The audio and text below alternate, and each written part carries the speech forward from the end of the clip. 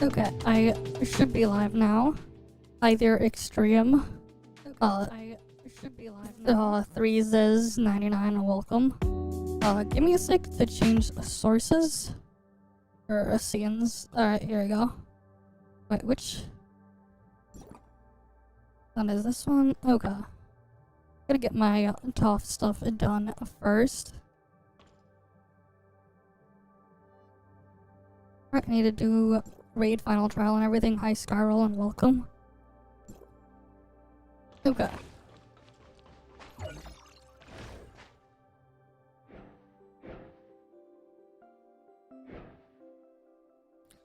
Okay. What is this week's raid and final trial anyways? Oh, easy raid.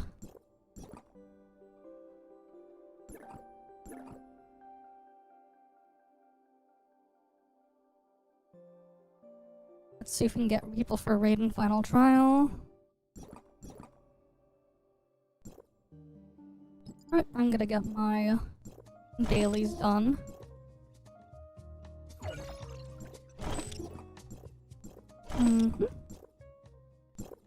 I actually went back to doing Kylo because there's a couple things I need to still grab. Last day speedrun, I guess. Although it's not really a speedrun. Alright, it's just more farming for a Zanko stuff, I guess. Okay. I'm just like clicking through all the things here. I don't have Old Man. Do I have him on this one? No, I do not. Oh wait, maybe I'll like farm some stuff and do it Night Abyss after, actually. Last day to farm for the stupid immersive theater crap. I guess. There's technically that.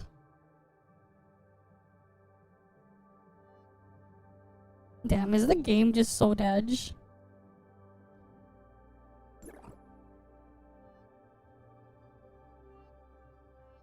Like, I could solo it, but like...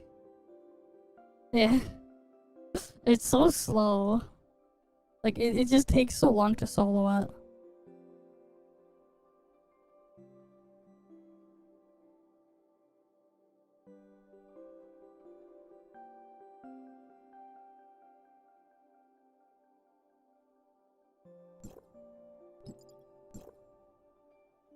Alright, we'll let that fill up while I go look at the thing.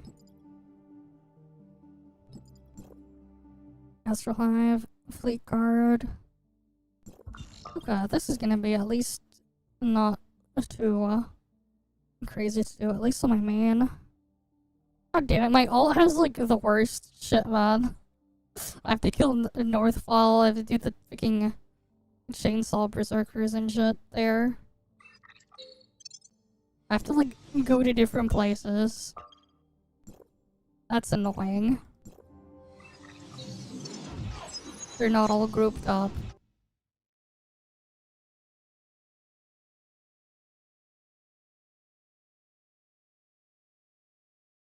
Okay. Yeah, especially because the Northfall ones take a while to kill.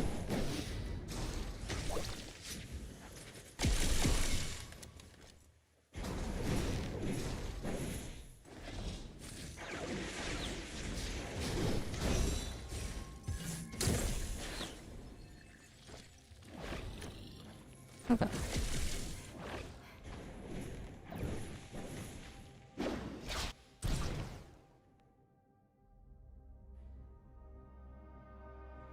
Damn, the game's so dead.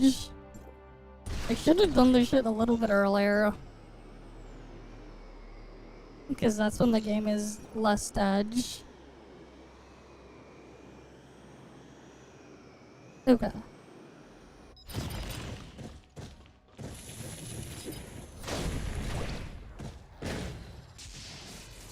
I haven't checked actually, I haven't actually checked. I assume it would be just elsewhere. I haven't checked. I should have checked. You know, I'll check it later, but like I'll check it when I'll figure out how I can check it without leaking anything. Without showing you the build. I already finished all the events. That's the thing. I'm not really impacted too much because I already finished everything. It's just do my weeklies, you know, all the regular shit. I don't have to worry about anything. Because, like, I just did them back when it was the thing to do. I'm, like, not actually concerned on anything. But yeah, I guess if, like, for some people who are just, like, doing this shit last minute, that's its own other situation.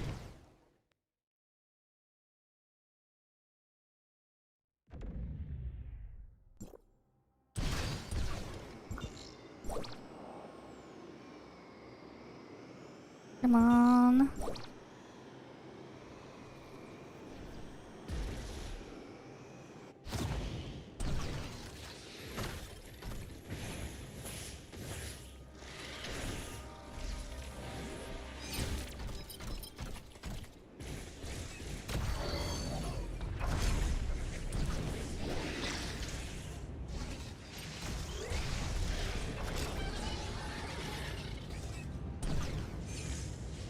Okay, killed one flea.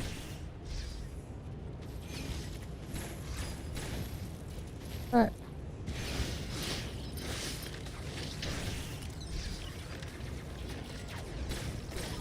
Alright, we need 3 more people.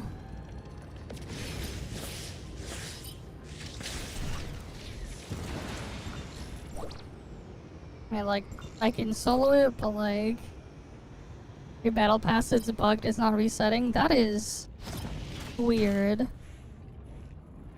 What do you mean it's not resetting?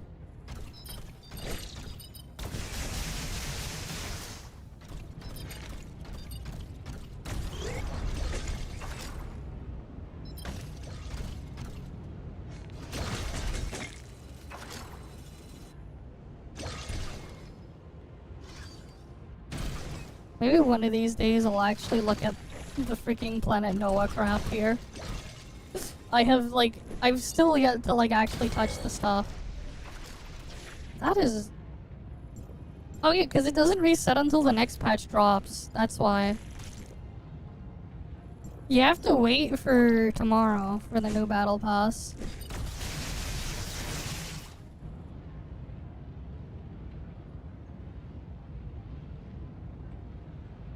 Yeah, you gotta wait.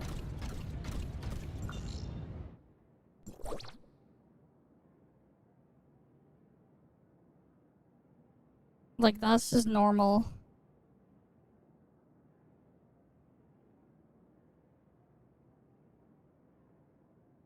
That's fine. The new patch didn't drop yet. That's tomorrow night.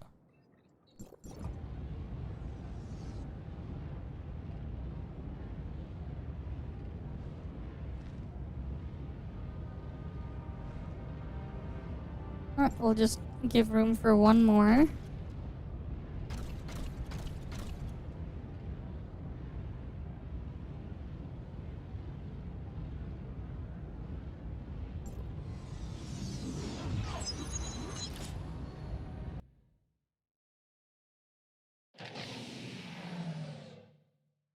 Alright, gotta make sure I do a daily donation as well. For the crew thing.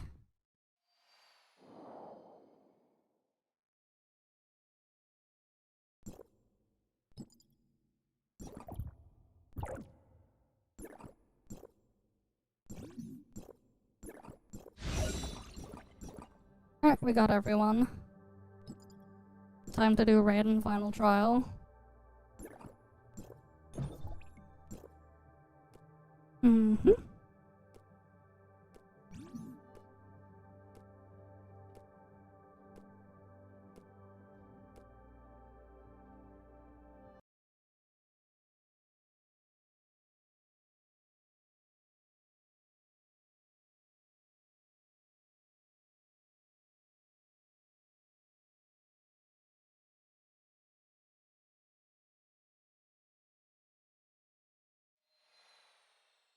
Come on.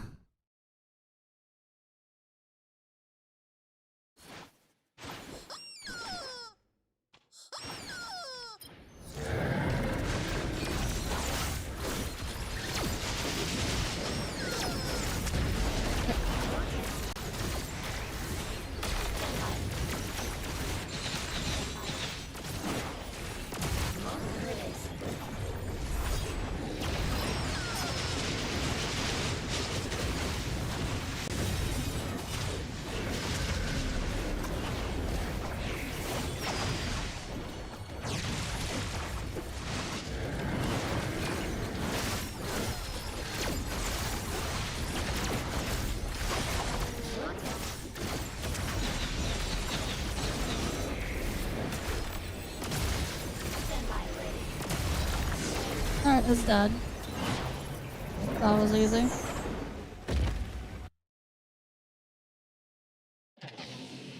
Cool. Oh, even got 200 return E points from that one. The new story. I haven't even done it yet. I haven't touched it yet. I've been, like, just haven't had time. I haven't touched it. Maybe on the weekend we can find time for it too. I don't know, actually I'm busy on Saturday. I don't think I can even stream on Saturday, even if, thing. Because I'm out the whole day.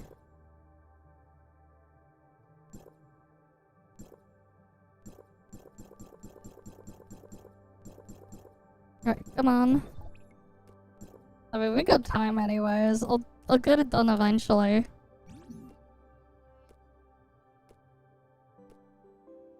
Alright, I'll eventually get it done. After all. How did I actually click? I clicked something on freaking Discord and it like played something for a sec. Because I was like trying to alt tab out of my alt after I clicked the thing and accidentally alt tabbed into Discord.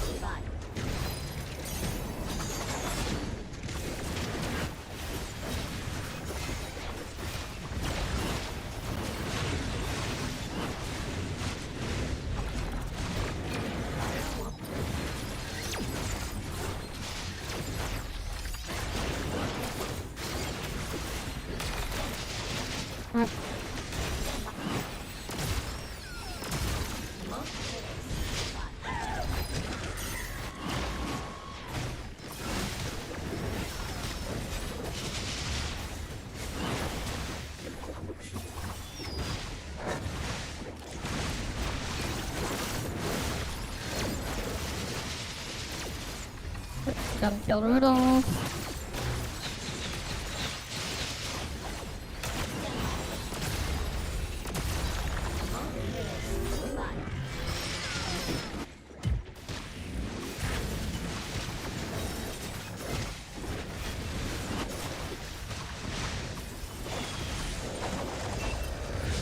Did I just one-shot an entire Helvebar by having the last bit of thing go down? Ephrion?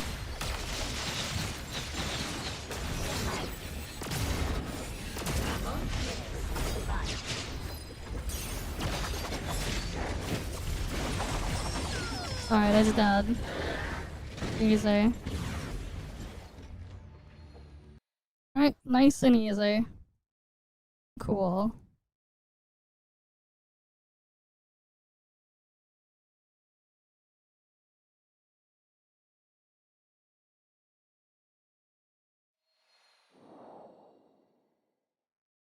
Okay.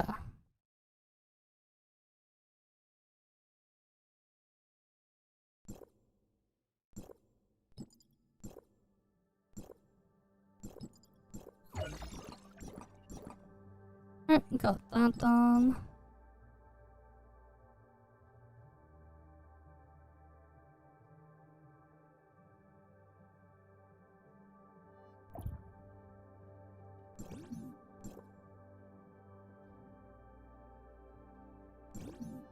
Alright, let's try to do the event thing first.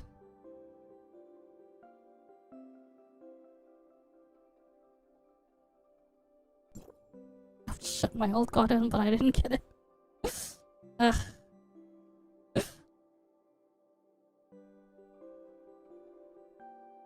Alright, now I gotta wait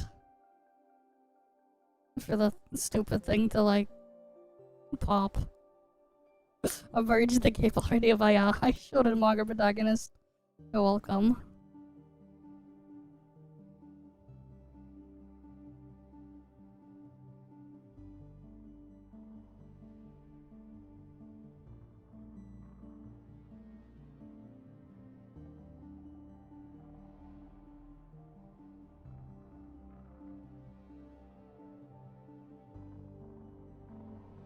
Come on. Let me in.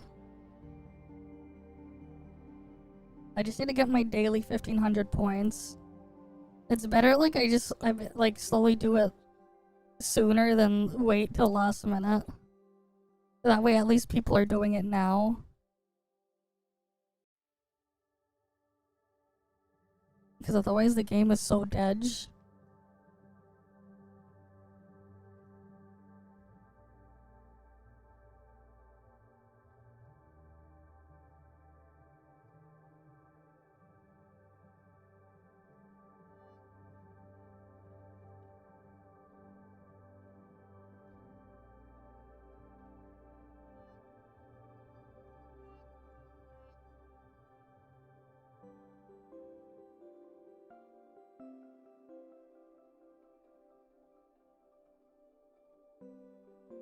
But like, yeah.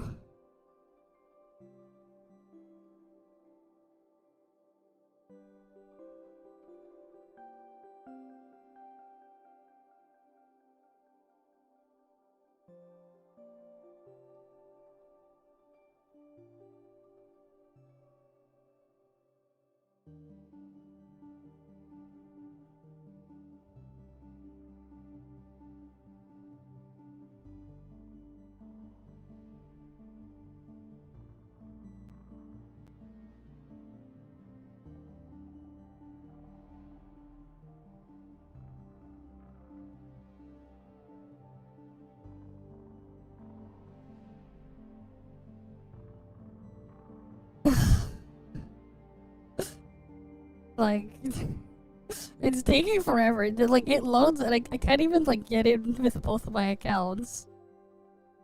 And, like, I loaded into a match where there was only 7 players, including myself. What the fuck? I don't get it.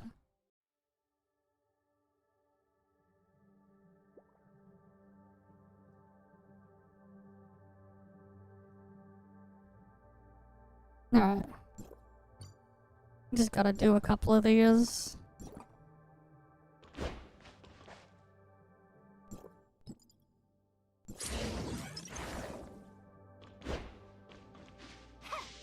Come on.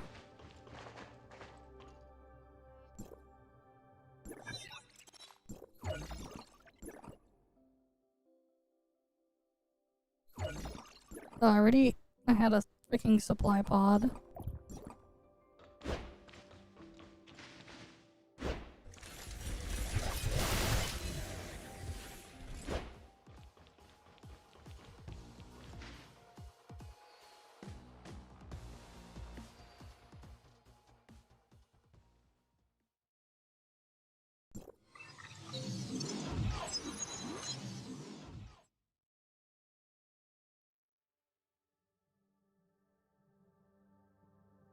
Gotta wait for thing.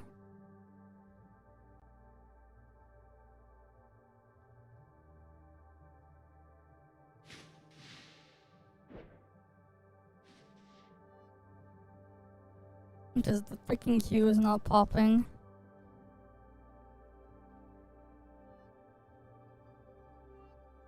Yeah, like they're all 8-player events too, which is annoying. I don't know why they decided that like every single one would be 8-player. Alright, this one's the Mia 4v4 shooting one, and there's that one. Like, they're all 8-player for some reason. But the game is like too dead. It's too fucking dead.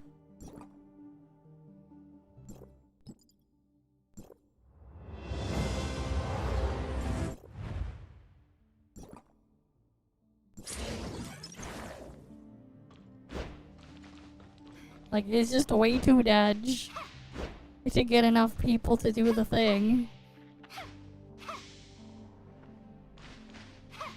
It's always just way too dead.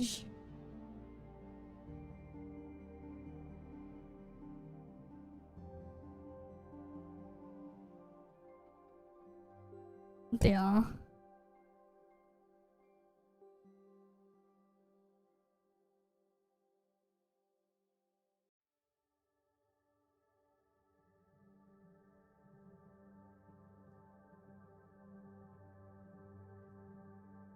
If only, man.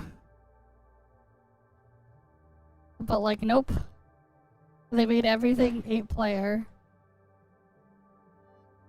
For some stupid reason.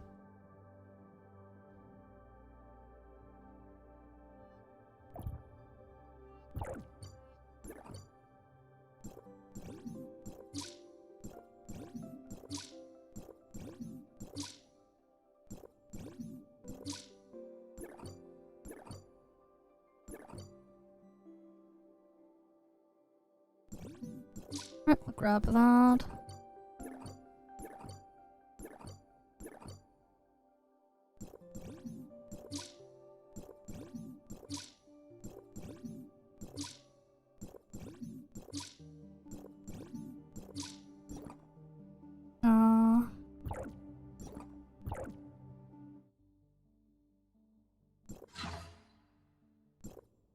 Cool, now my cap is level 10. But it takes 50 of the things to upgrade. Of course.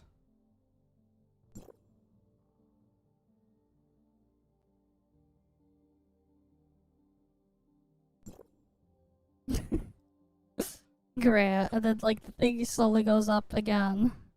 I finally got everything here to level 5. Now my cap is level 10, but then I have to... Ugh. Yeah, they should've, man. They should've, but they didn't.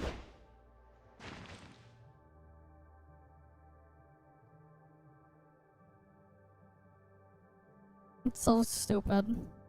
The game is just way too edge. It's way too edge.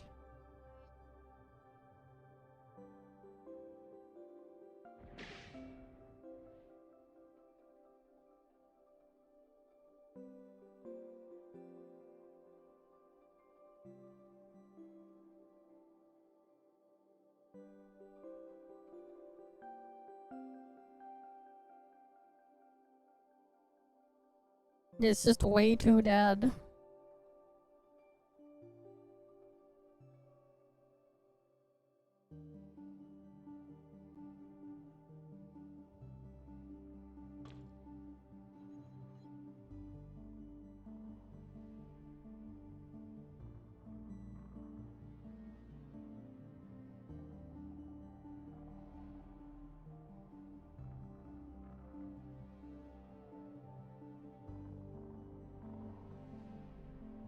Q Roslindorm, what the hell? Q barbecue, Q gives what? Okay. You know, Intel missed an opportunity to make a CPU with the suffix KFC. Because on the Intel CPUs, if you see a K, it means you can overclock them. If you see an F, that means there's no integrated graphics. And if you see a C, that was only used on their old Broadwell chips that had like an extra larger cache die for some reason. So like, you could find Intel CPUs with a KF at the end, or with a K, or with an F, or with a C at the end. They could have technically made a CPU with a KFC. Would have been hilarious if they were to do that. Like, in their, thing with, like, how they would, like, label their chips. Because, like, they've used those before. And the X and the extreme, the XE suffixes were used for like extreme editions, which were basically just rebadged, neutered server CPUs that you could overclock. But they haven't made those in forever.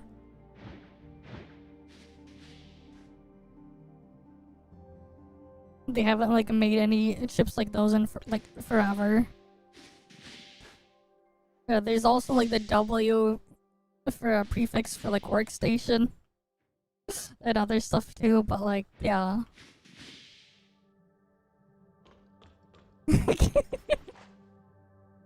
They didn't, but they could have. They technically could have if they made a chip with those like specific things going on.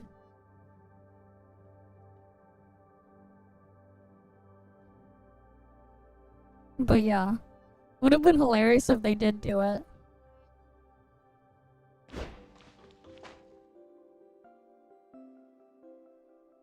No one's queuing for the event.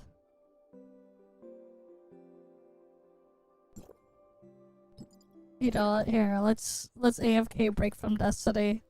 If people are doing BFD.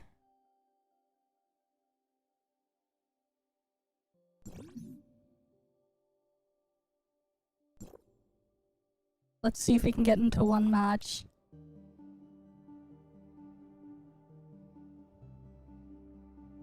It's not happening.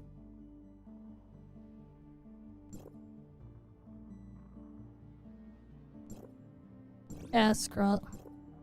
I'm just gonna do my join up and then move on from there.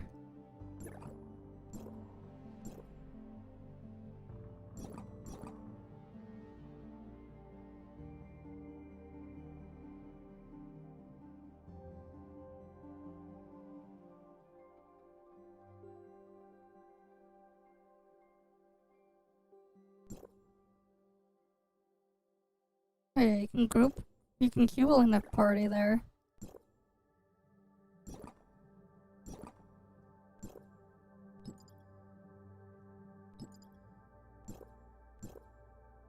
Yeah, I'm just gonna do join up. And then we'll go to NTE stuff.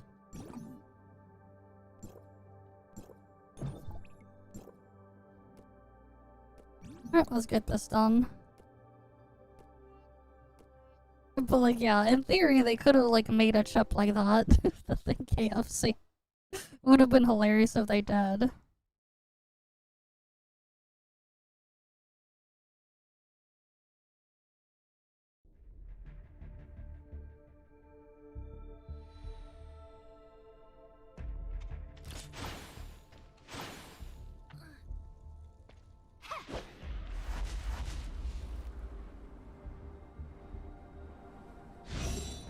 I mean, that'd be nice.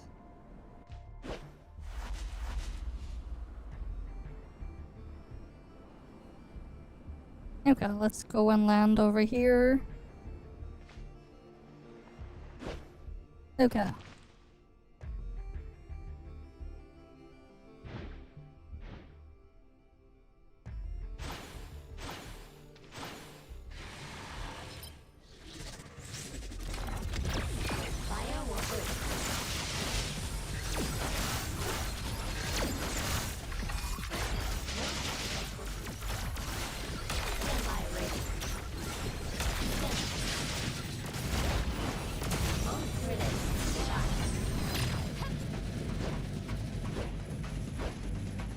Okay.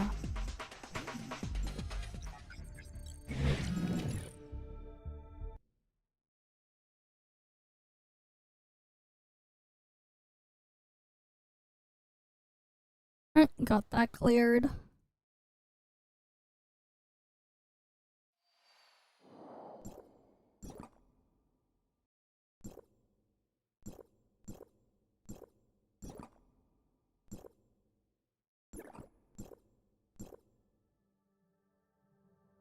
Surely people will queue.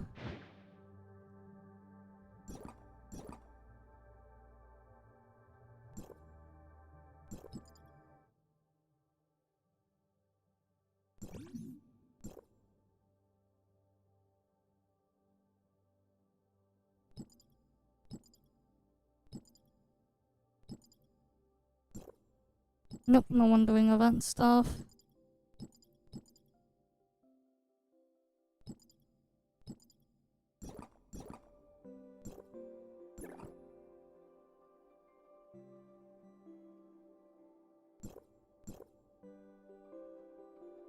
no one doing refreshing waves?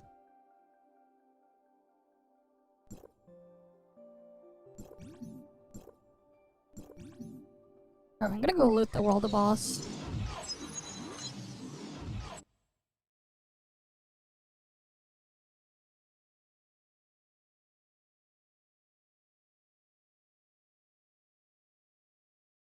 Alright, I'm gonna go loot it.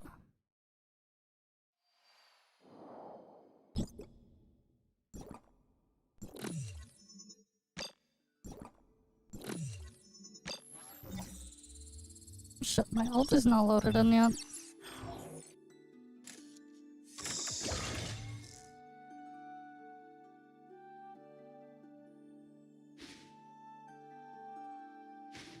Oh fuck, it despawned where my ult is before I could loot it.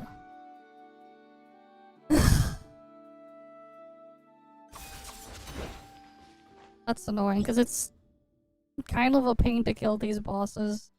These, all the bosses there. They're kind of a pain to kill. Because they're so much tankier than the old shit.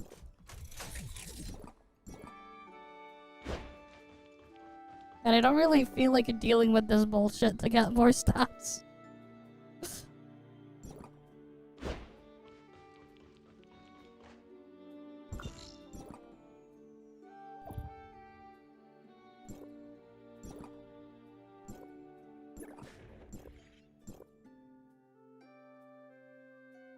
Yeah, I don't think we're gonna get a match there.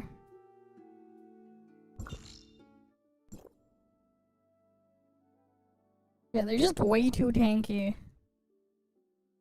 Target eliminated. So like, I don't even like want to deal with the shit there.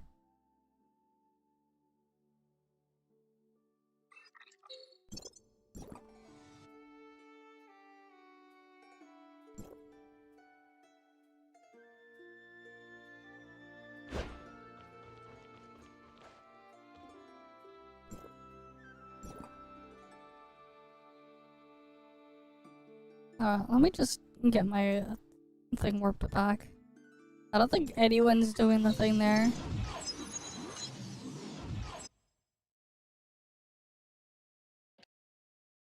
At least the stone stuff is only for that area anyways, it doesn't apply elsewhere. So eventually, we won't have to give a shit about that stuff anymore. Eventually, in 7.0, we can forget all about it. Surely.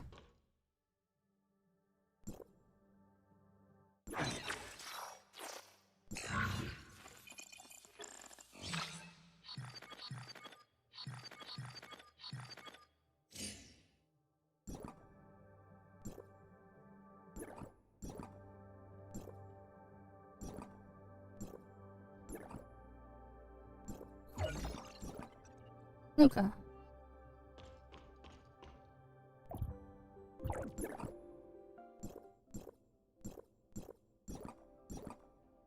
Yeah, I guess we'll just do it some other time. Let me just make sure I claim all this stuff.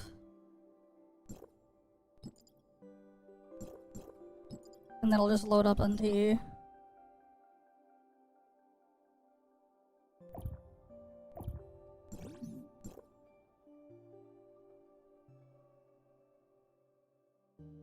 Alright, let me spend my vitality first on my ult.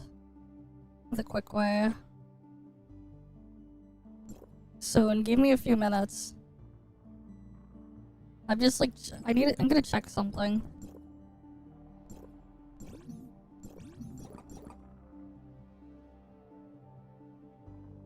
Alright, in like 5 minutes. Let me just change scenes first. Not that one. Wait, does my okay, my model's loaded here. Give me a sec. Because someone wanted me to check something. This way I don't break NDAs or anything while I check it. Just bear with me for like 5 minutes. While I go and boot up something to check. But yeah. Because someone was asking about the button shop. I don't know if I can even do without doing the story to unlock it. Because, like, they always, like, reset the test accounts. And it's like, I just go and test the stuff. And it's kind of a pain to, like, redo everything.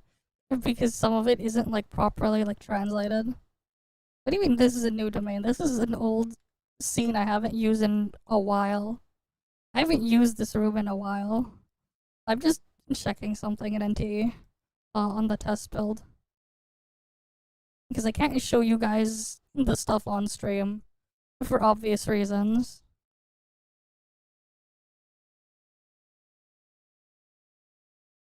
But I can tell you some stuff that like wouldn't be leaks. So like that's fine.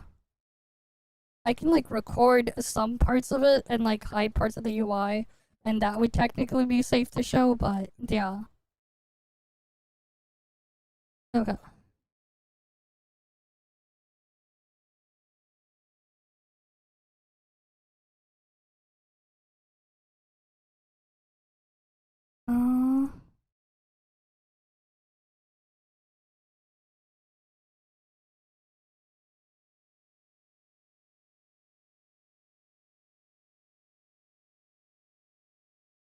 Oh yeah, there's a permanent button shop.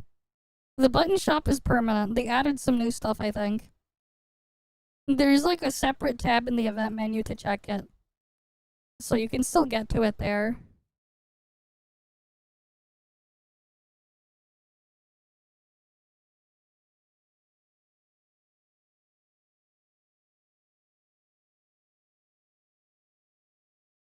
So yeah, I don't have to worry about that.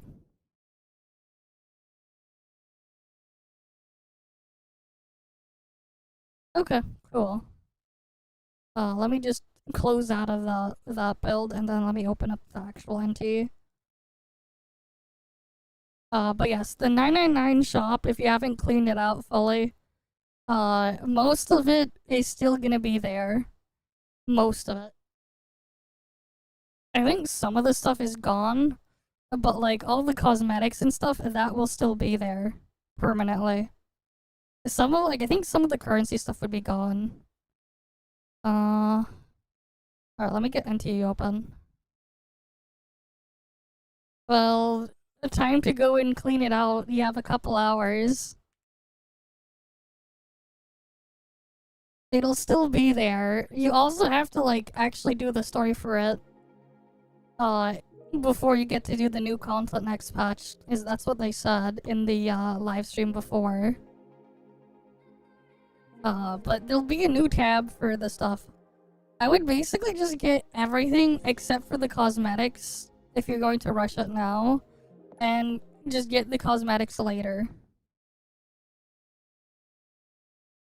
I'll show you like what you can get later. You don't have to get immediately.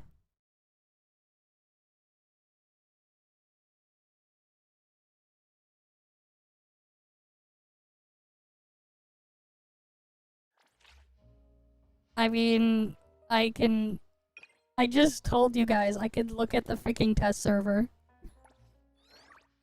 I have access to a beta server. But like I can't show it on stream. So like... Okay, some of these are still there. Yeah, basically I would just take out the Analyth and the Fawns.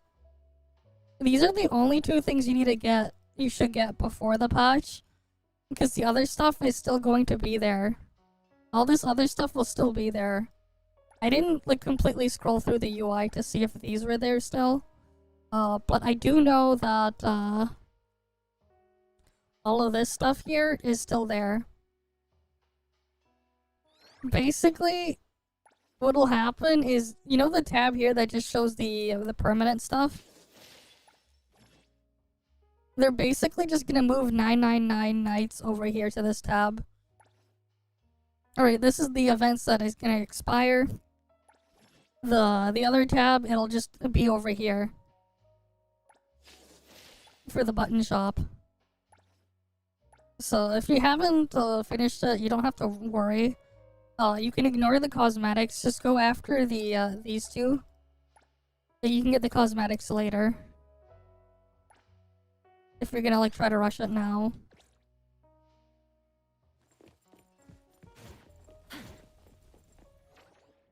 But yeah.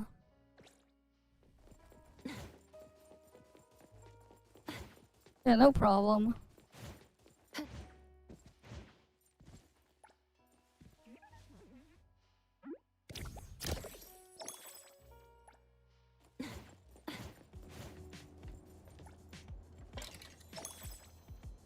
Okay.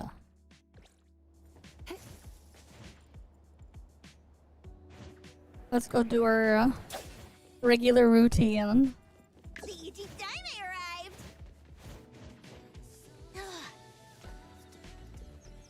Which includes mugging NPCs.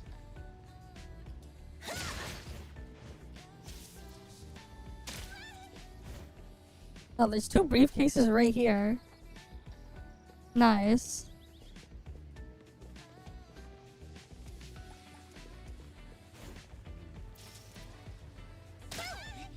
Nice briefcase. This is mine now.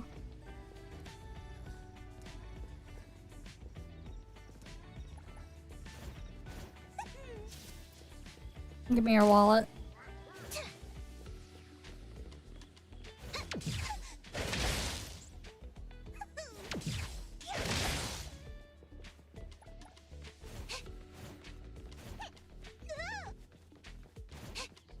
She does 2 things. As long as I'm not. Alright, let me get into a scene to like demonstrate.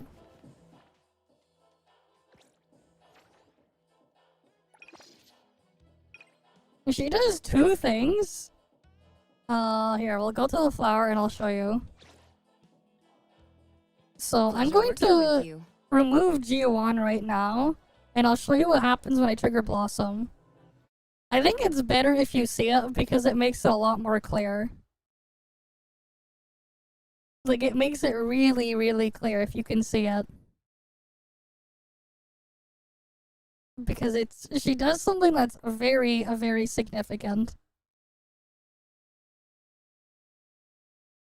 Hi, Flyer, welcome. Okay. So I trigger Blossom once. And there you go, you just see 1 tick at a time. And then you see the faster tick from the special flower that spawned from Eroi, the smaller tick. Right? That's what you get normally. I'll show you what happens when I add Geo on there. Because once you see what happens when I put Geo on, it becomes extremely obvious.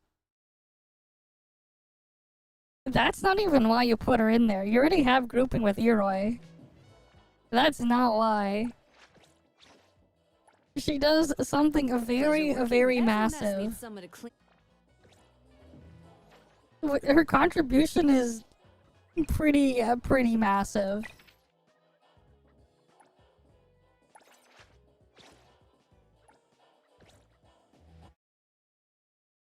So, like, I triggered 1 blossom, we only got 1 flower, and then there was a special, flower from Eroi. Look what happens when we get a Geo on here. Just after this thing loads.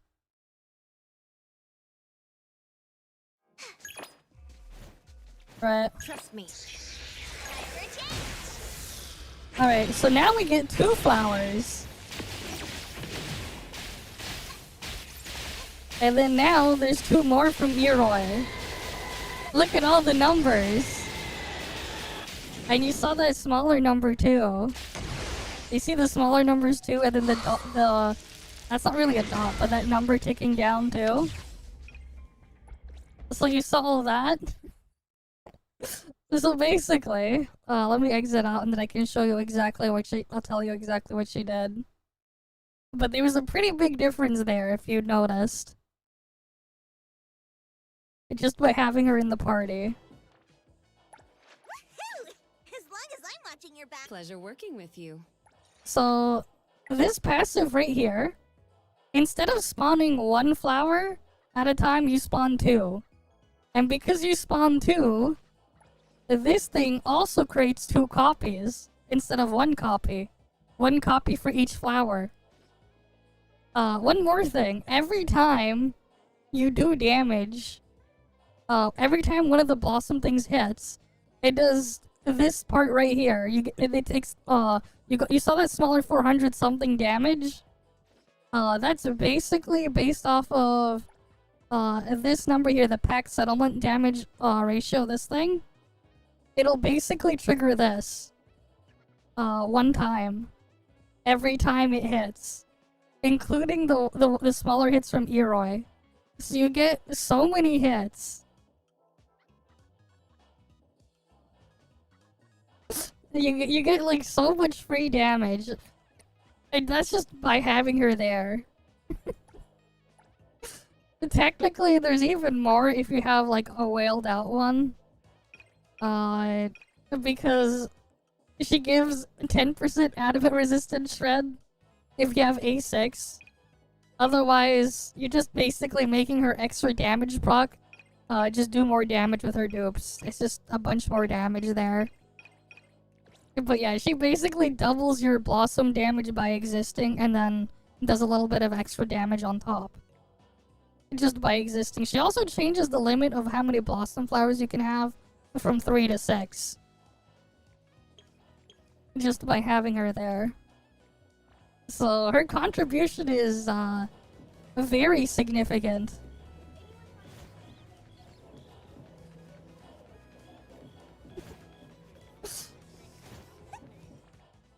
I mean, G1 is pretty good to have. Like, in terms of the standards, like, the ones that's worth having is Sakiri and the G1 dupes. I would say.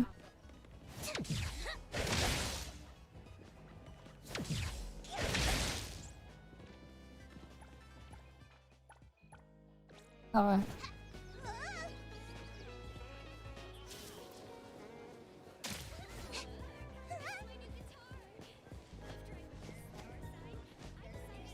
Oh god. This thing. Oh, and the last briefcase I need is right there too.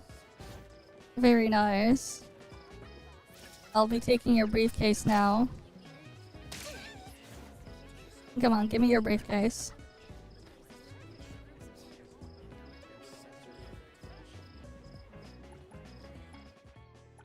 Right, so I got the briefcase. I need to get 2 more wallets. And then the other stuff. Like, obviously what I'm doing is just optional, but like...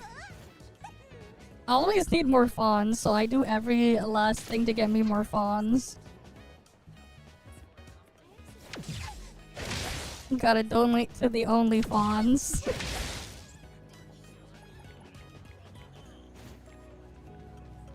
Yeah, that could have been interesting if they did that. Made it like a missile barrage. But yeah.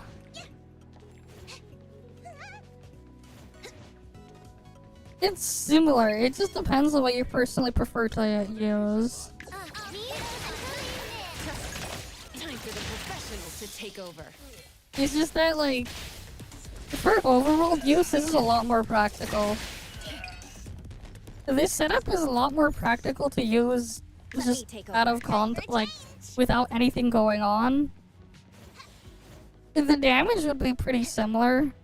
It's just that, like, this thing doesn't need that much setup if I'm just doing stuff in the overworld real quick. Because generally a lot of the enemies are just pretty squishy anyways, and they die really fast. It takes way too much setup to play the Shinku stuff. When I could just, you know, just pelt them with a bunch of stuff there.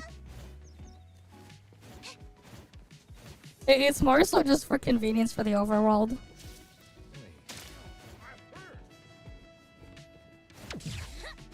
I mean, if I'm gonna go for more damage, I'll use my Lacrimosa setup. I'll get way more damage out of that. But like, you know... It's more so just for convenience sake. Doing stuff this way is just a little bit faster and doesn't need that much work to set up.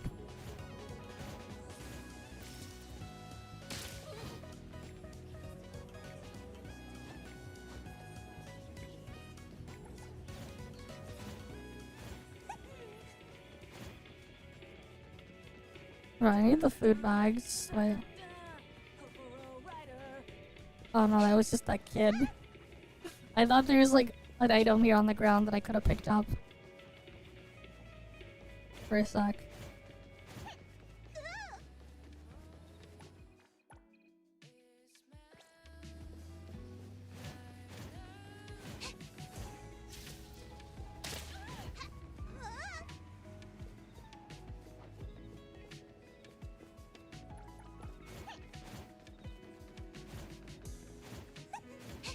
Because, like, yeah, in the overworld, I just need to trigger Blossom once, and, like, everything will just die anyways.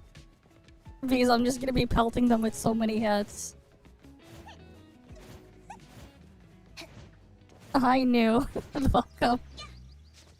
Right now we're doing our daily mugging.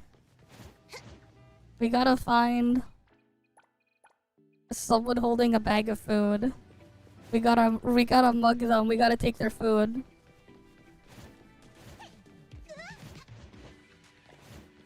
I already mugged 4 wallets and 4 briefcases. Where is my next victim?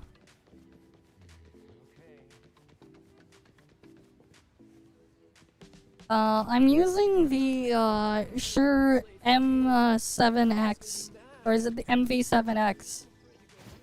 That's the mic I have.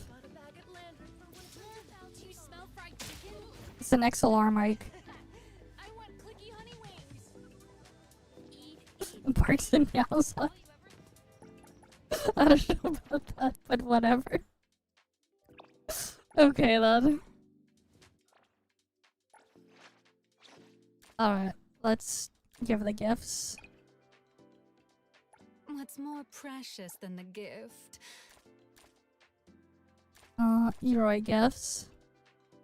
Is this for me? I'll gladly accept it. Thanks. Alright, I need to eventually get her gifts given out. I do want to finish Chiz as well.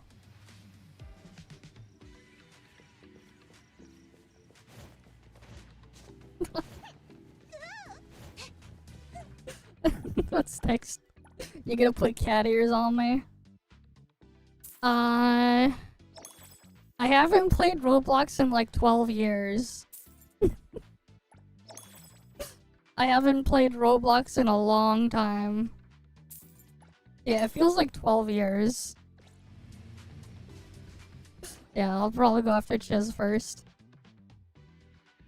I'll need to give gifts to J1 as well.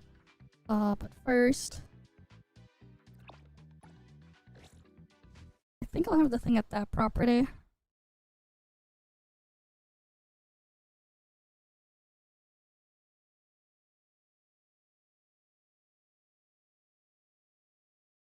Oh, let's just get loaded on in. Gotta wait first.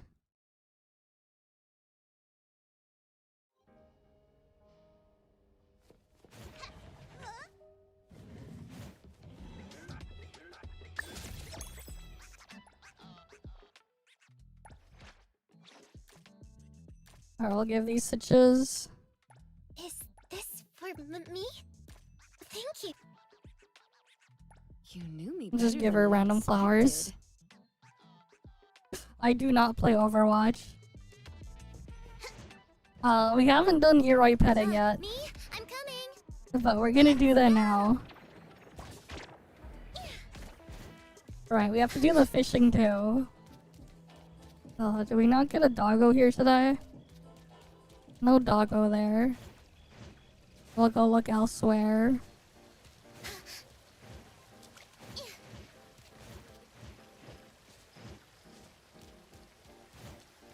Here's the doggo.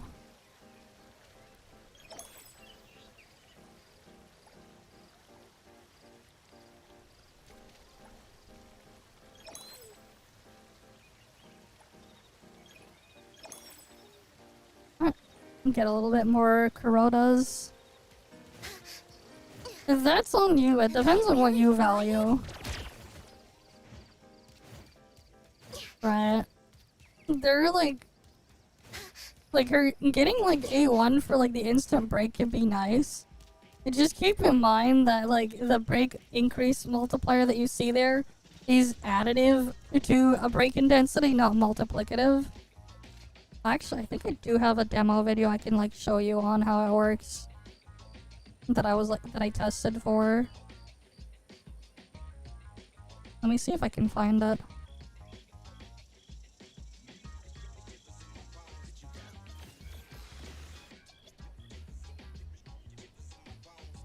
Because, like, it's... No, I don't think it's that one.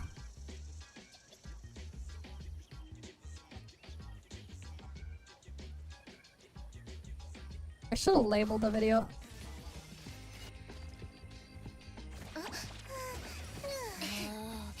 It's like, it's a pain to, like, You can drink.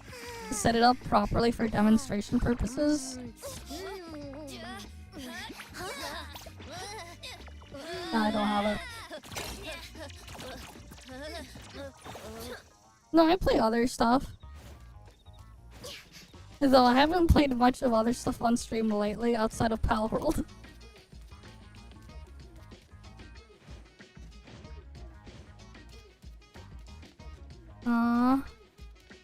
Daft Security Bysung Adler comp.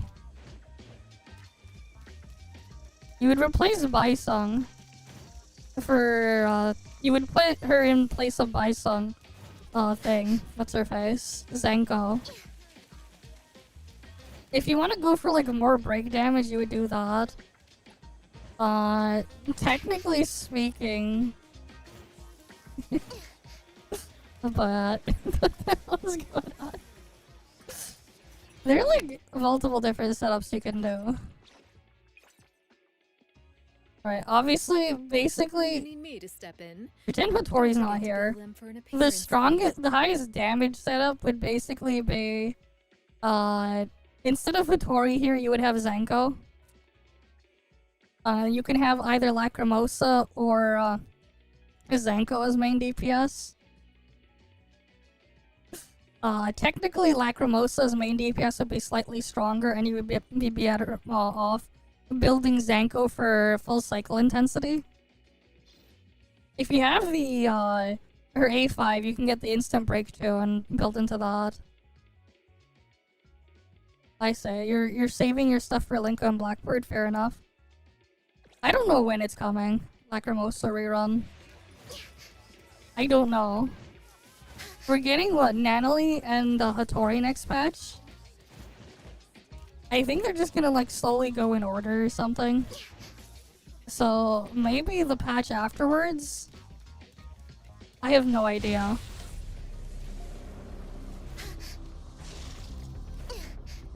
Let me play. Shift change. Don't make me quit. Cheerios on our turn to shine. Trust me. Yeah, Blackbird is not confirmed, Nitsa is confirmed. Well, I don't think they actually confirmed it. They showed off the characters or whatever, but like... I would also just be careful with leaks. Because, Hoppo likes to troll. They like to troll people. So I'd be careful with leaks. Like, even, like, paying attention to them. Because they really do like trolling people. That's something to keep in mind. They like to troll people. And they're also the type of people to, like, make changes last minute before stuff goes live. Like, they showed off some characters, but they didn't say they were coming or not. Yeah, or when they were coming. They did announce that in 1.4 we'll be going to... what's that place called again? Puka Land.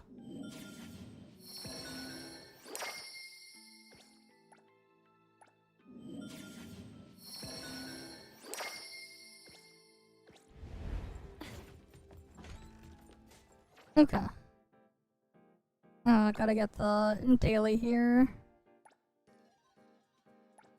And then I'll do the fishing, and then I'll go rob all of the, safes.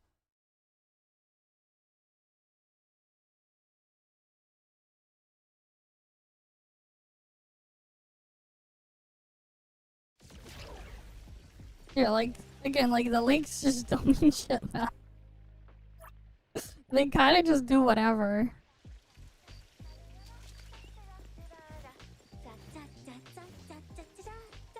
Heck, they'll even, like, just, you know, release a character even when they're not related to anything on there, just when they're ready. They've done that too. Right? Like in 1.1, there was nothing to do with Lacrimosa there. Perfect angle. But that's when they released Lacrimosa in 1.1. Appraiser, I'm here to help. Pretty exclusive delivery. Please sign here. Like, they can and will do whatever. You're looking at Reddit where that... No, Sakiri is not a main DPS. You want the Zanko arc on Zanko for more damage on Scorch. Because Scorch can crit. And it uses her crit stats. I will. Appraiser, I'm here to help. Kiddos on my commit. Just trust me.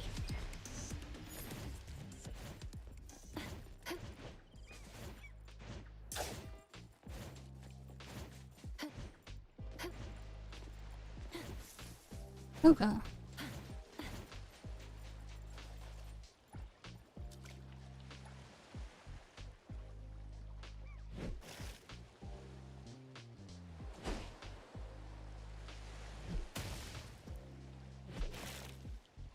Right, might as well get this stuff done while I still can.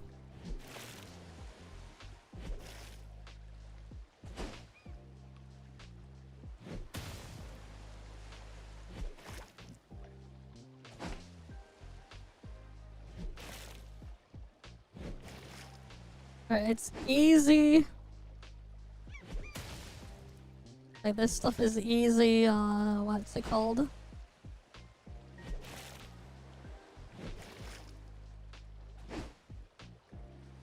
Easy fonts for the thing.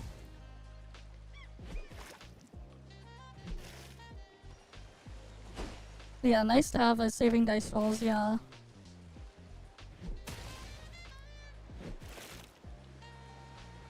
I mean, you're not forced to roll jet ski. You can just grab a boat on the map. There's some boats you can grab and just take. It's more so for fun, the jet ski, to play around with. You know, if there's an event that like makes use of the jet ski, they'll give you a trial jet ski to make use of. It's not like they haven't done that type of stuff before. Because, like, they've done that in their previous game in ToF before as event stuff. Event content. And they also had a gacha banner for jet skis. But they also eventually added, like... That was also just after they added a bunch of other aquatic mounts. It's just the jet ski was neat because it was two-seater. They'll eventually make more aquatic mounts, or vehicles. Like, even thing. So, like, even if you don't get the jet ski, eventually they're just gonna make another thing that you can just get. Even if it's not immediate.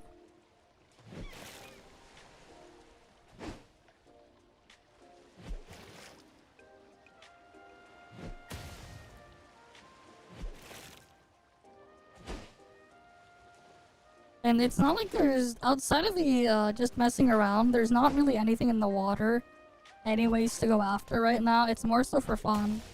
There's like the jet ski racing thingy that they have, but they'll give you something to use. You don't need to have the jet ski for it.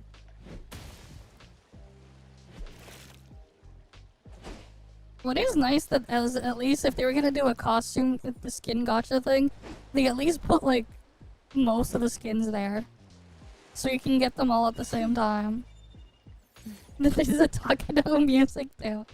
You basically wiggle the motorcycle in front of the bucket and use the stand on top of the fishing mode. I see. Okay, I'm just doing the thing normally.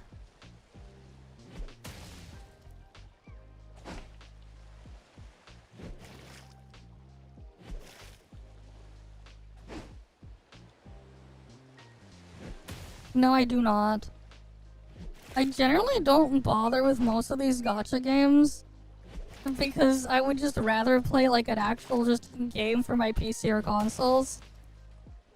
Because for the main bulk of what a lot of these games do, I'm just gonna get a way better gamer experience playing something else.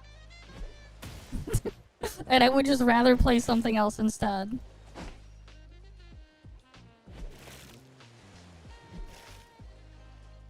Especially because of how these games are designed. Like, I'm playing these games on my computer, okay? I'm playing this on a computer. I have access to game controllers, I have a keyboard and a mouse. These are like mobile games that are adapted to be played as such. That's part of why the UI in a lot of these kind of suck. Because they're like built around being mobile first. And because of that and how limited they can be with inputs, the way they can do stuff in these games just suffer greatly. So generally speaking, especially if it's just purely for combat stuff, I would much rather play something else instead. Because I'm going to have a way better time. And that's just me personally. You guys are entitled to your own opinions and how you guys feel yourself on the thing. But like that's a part of why I just generally don't really care to play most of these games. Even if I wanted to play them on my phone, it's not like I can, because my phone isn't even... I have a cheap-ass low-end phone, because like it works good enough, so I don't see a reason to like buy a nicer phone. Personally, because like it's not really worth the money. For me anyways. It's one thing if I was like forced to have it as like my only device. But like, I would just rather... Like, as long as the phone can, you know, be a phone, and I can, like, you know, occasionally open a web browser if I need to, call and text people, it's good enough for me. Especially because, like, if I wanted more power performance, I could just stream my PC to my phone. Or actually, one of my PCs. Because I have, like, several. I even have a freaking crypto mining PS5 board that like I have like a bassite installed on that I could like use to run games off of too. Alright, fish pond's empty. Alright, I literally use 2 PCs to stream. I'm gaming on one that's also rendering my Vtuber model. I have everything there sent and relayed to another PC in a different room, which is then outputting the stream to Twitch and YouTube. And that PC is like my 10-year-old gaming PC that's doing the relay there. I have like the PS5 board, which technically, if we don't account for the encoding stuff and ignore the CPU in there, I just go by the graphics power in there, it's faster than that old PC. But it doesn't have a functional media encoder, and even if it did, AMD's video encoder is kind of crap. Like I have a laptop, I have a Steam Deck, I have this like old HP workstation server thing that I messed around with, and I put my the previous graphics card that I had in my main PC in, that I've been messing around with, that I'm eventually gonna turn into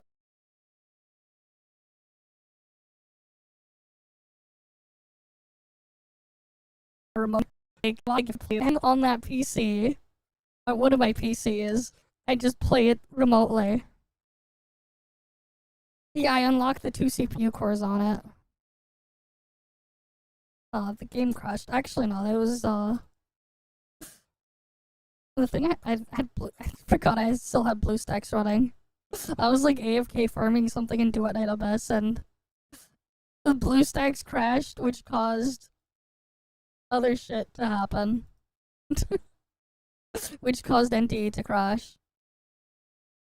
Because freaking BlueStacks, when it crashes, messes with my graphics driver. Alright, let me just reopen NTE. So, I mean, the current build that I'm using, I mean, it has a Ryzen 9 7950X3D, right? It has 64 gigabytes of RAM, DDR5 6000. It's running at CL38. It was a CL30 kit, but I couldn't get it stable at CL30. So it's like, it was stable at CL38, so unfortunately it's running at CL38.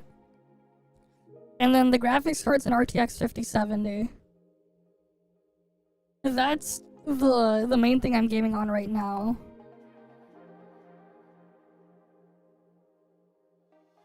Alright, let's get back in. Alright, like if I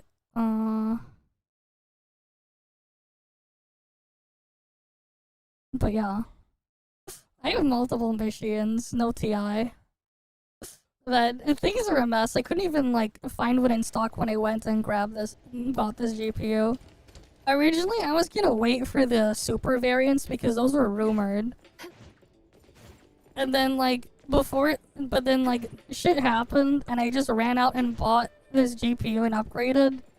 While they still had holiday sales left in early January. This was like after my accident that I was like hospitalized for. Like it was like 2 days after I went and bought it. And it was like, it still had the holiday pricing, so this is before the freaking GPU's prices shot up. Because of the whole memory situation and everything, that whole thing. They didn't have any 5070 Ti's. This is what I could get, so I got that. I was originally gonna wait for the super variants, because those were rumored, and, you know, I was like, fuck it, I'll just go grab something while I still can. It's faster than my old 3070, so there's that, but like, yeah.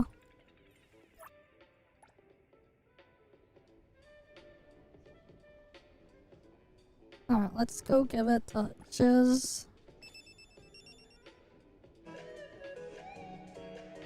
Wait, which one is this one? Oh, it's the Eroi trailer. Sorry. Know what's happening next. But please don't tell me. Okay, chiz.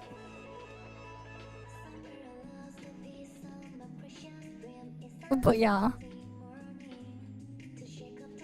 Honestly though, like, something that's just really funny and just kind of sad though is like, the laptop I have is significantly less powerful and significantly slower than the CPU in my main PC. But like, using it for a lot more like the basic or simpler tasks, it's somehow faster and smoother. Purely because I'm not running Windows on it. Because I have a Linux on it instead of Windows. Like opening web browsers, torrent clients, reading documents and everything loads just a little bit faster. All because I don't have to deal with the bullshit of Windows. Same thing for video playback. Even video playback is somehow smoother.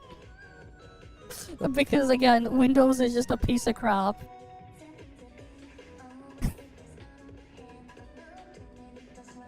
Not really. I'm just... It's really, like, simple and easy to actually make use of if, you aren't trying to do anything super crazy.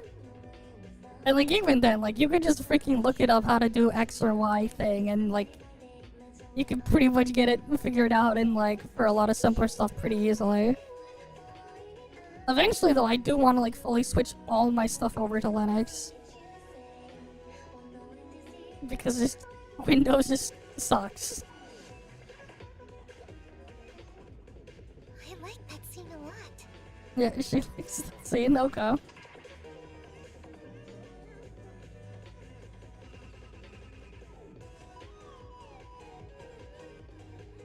But yeah.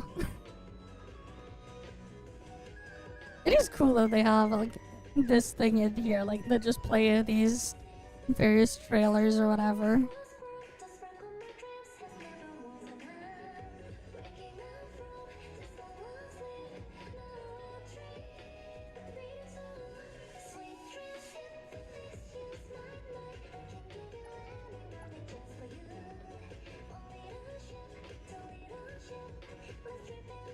But yeah. Oh yeah, for sure. It's nice that they have these in here. It's a great way to just make use of the stuff without like putting other things in the screen there. Hi Tara, welcome.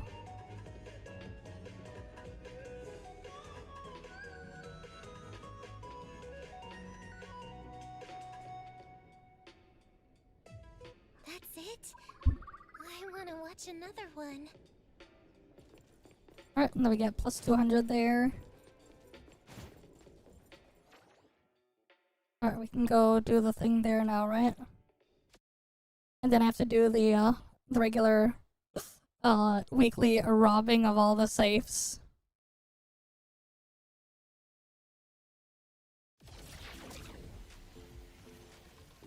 I mean, it's been in there for a while. It's not new. I usually just skip the thing. Reinx, I'm here to help. Thank you for your trust me.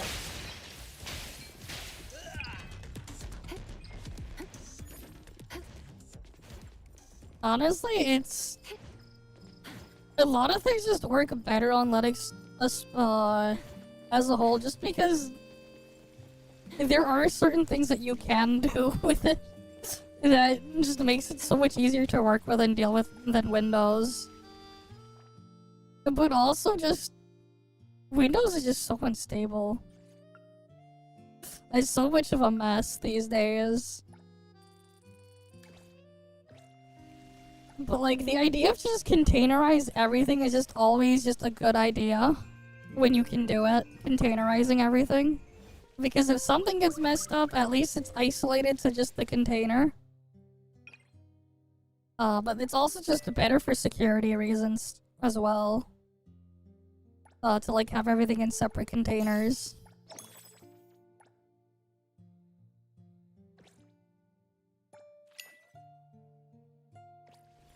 And like also just doing certain things can be a lot easier.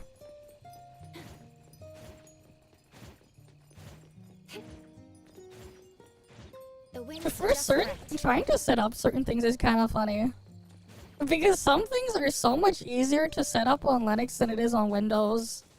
As weird as it sounds. Like, if I wanted to like set up, see anime, and like hook it into like a torrent client and everything, to like grab and stream and set stuff up, to work properly with all this stuff going on, I would actually need to set up and open a, stuff. I would have to like set up a freaking PowerShell and get Chocolatey install. I would have to get Chocolatey installed as a or a different package manager setup, and then use that to install MPV. Meanwhile, on freaking Linux, I could just open the app image, make sure I just go into the Discover software thing, grab the MPV player, and I can just click through everything. It's actually pretty funny. It's so much easier to set up and install certain things on Linux than it is on Windows. If you can just grab it straight from like Discover or like FlatHub, or it's just an app image you can download, it's way easier to set up stuff there than it is on Windows. And like if you use like Flatpaks and stuff, what's nice is they usually separate and isolate the stuff in there anyways when you're running them. So if something goes wrong, you're generally safe. But yeah, there's an entire issue with a certain VTuber who hate AI doesn't play games with AI. Now, despite being a sponsor with one of the biggest AI games of all time. Who's that? The Iron Mouse? The Iron Rat or what? Which hypocrite is it? There's like so many of them. The wind's just right. But yeah.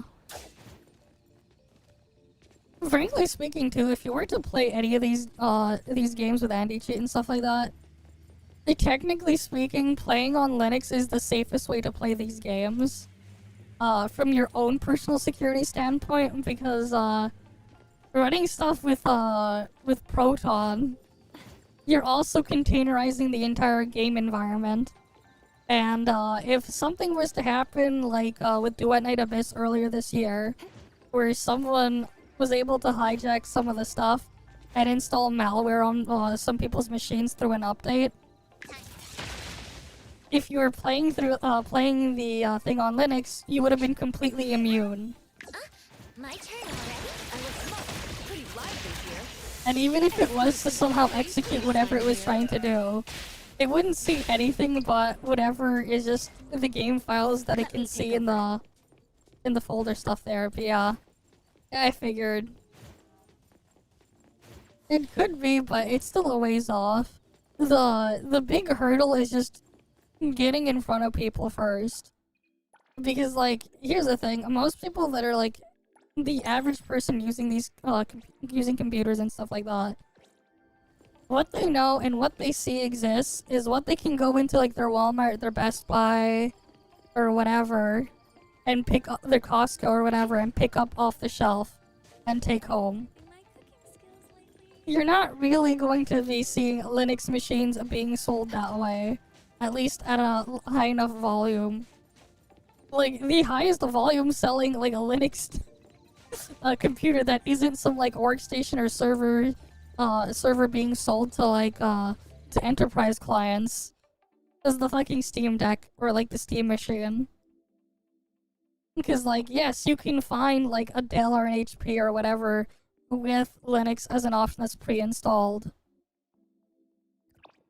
But just because you can find them if you really look doesn't mean they're readily available. And usually it's only as an option if you order it from their online store, not if you just walk into a store and buy one. Yeah, they use a lot of generative AI stuff in there. What's next? They talk about frame generation, that's also generative AI. Again, there's just the hypocrisy there. She also uses AI text-to-speech, which is also generative. The clip where that she has of her, like, bashing the AI stuff has her using generative AI text-to-speech voices.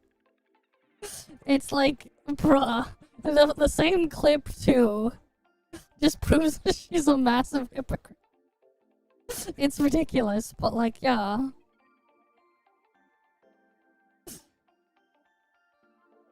Well, like what you expect. There's a lot of hypocrisy just everywhere in the entertainment industry. There's a lot of hypocrisy everywhere.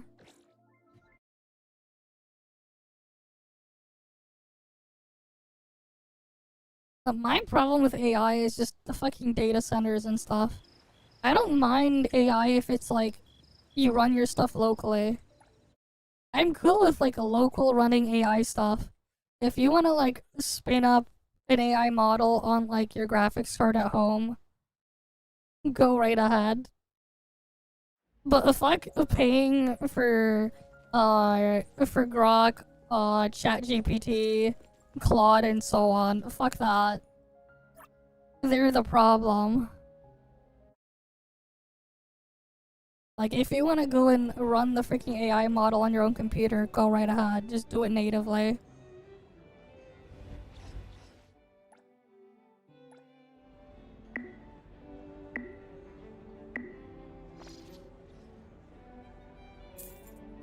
Initiating backup plan. My master must win this bid. The odds of winning the bid are about expected. Everyone here needs to back off now. Still within estimated range. Go Add higher. some stakes. Calculating. It's all Reasonable for the price. sake of... I need this auction item. Alright, let's say. Exceeds maximum budget. Abandoning break bid. time. Can I get it? This item is yours. It's nice that I can get these from the auction, so I never have to, like, farm it directly. Whenever I'll eventually need these good boy stamps, I'm just getting them here. Believe in our bond. Give it another shot. This will go nicely with Meow Meow's new look. I need this auction item. Oh, Meow Meow might be interested in this Should thing. I ask the shop owner? Nah, you wanna give the death threats? Give it to the people working at the AI companies. They deserve it. Didn't bring enough funds. Still couldn't. The executives at freaking Samsung, SK Hynix, Micron too. They deserve it. They deserve those threats. Give it to those guys. Those flock camera guys too. Give it to them. Give them the death threats. Give it to the guys over at Palantir and all those other surveillance companies too. Those guys deserve it. Go give the death threats to the guys working at like a Visa, MasterCard, and so on, all the payment processors. They also deserve it. Those are the ones that should be targeted. Not some random person with a disease, like that. That's just taking money to pay for all her shit or whatever.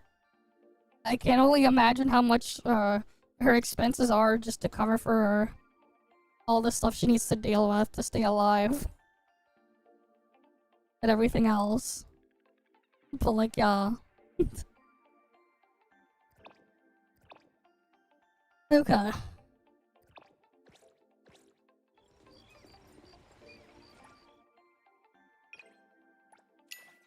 Alright, what do I want to farm today then? I'm gonna need a lot of materials for Zanko. A lot of these as well.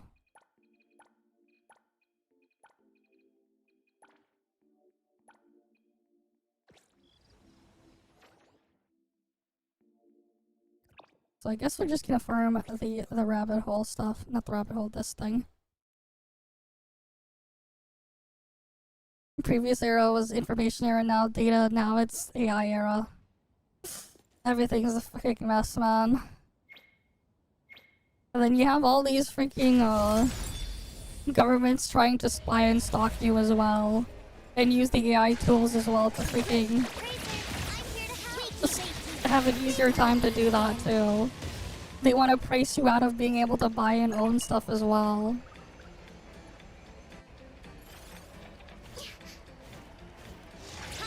Let me take a look. Your mission complete. Now, shall we discuss payment?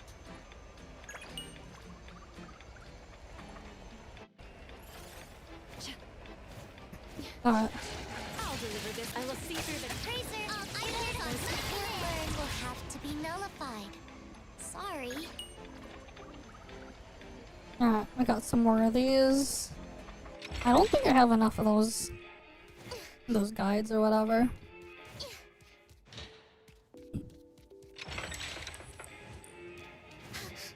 Yeah, it's really hard to avoid it just everywhere as a whole.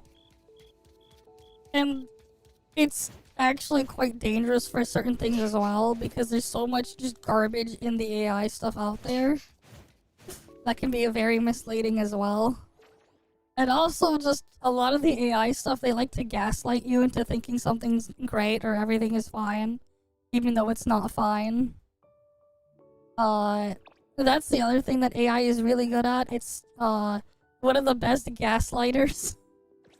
The best gaslighter you can have is fucking AI. Like, and I'm not like joking about it or anything either. It's so good at like gaslighting people. It's ridiculous.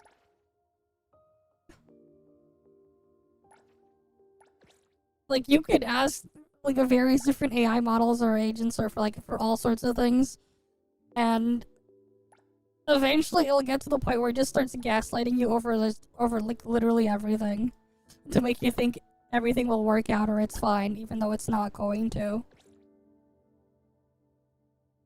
Wait, is AI like Thanos' inevitable snap 50% job gone? It's more than that. It's more like if Thanos snapped and then snapped it another like 69 times over top. It just kept snapping it in half like 69 times over. Heck, you could freaking get a Raspberry Pi. Like, here's the thing, right? Like, even with like some IT jobs, let's say with like some AI agents you can have like running on like automation systems. Let's say you had someone who's like managing like a firewall, for example, at some company doing IT work there, and like they were like looking after like network security and like maintaining and managing the firewall and all the other stuff and just upgrading that stuff. You can quite literally get an OpenClaw agent running. You pass through your API keys to whatever AI service you're using. You can put it on like a Raspberry Pi controller board or something like that, and you could have it hook into like your network infrastructure and just have it manage everything. You would just give it the documentation for whatever you're using, and it can just do all of that. You quite literally don't even need to have someone there. And it would just do all this stuff automatically. Like, that is already a thing that can happen, even freaking IT jobs. Like, the amount of people that would need to be working in those like types of positions for a company would be significantly reduced. Because you can pass off a lot of their work to AI, and they're basically just now just someone just overseeing what the hell's going on depending on what they're doing. Like, you could even have it replace that. Like, but yeah, like way more than 50% of jobs are just gonna be gone. Way more than 50%. The only jobs that will technically be safe is something that definitely requires a human to be there. If it doesn't require a human and you could replace it with anything else in some form and it'll be good enough, it's gone. So like, yeah.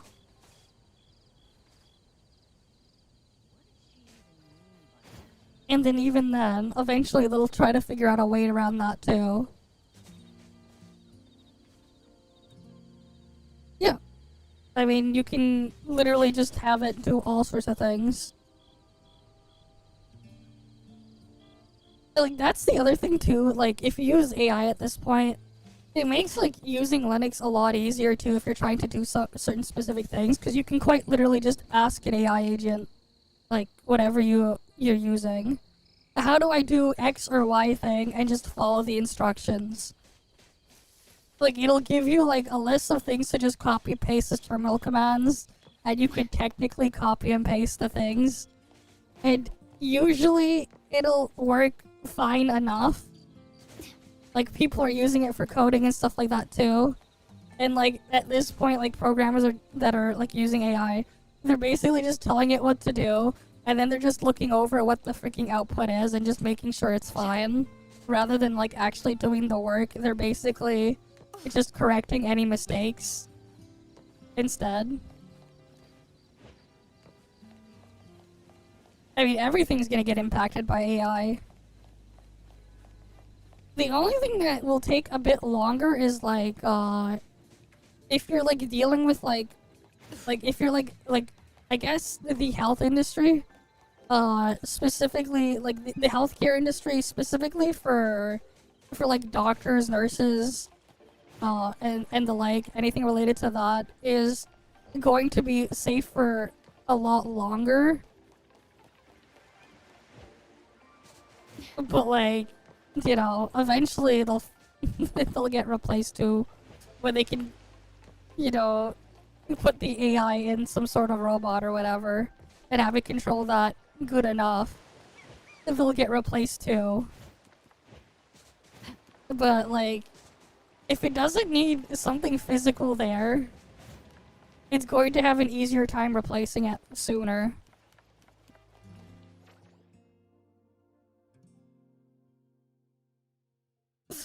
Either way, like, it's just a thing that we gotta deal with.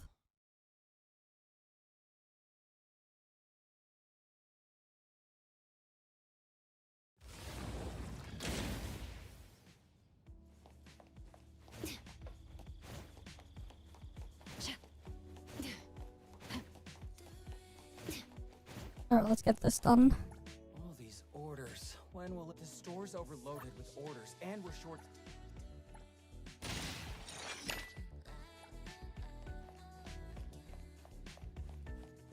Alright, let's go mug the guys.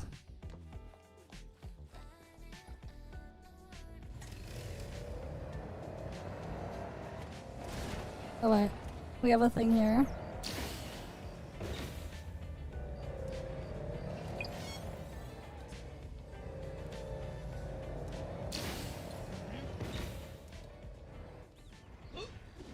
Are things clearer when you're looking from above? I'll deliver this one myself. I will. Arizo, I'm here to help.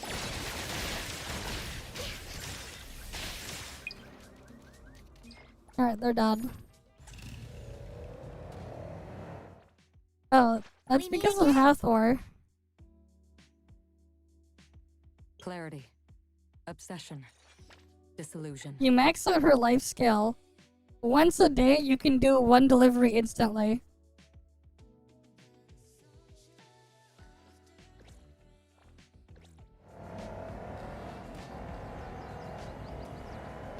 But yeah, if you have Hathor, you can upgrade her life skill there and get one free delivery a day.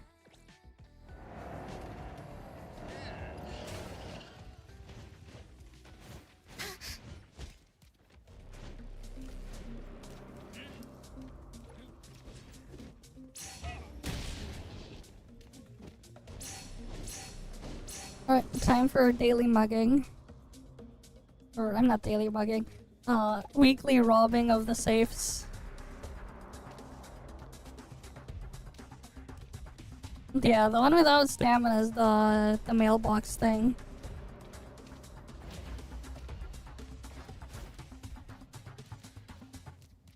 Wakey, Great. Pretty lively here. I'll deliver this one myself.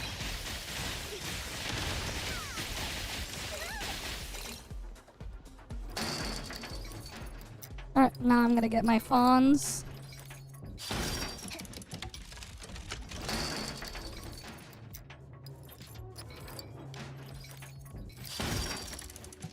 Obviously this stuff is all optional, but like, every last bit of fawns helps What's that smell? and counts. Smells amazing.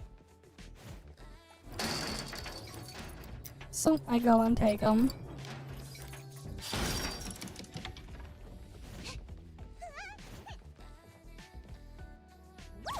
As free as the wind. Trust me, trust. Arizo, I'm here to help. Time. Time for a date.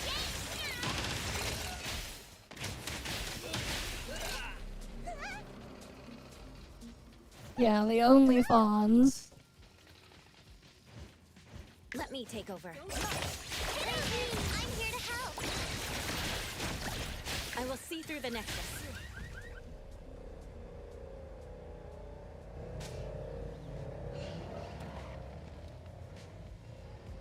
Yeah, topic yesterday, some Chinese player took a photo of a seahorse and told its AI they forgot to remove Mark. Really?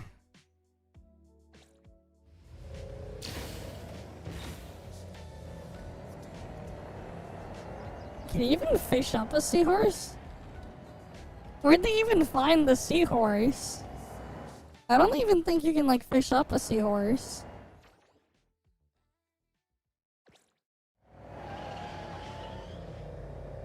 Unless it's in the new fishing spots.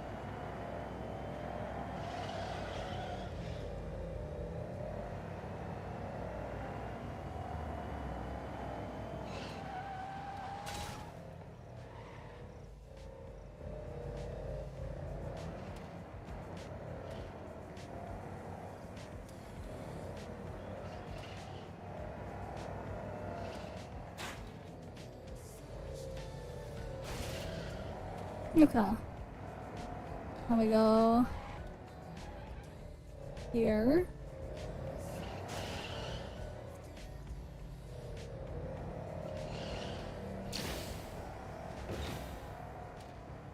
Yeah, like, do we even have the seahorse? Because I don't remember a seahorse being obtainable.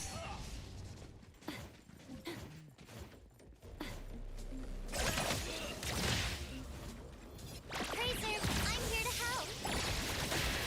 Exclusive delivery, please sign here.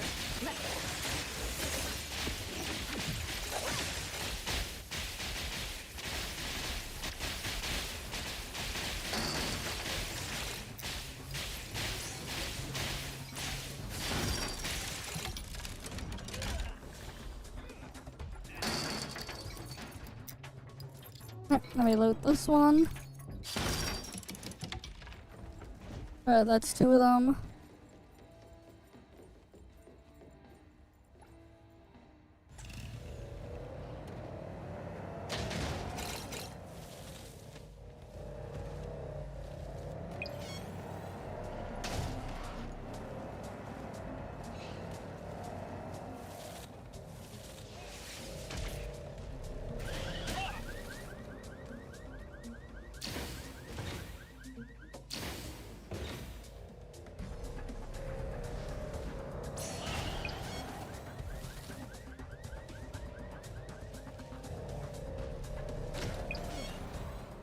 It's so much more fun to kill him that way.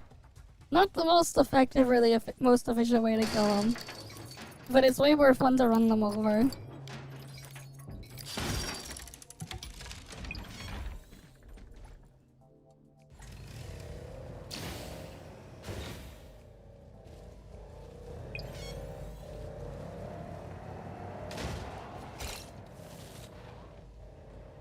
Not surprised anymore. I mean, a lot of stuff is using AI.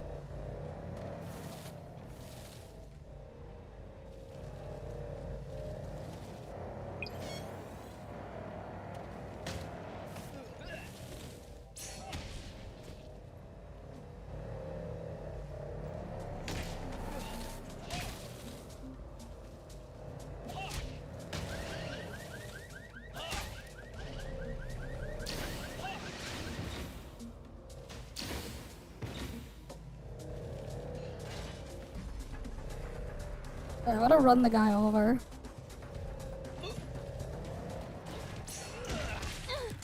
My mistake.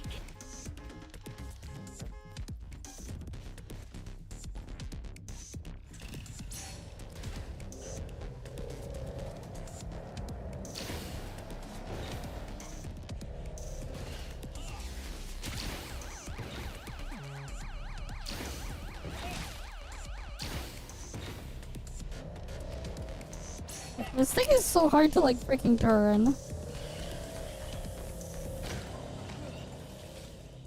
That's the annoying thing with the Draco. It's so much of a pain to turn it.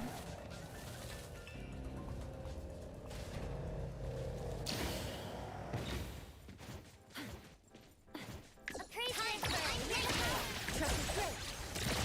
Appraiser, I'm here to help.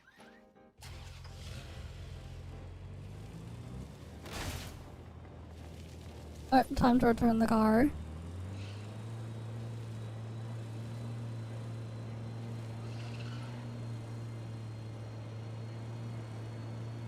Alright, we gotta go on. Oops.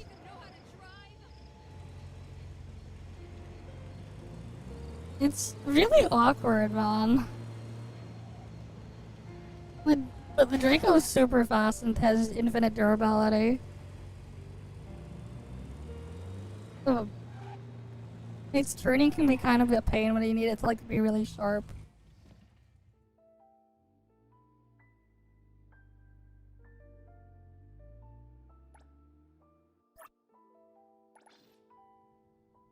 Alright, let's grab some more beetle coins.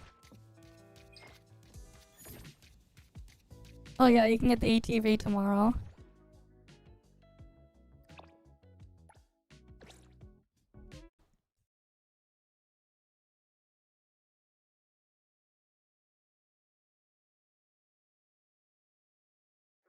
Okay. In an orderly fashion.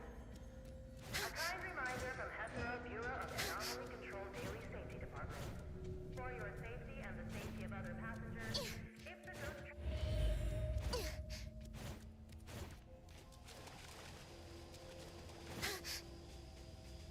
Maybe terrain limitations.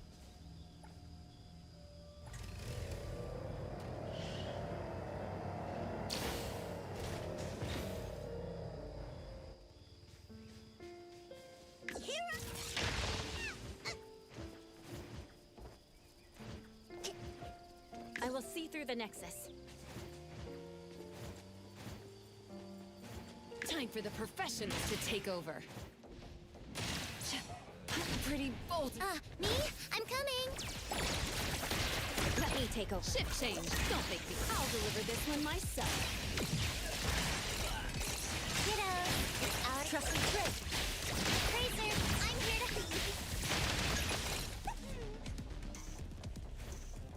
to... Oh, they're dodged. Time to loot their safe. Because I want their fawns. There's not much, but every fawns counts.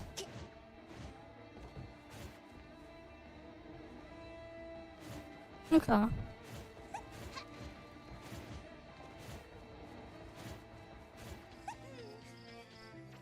The next one's over there.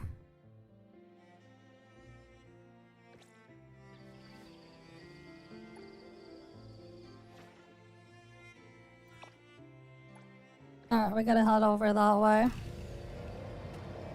Yeah, never enough fawns or beetle coins or anything. Always need more.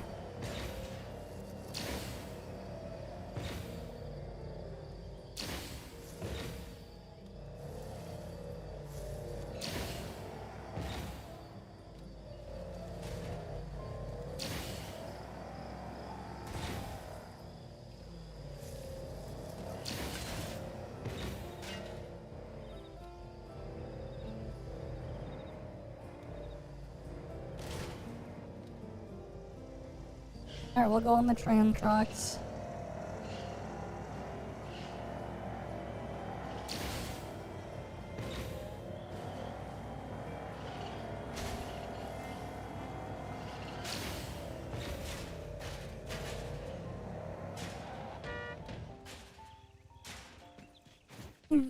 The thing is, eventually you get to the cap of Let me Chiz. take over.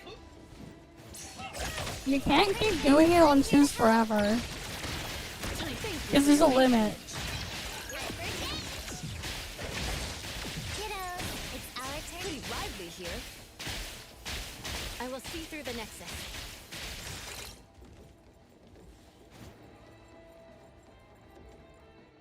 It's like 500k. Me? I'm here. It'll tell you on her skill. She has a cap.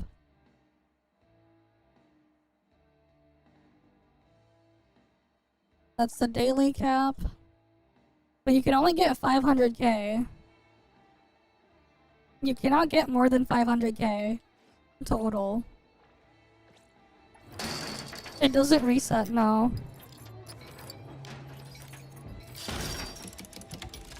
It's one time only.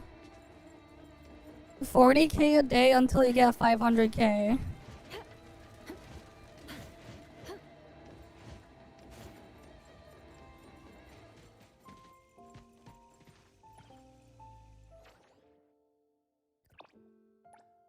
And I hit the cap a long time ago.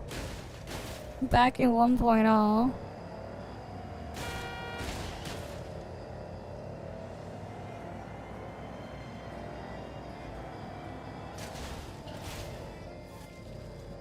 I mean, you can only get 40k a day, up to 500k total. So, like, even as emergency fund, you'll only end up with 40k if you don't do it.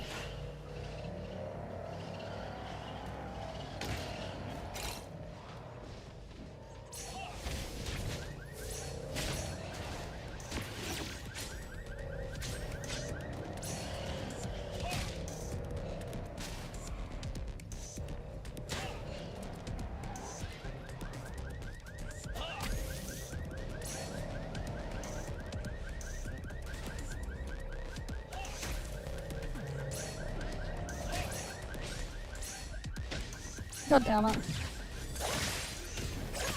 I'm here to help. I'll deliver this one myself. Let me take over. I'll just take their beetle coins.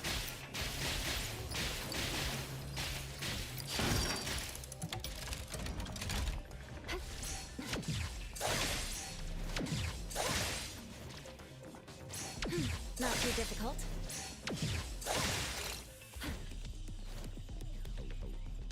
Alright, we got that safe. There's one more. The last safe is over there.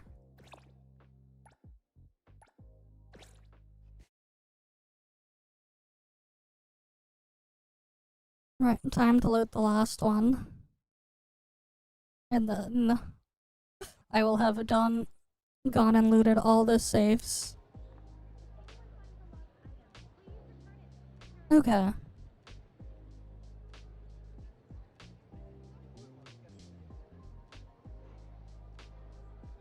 Okay, cool. Okay, what rank am I in now? Oh, nice. They finally did some of the promotions for the NTE Discord. I'm level 3 now. Fingers crossed they give me a redeem code for next patch. Fingers crossed I get a redeem code I can give people. Because they're like randomly selecting people to have like redeem codes named after them. Hopefully I can get my own redeem code. I was like, wait, what the hell did I get a notification on Discord for? Oh, it's like they're giving some creators they're gonna like use them for like generating random redeem codes. Some of the ones that are level 3. Oh, there's a thing over here.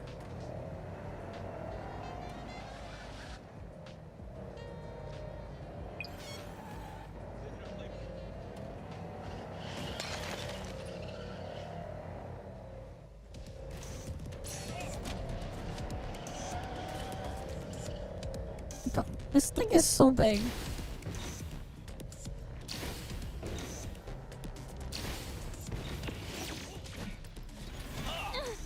My mistake. Fine. Reinx, I'm here to help. I'll just kill him normally.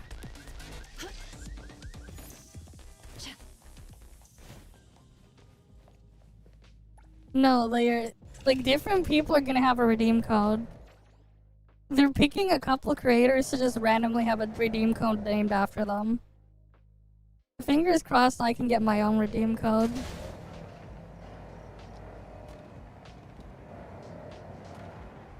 I don't know how many redeem codes they're gonna do in total. They just said they're gonna give a couple level 3 things eligibility for redeem codes. I will see through the nexus. Reinx, I'm here to help. Wakey, wakey. Exclusive delivery. Please sign here. Let me take over. That's the last one there. I don't know what they're gonna do with how they're gonna do it. They just said there's just gonna be redeem codes, just a regular redeem code.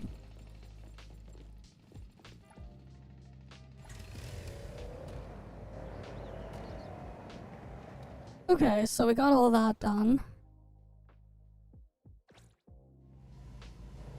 Alright, so what's my fawn savings? Okay, then I'll have like 5.5 mil then. After I do get the heist stuff done. Cool.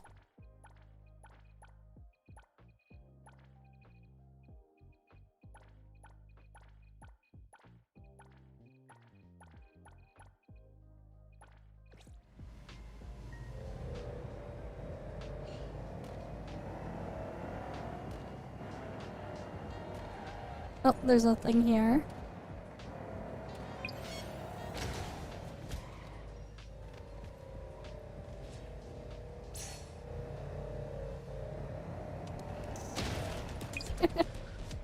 Nice. It's always great to just run them over.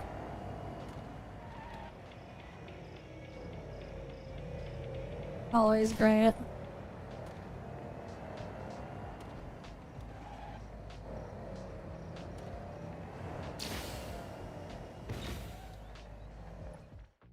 Okay, I'm gonna be right back. I need to use the washroom. I'm gonna be right back.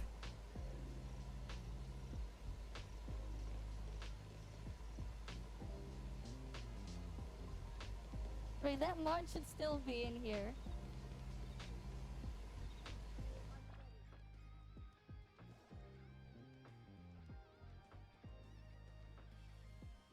Now it's actually Woo could never. Now it's actually for real Woo could never. Woo could never. Right? Woo could actually never. Bring this. Right? It's just like, what is this? What is this?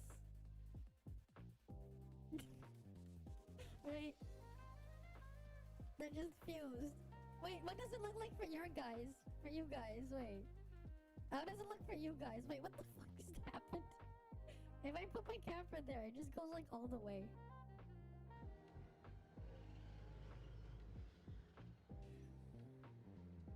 It's stupid.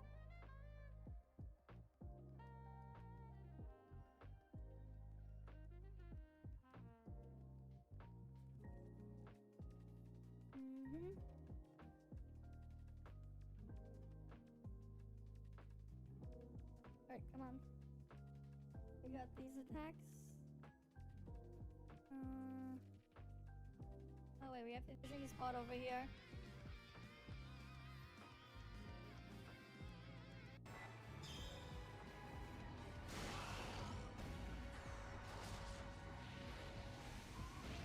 Oh, this is a bad run.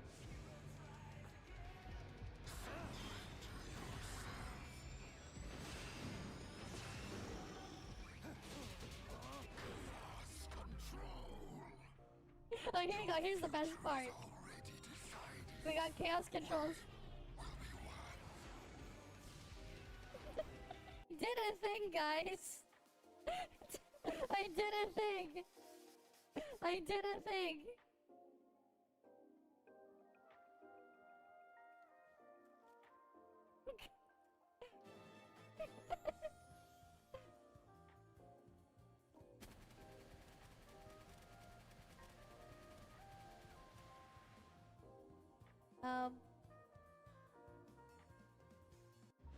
But yeah, like over 10 seconds, the magnetic storm, it does about as much damage as 2 Lin skills. It's quite strong. At least for Volt, for now.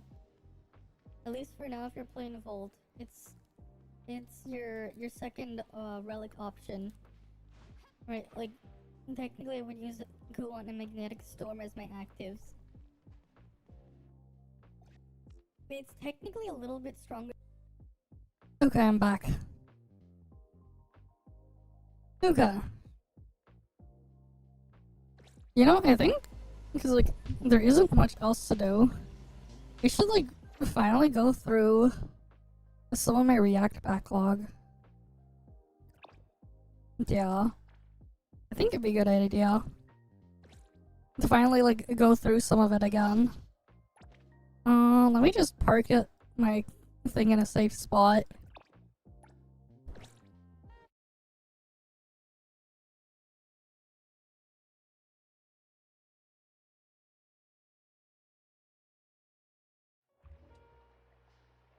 Yeah, I played a 4-year-old ToF clip.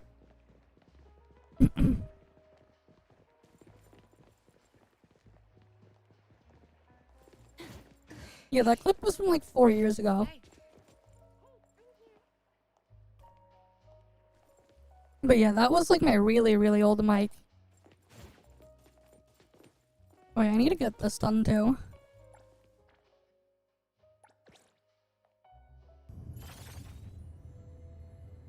Okay. Let's finish this. Time for the professionals to see you all.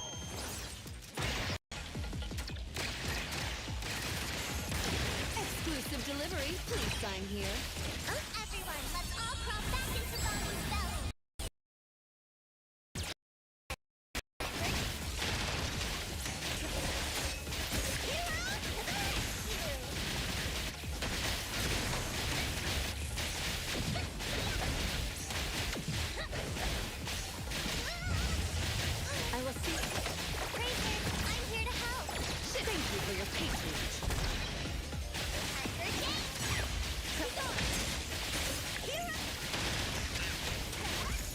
Alright, it's almost dodged. It's finally over. 44 seconds. Nice. Big model. Yeah. Yeah, that was like from 4 years ago. A long time ago.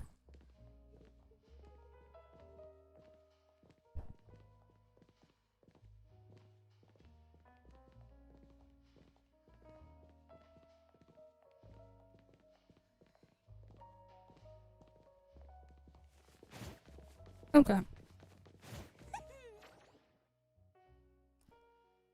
So we got that done.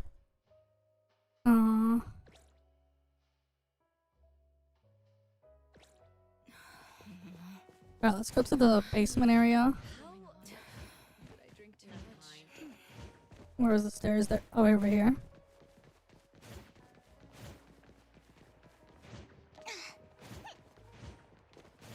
Wait, why is... I thought I had something parked here before.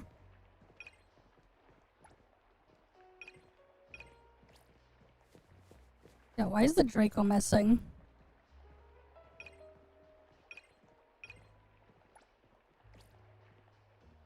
There we go.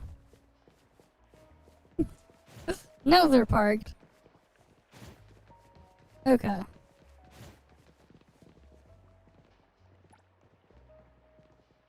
Let's see if I can get the thing opened up then.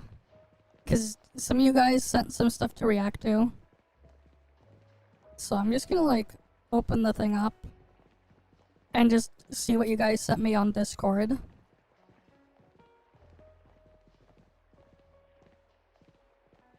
Okay. What's this thing? NTE made me realize why I stopped playing MMOs. Alright, let me get it over here.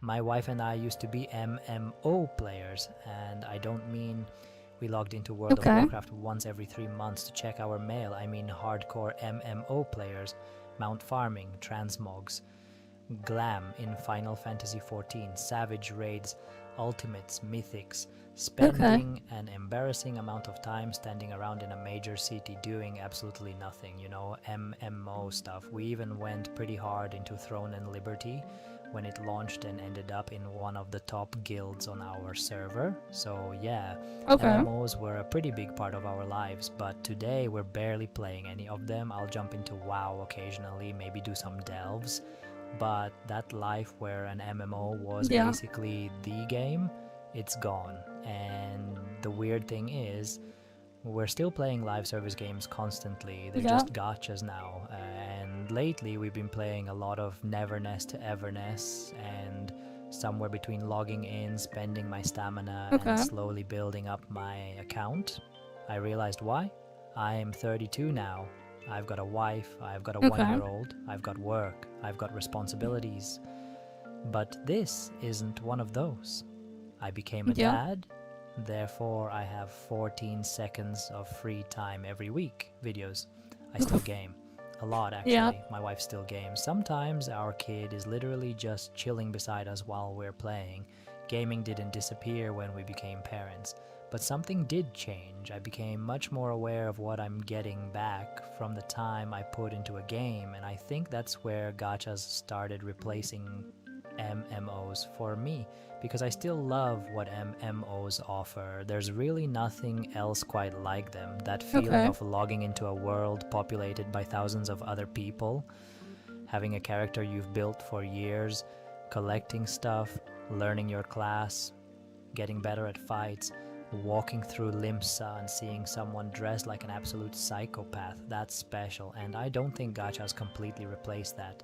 But MMOs also ask for something from you that I don't think I appreciated when I was younger. They ask for commitment, and not always commitment on your terms if you're raiding seriously. Sometimes it's Tuesday 8 p.m. be online. Everyone needs to show up, everyone needs the right gear, everyone needs to know the mechanics. Someone's late, someone's internet dies, someone forgot to repair, someone has to leave early. Yeah, I can and just mute the suddenly music you've after. organized a portion of your actual life around killing a fictional dragon. And listen, I loved that. I genuinely did. But right now, that's a harder sell. Then I open NTE. Maybe I have 10 minutes. Cool. Log in, spend stamina, grab some resources, work on a character, do whatever small thing I need to do, log out, and my account moved forward. That's it. And I know some people absolutely hate dailies, but I like dailies. There, I said it. My brain Damn, he likes dailies. Crazy. Sue me. There's something really satisfying about logging into a game every day, doing a few things, and watching an account you've had for months slowly become stronger. It's one of the reasons I've always enjoyed MMOs in the first place. I mean, I think it depends though. Progression. The difference is that gachas give me that little hit of progression without necessarily asking me to surrender my entire evening. And this is something I think people misunderstand when they hear, I like that gachas don't consume too much time. That doesn't mean I don't want to play games. I'm literally making a YouTube channel because I won't shut up about video games. The appeal isn't I barely have to play this game. The appeal is I get to decide how much I play this game. That's a big difference. Some days I might open NTE for 10 minutes, do what I need to do, close it, go back to work, hang out with... I mean, like, you can do that with non-live service games too. You could just play them for a few minutes or an hour or so. Put it down, save your game, and come back later. The best end game ever. My family, You don't like dailies. But then there are nights where everything's done. The kid's asleep, my wife and I don't have anything else going on. And suddenly, I've been playing for 3 hours, and that's fine too. The important part is the game didn't demand those 3 hours from me. I chose to give it those 3 hours, and I think that's the biggest reason this style of live service game works so well for me now. I've been playing gachas for quite a while. I started way back with the original Girls Front Line. Then I spent years playing Epic 7, and eventually we entered what I like to call the Great Hoyofication. The Genshin came Hoyofication? along, then we got this whole generation of games built around that model. Bigger worlds, bigger production. Yeah, you finish one, go play another one. Oh my, they're capped. It doesn't matter. You finish one, just go play another one. Values, more exploration, more story, like what people more used to actual do. game attached to the gacha. And now I'm playing stuff like NTE. I know. Somebody is already typing gacha slop, and look, there are completely valid criticisms of this genre. Gacha monetization absolutely can be predatory. The entire system is literally designed around getting people emotionally invested in characters and then putting those characters behind probability. I'm not going to sit here and pretend that's amazing. Personally, aside from the monthly $5 resources, I don't spend. And I've been able to enjoy these games that way. But I'm also not going to pretend the business model doesn't have problems just because I like the games. It does. What interests me more is everything that's happened around the monetization, because these games have become really good at delivering something I used to look for primarily in MMOs. A world I can come back to, characters I can invest in, long-term progression, regular updates, new things to work toward, an account that slowly becomes mine. Except now I can interact with that progression in smaller pieces. That's incredibly compatible with where my life is right now, and becoming a dad made that really obvious to me. Not because my kid stole all my gaming time. He didn't. If anything, my wife and I have been pretty lucky. We work from home. Our kid naps. Sometimes he'll just sit there and watch us play. We've even managed to somehow clear Pal World's endgame towers while raising this tiny human. Although, to be fair, I mostly stayed home building the base and making sure our ingots were getting smelted. My wife took all the guns and ammunition I produced and went out to commit war crimes. We have a system, The point is, I still have time for games. What I don't have anymore is the same willingness to let a game dictate that time, and that's something I don't think I understood in my 20s. Back then, if an MMO told me, you need to be here at this specific time for this many hours with these people, I'd probably just do it. Now, I want to sit down and play because I decided tonight was gaming night, not because the raid calendar told me it was, and maybe that's why I've slowly drifted away from MMOs. Not because it's I a lot stopped nicer loving when you them, can just play when you not want and because feel I like, suddenly became too rather old than for like being forced to on a schedule. them, and definitely not because becoming a dad means I can't play anymore. They just don't fit into my life in exactly the same way they used to, and that's what NTE made me realize. I don't want games that necessarily require less from me. Sometimes I want to lose an entire evening to a game. I still love massive worlds, I still love long stories, I still love progression, I still love getting completely obsessed with fictional characters. What I want is a game that lets me decide how much I give it. 10 minutes? Cool. 3 hours? Also cool. Skip tonight completely because I'm doing something with my wife and kid. I'll be back tomorrow. And right now, gachas seem to understand that relationship with my time better than MMOs do, at least for me. Maybe one day I'll go hard on an MMO again. Honestly, I hope I do, because there's still nothing quite like getting completely absorbed into one of those worlds. But right now, I'm 32, I've got a wife, Yeah, true. The raids and MMOs have specific times, kind of annoying. Not even just that. You need to get like a bunch of people together, and not just a bunch of people. You need to make sure everyone's prepared, right? And that is its whole other situation there. Yeah, less than 24 hours and we'll have the thing come live. I've got a kid, I've got work, and somehow I'm still gaming almost every day. I'm still progressing characters, I'm still getting lost in worlds, I'm still getting way too invested in stories. The game's just changed, and maybe I did too. So yeah, NTE didn't make me stop playing miles per hour without a care in the world. That could be cool, just for the lulz. Very dangerous, but it would be funny. Had, and if you're also at well, they're driving at 40 kilometers per hour. MMOs, but somehow keep logging into your gachas instead, yeah, you should definitely subscribe to this channel. Okay. Cool video. There's this one. What is this video? They did not need to make these waifus look this dang good. I'll clear out the NTE ones that was sent first, and then we can look at the general stuff for reacts. There's so many things here that I missed out on. Oh damn. Looking for me? Okay. Mitt's here! There's so much I missed. Do these devs sleep? Do you sleep, devs? Do you go home? It is okay. I swear to you, every single time we get like a new update live stream from the NTE devs, I swear to you, it feels like they are just out here trying to prove something. And if there is something they are trying to prove, by gosh, they are trying their damnedest to do it. I'm not gonna sit here and cap. So, when it comes down to it, we got this 1.3 live stream, which is going to be dealing with the Scarlet Letter and finally putting it into all their shenanigans when it comes down to everything. And ultimately, this is also the patch where Zonko is going to be coming out. Not really. Usually around this time at night. And at the very same time, you're also going to get Linko later on in the patch too, which very much excited for her too. I ain't going to sit here and cap because she just reminds me of a certain particular Ultimate Gamer, because, you know, why not? But when it comes down to it though, there is seriously so much of stuff that I have to go over, to the point I did something I never had to do until this point in lots of my videos.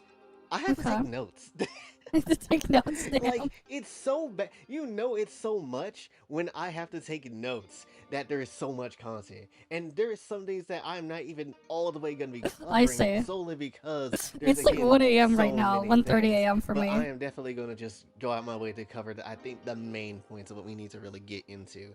This fogged-in game, essentially, where this anomalous realm we're going to be basically finding waves of enemies and trying to get to the the defeat of the matter of the Scarlet Letter, trying to again beat these guys once and for all, and hopefully get Daffodil back and not worry about Daffodil too much anymore.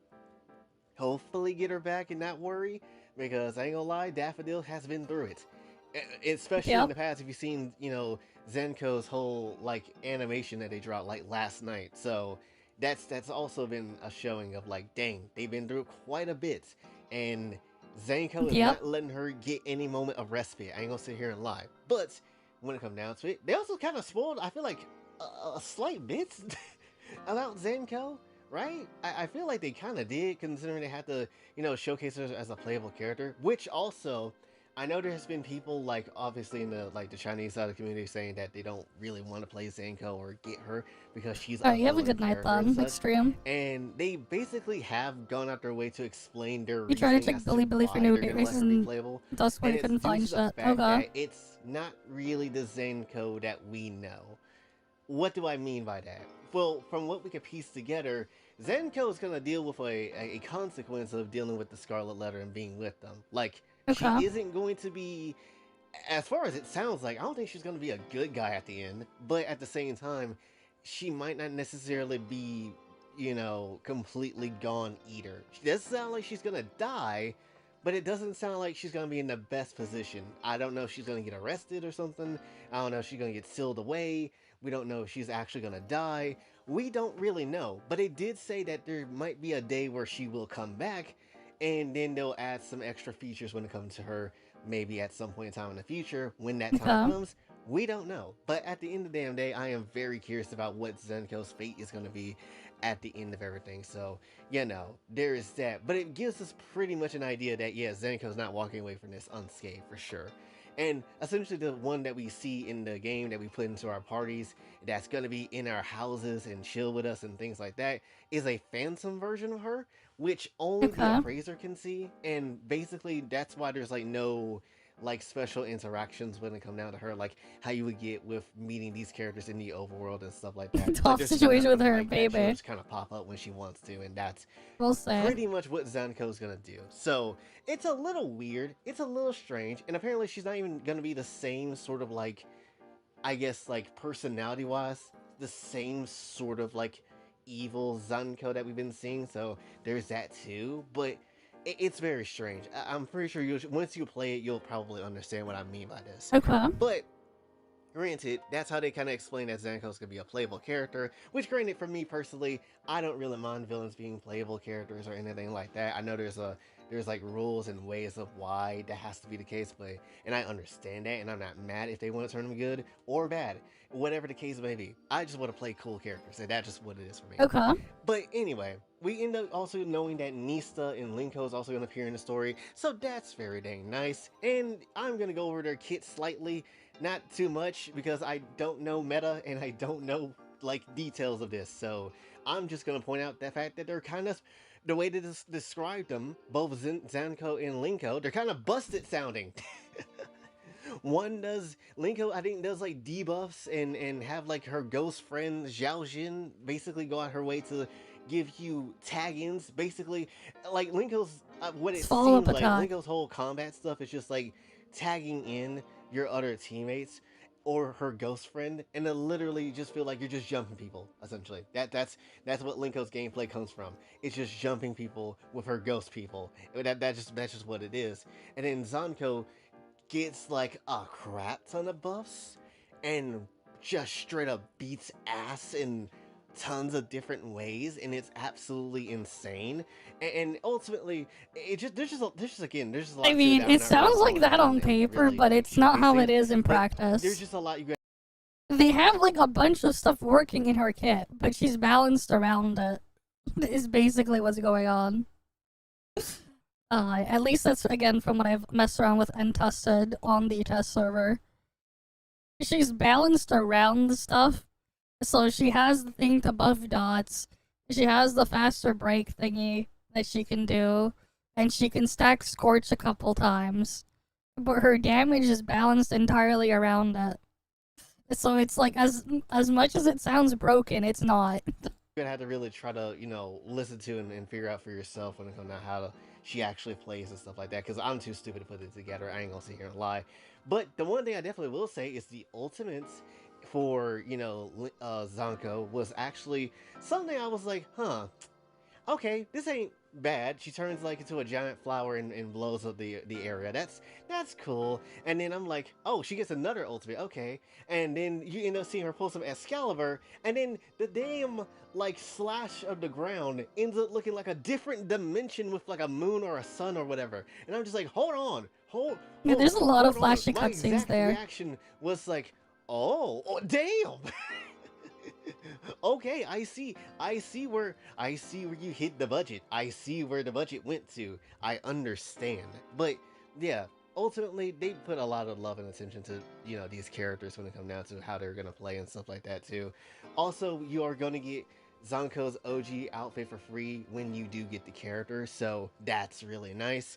And at the very same time, there's a lot of different outfits for her too. Like, dear goodness, this one, holy crap. Like, Yeah. I need I need so Damn. desperately. I really damn do. Yep. And there's just Like a she few appeared others, behind too, her that's own just, like, self, really snap dang good protect. across the board. Linko's getting some really good outfits as well too. So, you know. I mean, here, I have some gameplay I can pull up actually.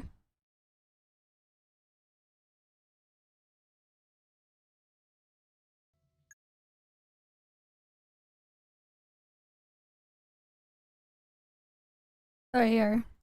Here's an example gameplay of like a rotation. You can replace Lacrimosa with Daffodil in here.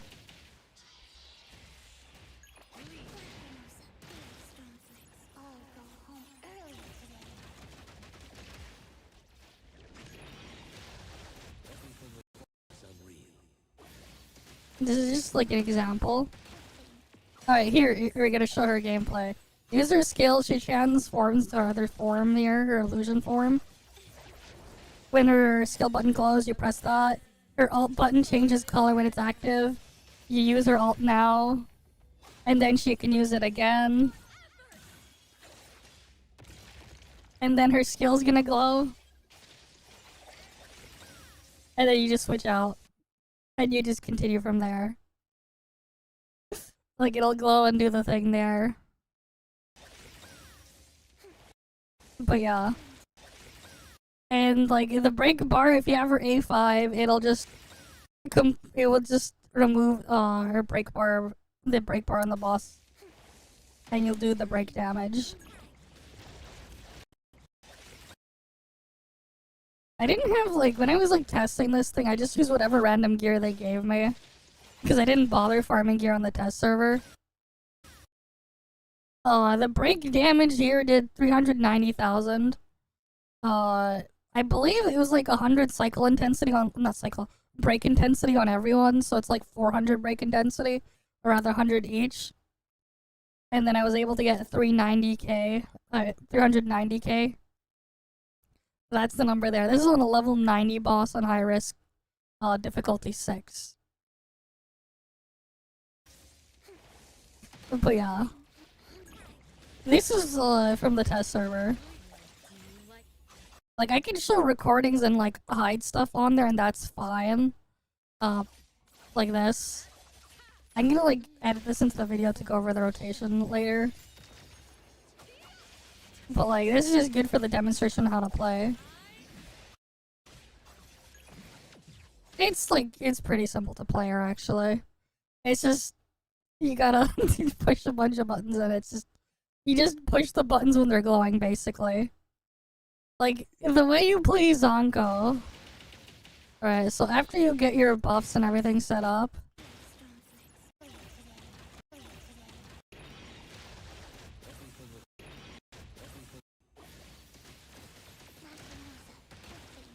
Right. You use her skill. She starts glowing. You just do her normal attacks or hold attack. And then you wait for the button to glow there.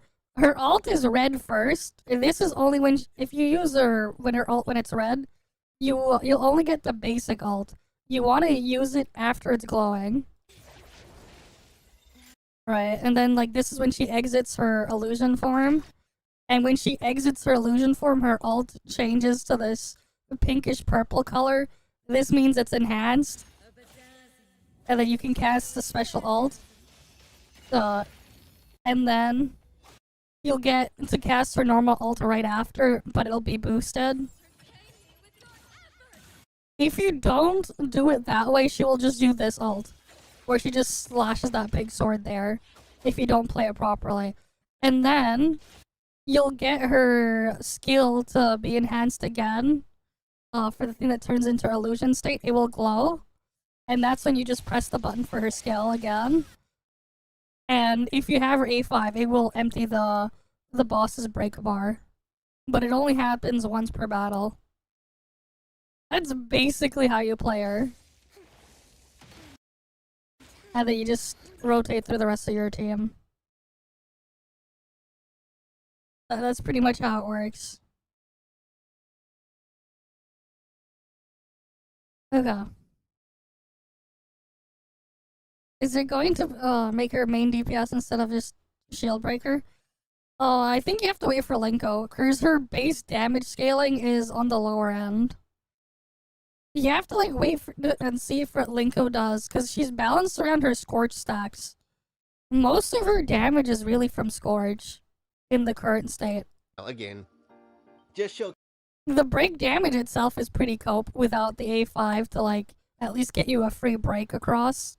But yeah, that they are not hiding the fact that yes, people want to dress up their characters in whatever way they want to, and you're gonna have a good time with it. Also for their like talent ability or their special ability during the city's life and stuff like that, Zlinko can just basically slingshot herself across like the map however she wants to, and that's just something natural she could just do, while Zanko can turn invisible for a short period of time and ultimately just like get the hell out of Dodge, essentially. That's just what she can do via enemies or cops. So, but she can only do that with a lot of steal from combat. a store, might need to turn into Zonko real quick.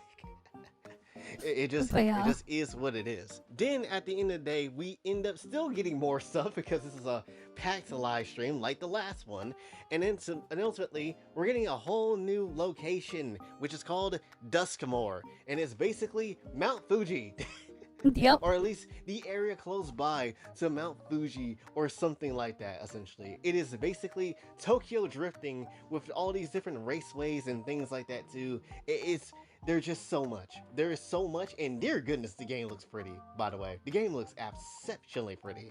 It just doesn't make any sort of sense, and yet they make it look even more prettier than it already was. You can use Daffodil in there for Scorch. Than what it currently looks it's like. cope though, but you can. But I am here for it. Refine that to the best quality you possibly can, team. You can basically run that setup but swap Daffodil for Lacrimosa. Then at the same time, we're also getting some, skins for Nanalie and Mint. And I think Chaos is also getting one, as well as the Appraiser and Zonko. So there's some beach skins on the way. Kinda sad that Fadia's not getting one. They did say that, obviously in the future they will continue to drop more outfits. They already said that, previously. So Fadia hopefully will get something. But ultimately though, I'm not mad at the selection that we have here. Also, why Natalie kind of bad though? I'm not gonna lie, I had to do a double take when I saw Natalie's outfit. Like, I was like, yeah, Mint looked good. We all know Mint's gonna look good. Zonko, obviously, she's gonna look good. I ain't gonna lie, even male S for Zero looks kind of fire with that outfit. I ain't gonna lie, he puts certain other people to shame. But when it comes down to it, I'm like, why is Natalie so fun? I don't understand, but I'm here for it all the same. I am 100% here for it. But yeah, you get Chaos also getting a nice skin too, which again, nice to see that he's not, they're not treating the male characters like, let's ignore this side, but actually give them stuff. So that's nice too. Nice to cater to all your characters that basically you can give stuff to. So that's really good, as it should be. Then at the very same time, we're also getting a lot of other mini games too. Like, for example, we're getting a beach volleyball mini game that's gonna be permanent. That's basically going to be a thing where characters really just be out here playing volleyball for fun, essentially. And it's gonna be like a rank system, and it's like weekly and stuff like that too. And immediately, I ain't gonna lie, when my brain saw the beach volleyball, I'm not gonna kid you, my brain literally was like, you know what? If DOA Extreme don't want to give us volleyball, Neverness will do it. Yeah. Screw it. We have volleyball If here people are too. gonna mod it So anyways. what's good with you? And There yeah, are lie, all ain't sorts gonna of lie. mods out there I'm down for that this. people are gonna mess around with I am for so sure. down for this in 5 different ways. My only hope is that they'll expand it, maybe if it's not already expanded to multiplayer, because I really would have loved to play with like other players and stuff like that too. Like that would be really cool. Maybe like a 1v1 sort of situation, or one character controls by one player, and then we have like a 4v, basically like a 2v2 on Like in teams. ToF. That would also be really cool. Hopefully that's something they add into the volleyball if they haven't already, because I think that would be a really good time for a lot of people. I'm not gonna lie, I think it really would be a fun time. But when it comes down to it, we're getting volleyball. We're also getting like a jet ski mini game, which also we are getting a jet ski vehicle as well too. So we're getting boats now, or at least we're getting to boat territory. We're also getting a bike because people have very much requested a bike in the game, which yeah, you can I don't blame bring you. a truck Also, in there's there gonna to be a mini play. game for that too, where I there is know. going to be, you have like a 2-seater bike, and you're gonna have like your companion on the back end of the bike as you ride along. And I love how the speaker of the dang live stream was like, yeah, you could have that, and you could have like your favorite character speaking something in your ear that you're gonna absolutely love with the most romantic thing ever. And I'm just sitting there like, why did my brain immediately go to Fadia? And why did my brain immediately her going to say some wild and stuff to me? Like, Why is it? I'm honestly here for it. It is right? AV1 I at least. absolutely is. I also like to point out that he also mentioned like, yeah, if you get like a wanted level, or you crash the bike into water or something like that, you have to restart everything over. And the other guy was like, how the heck do you get like a wanted level on a bike? Oh, buddy, trust me, there is ways. There is probably ways. Somebody's gonna be creative enough to figure it out and try to do it. Like, Yep. you best believe it's gonna happen. But yeah, I ain't gonna lie though, when it comes down to vehicles, I personally don't feel super inclined to go for the vehicle. The only reason why I will go for the stuff is because I want that Nanley and Mint skin. That's really the whole thing for me. And at the end of the day, I ain't gonna lie, if we're gonna talk about vehicles and what we would like to see in the future, a skateboard would be lit. I mean, this is a city after all. Imagine a badass skateboard we can ride with actual somewhat skate mechanics. I would be down for that, honestly. Like, that sounds like a badass time to me. But, hopefully that's something they'll consider in the future. And, I've seen like maybe 1 or 2 other people mention that before. So hopefully that's something they'll actually consider in the future. But, I feel like that's something we can save for later. But essentially, yeah, we also getting a rerun of Natalie and Hotori, which is also very dang good. All these banners are also going to be running for 21 days, so it's going to be running basically throughout the entirety of September as well too. So there is that. Got plenty of time for those. Then at the very same time too, we are also getting an ATV dune buggy. So there's that too. We're getting a countryside house for property. That's going to also include its own gardening and stuff. We're also getting a construction mini game, because we can build skyscrapers kinda and have that to be a thing, and that also is tied to your funds. Because too, why not? From like ping pong heist, and volleyball is also tied to that too. So there's some more ways to go get your funds, instead of just doing ping pong heist over and over and over and over and over again. So on one hand, that's really nice. Kind of wish there was a separate set of funds for it, but it is what it is. Then at the same time, we're getting like a roguelike minigame. Yeah, 1.4 will be at start of October. 900 Sounds about right. nights, or 1,000 less one nights, getting like this tower mode essentially, which is one with 99 floors, and then you just fight until you can't fight no more, which is endless mode or something like that. Then at the same time, Going Gone is going to be a permanent game mode, as well as the prop hunts hiding in the shadow seek thing. That's going to be a permanent game mode, so I am going to be having absolute fun with that. That's going to be a good time. Yeah. Then they also went over like a little bit other stuff too, like better character lighting, and also you're getting random outfits. What does that mean? Basically, if you want to go ahead and like have let's say you have like all of Annalie's outfits, you want to go into like a school setting and she's already wearing like her base outfit, she'll just change into it. She'll just change it to it the moment you get to the school setting. Because why not? Anytime you teleport around, her outfit will just change. And that's just what it is. And you can choose which outfits pop up and which outfits don't pop up.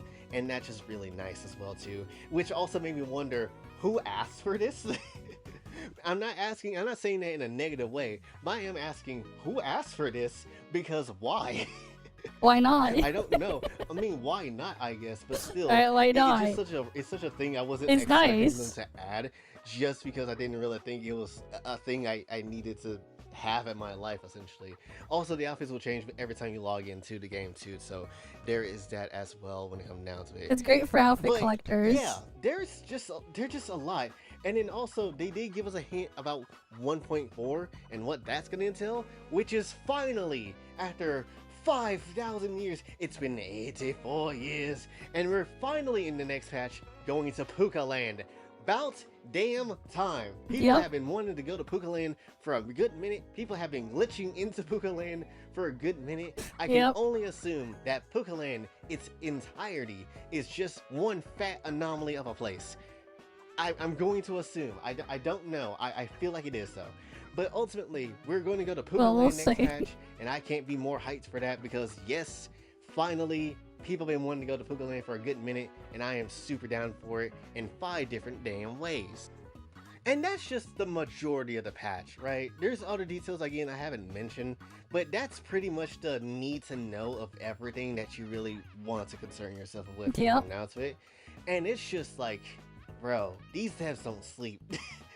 These devs work so damn hard to make sure that this game is something that people are legit wanting to play, something that people want to keep coming back to time and time again, and it's working, and it's absolutely working, which honestly, for me, on a personal note, gives me like a sense of like relief a little bit too, considering that we already know that there is one major game that's coming out this year as well too, like we already know and talked about it, GTA 6, yeah. And the fact that we're actually able to like have other games of a similar caliber to exist for a different set of people that maybe don't want to jump in and play the other thing, it's genuinely nice to have options. I love this too, and there's more things like this that's on the way as well too in general, and I just do again enjoy the fact that for sure, definitely gotta applaud the effort there. One thing, you can play whatever video game you like, and essentially, you know, they'll have something of a different equivalent that you can very much enjoy. And the fact that, again, something like Neverness do exist is something that I do very much appreciate to a high extent. But overall though, still regardless, I'm super hyped up for 1.3, and it's like every single time they come up with a live stream, I'm hyped up for the next one after that, just to see how far they can actually go, and just how much stuff can they keep really adding to this game with these different patches, because the cycles are just insane.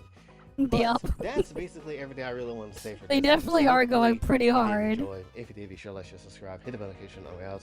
Also follow my socials, and if you'd like to donate to the channel, Ko-Fi and Cash App is available as well. And until then, it's Boy J, signing off. Have a blessed day. Okay. Let me see if I can find. Let me look through the rest of the thing. Let's see what else is relevant that we can pull up.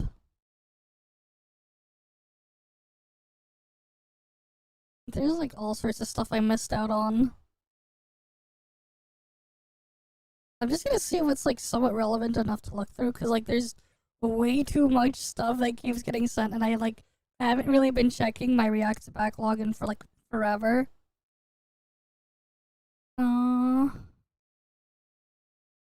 Let's see.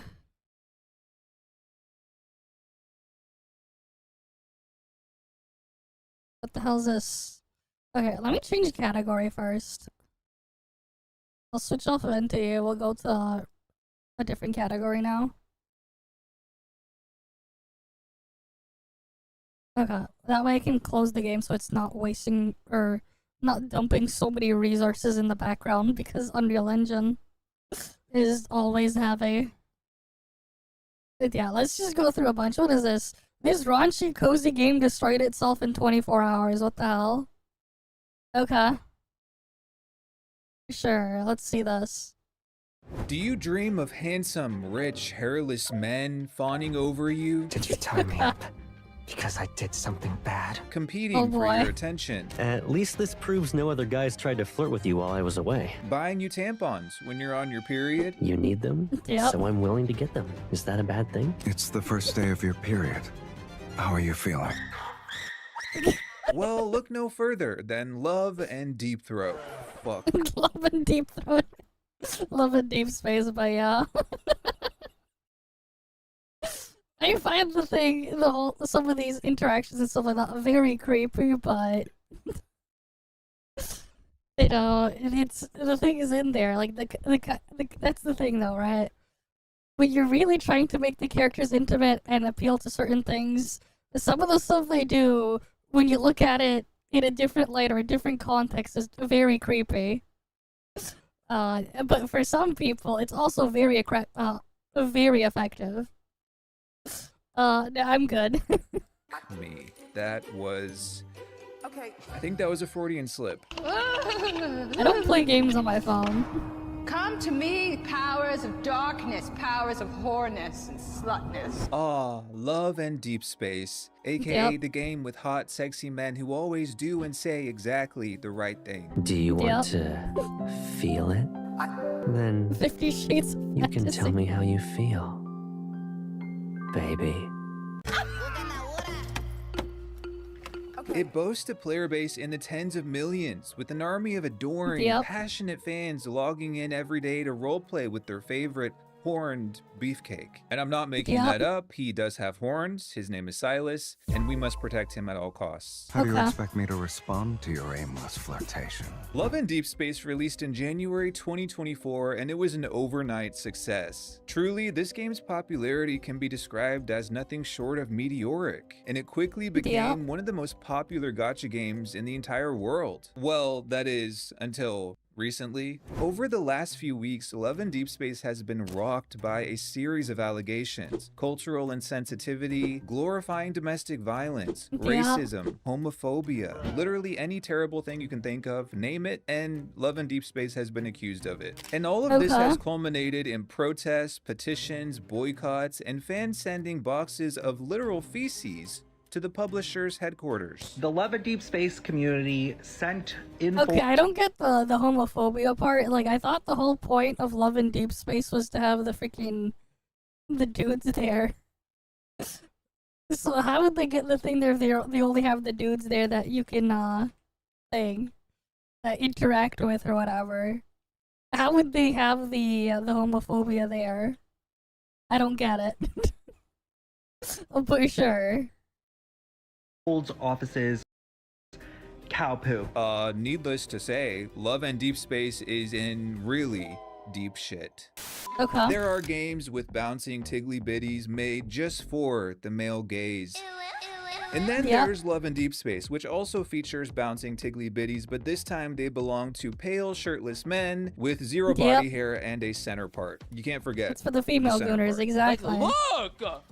Dude, he's got implants! That's not real! That's not real, bro! Love and Deep Space is what they call an otome game, or as they say in Japanese, otome game. And I'm not being racist, that's literally how they say it. Okay, look it up. Otome game. If you don't know, an otome game is basically a game that's made for women, where you play as a female protagonist and you try to get with a bunch of hot dudes. It's like The Bachelorette, but in a video game. At its core, Love and Deep Space is... For me personally, I'd just rather just read the stuff instead.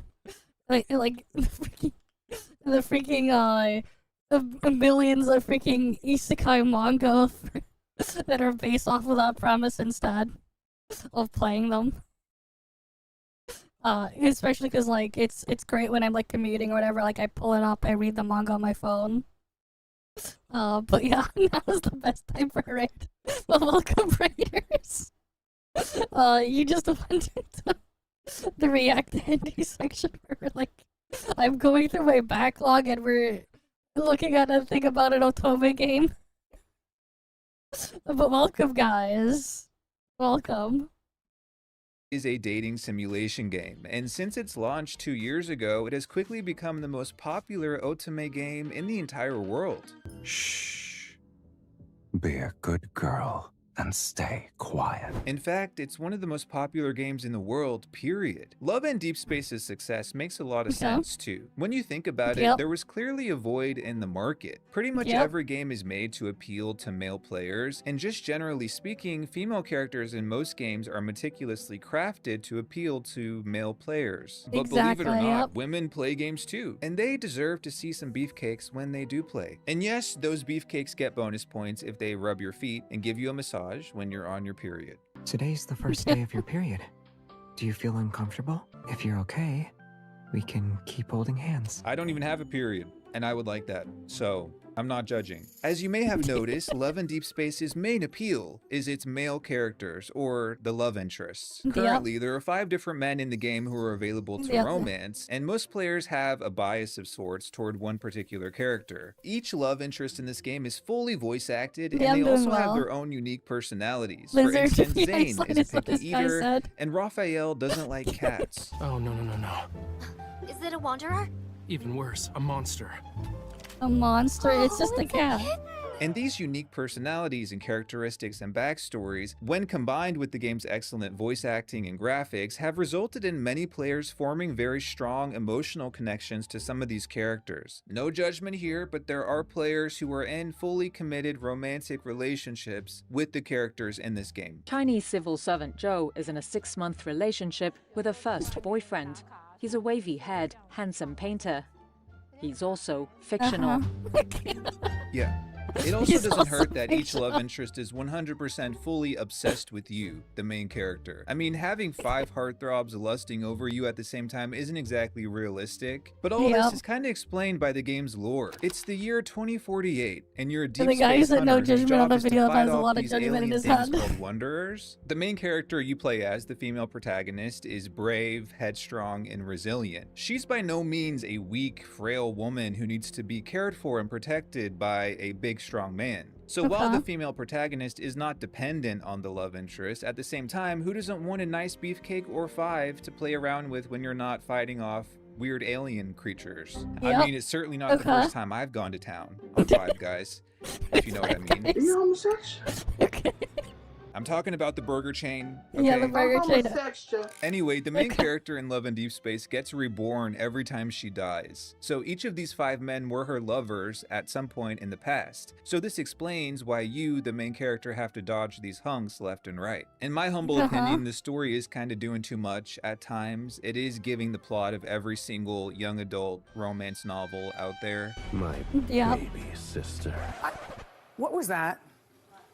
Oh boy. Okay, James. But it doesn't change the fact that players are super invested in this game. And about that player base, according to one source, approximately 88% of Love and Deep Space players are women. This makes sense considering that it is a dating game marketed to women, but there's more to the story. Love and Deep Space is made by a Chinese company called Paper Games, or as they're known internationally, EnVtuber. You may know them for another game, a little open-world dress-up RPG called Infinity Nikki. Games like Infinity Nikki and Love and Deep Space are smash hits, and they've achieved massive success because they cater to an underserved demographic of players. And the developer, EnVtuber, has done a really great job of that. For all the criticism I have toward EnVtuber, and trust we're going to get into all that, we also can't deny that they really do seem to care about the quality of their games. It's not like they're just throwing together some assets and getting ChatGPT to shit out a storyline. I really do believe the developers are very meticulous and they're focused on delivering high quality games to their players. The best mobile game goes to Love and Deep Space! And when it comes to Love and Deep Space, baby, the proof is in the pudding. To give you an idea of the absolute behemoth that this game is, an estimated 50 million people have played Love and Deep Space. Within just 3 days of its launch in January 2024, Love and Deep Space amassed 10 million downloads, and just 2 years after release, this game has generated nearly $1 billion in revenue. These figures are astronomical.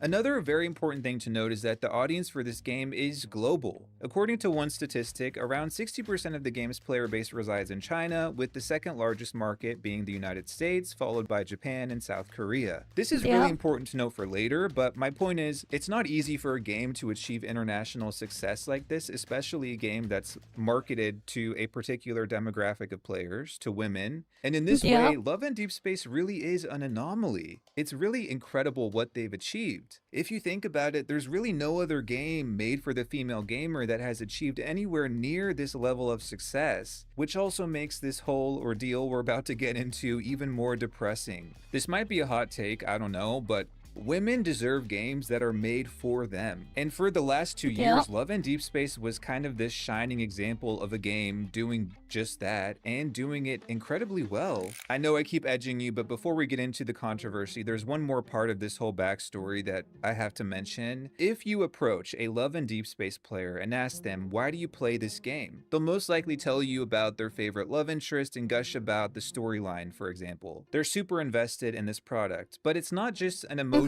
investment, it's also financial. That is because Love and Deep Space is a gacha game. And the way they've implemented gacha into this game is both genius and extremely predatory. Basically, you can spend money to roll for memories, which unlock more storylines for those 5 male interests we talked about. So with Love and Deep Space, when players invest monetarily in the game, they're rewarded emotionally. They're spending money to further their emotional investment in a character. We can't ignore the fact that with Love and Deep Space, the feelings and finances are intertwined. When I was preparing for this video, I found players who spent thousands and thousands of dollars on this game. And that's not an exaggeration. Here's one person who spent $5.5 grand on the game. Here's another who spent $6,000. Love and Deep Space also has a VIP system with various tiers, and apparently you can't even unlock the first tier without spending $700 US.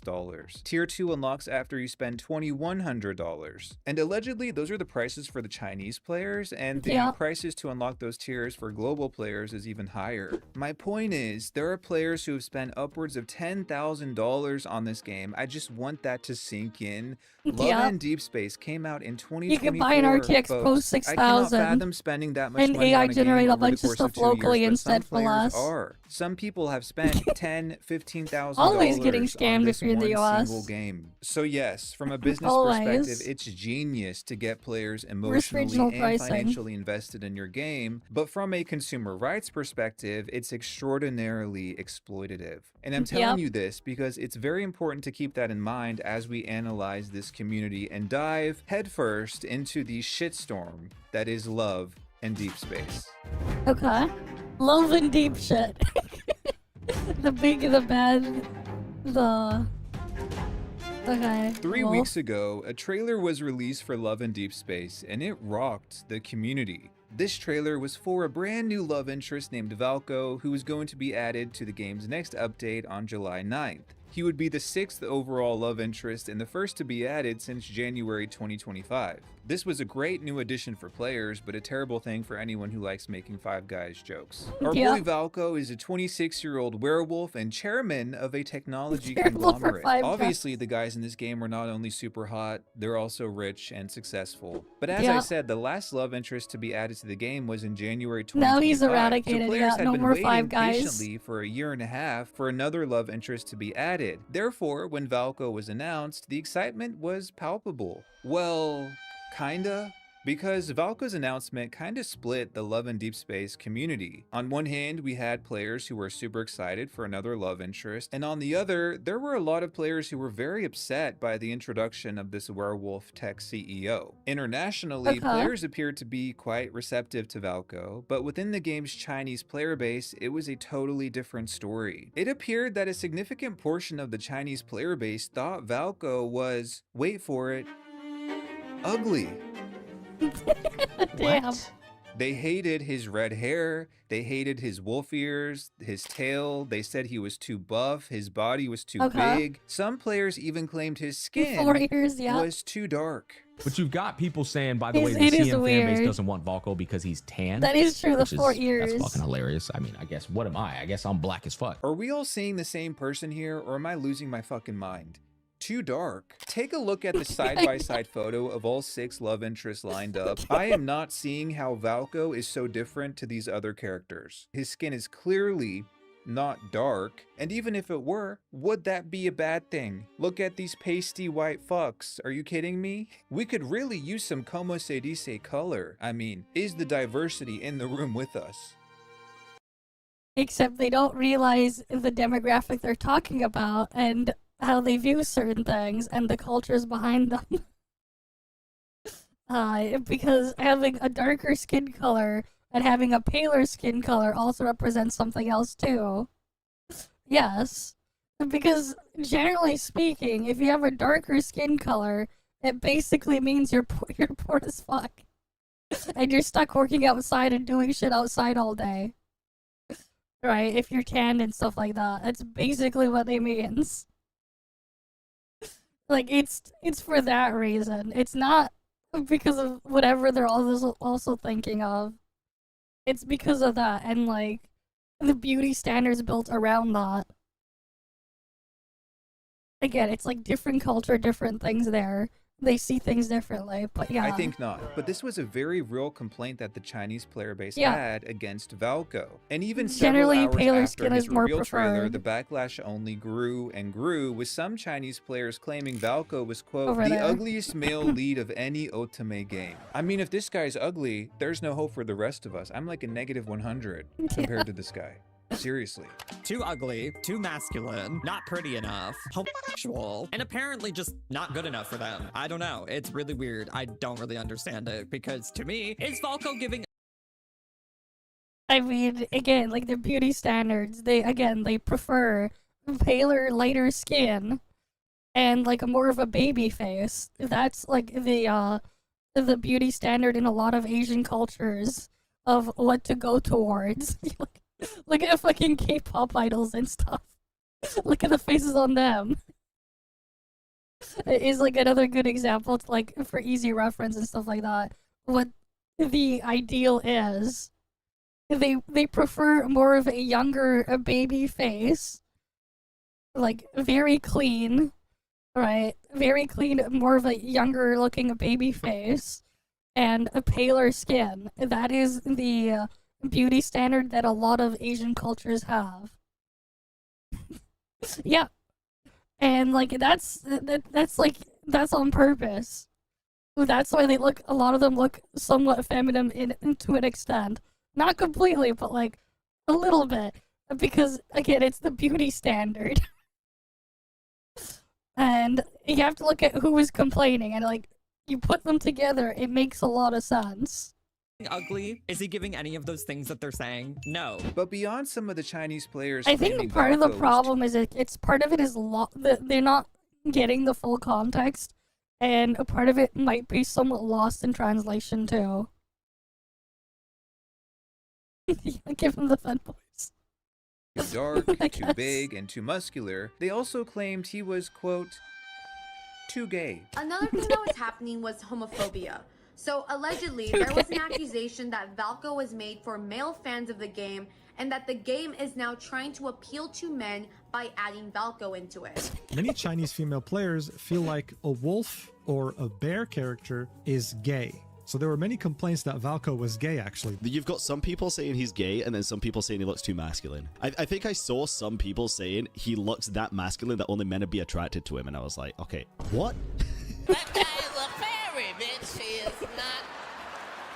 That's the gayest man I ever met. You slay queen. I mean, at this point, Chinese players were really pulling every bigoted insult out of the bag. It got so bad that they don't Love and Deep understand Space the account context. had to comment on Chinese social media and tell players that Valko was not gay and, quote, all the male protagonists are heterosexual yesterday, today, tomorrow, and forever. And they said this during Pride Month too. What in the homophobia is going on here? You know what the tea is? This game tried to sponsor me last year, and I turned it down like I do every video game. Thank God. I don't want to work with homophobes. The fuck? But unfortunately, the damage control didn't work. The Chinese community claimed Valko was only made with the global audience in mind and with zero respect for what Chinese...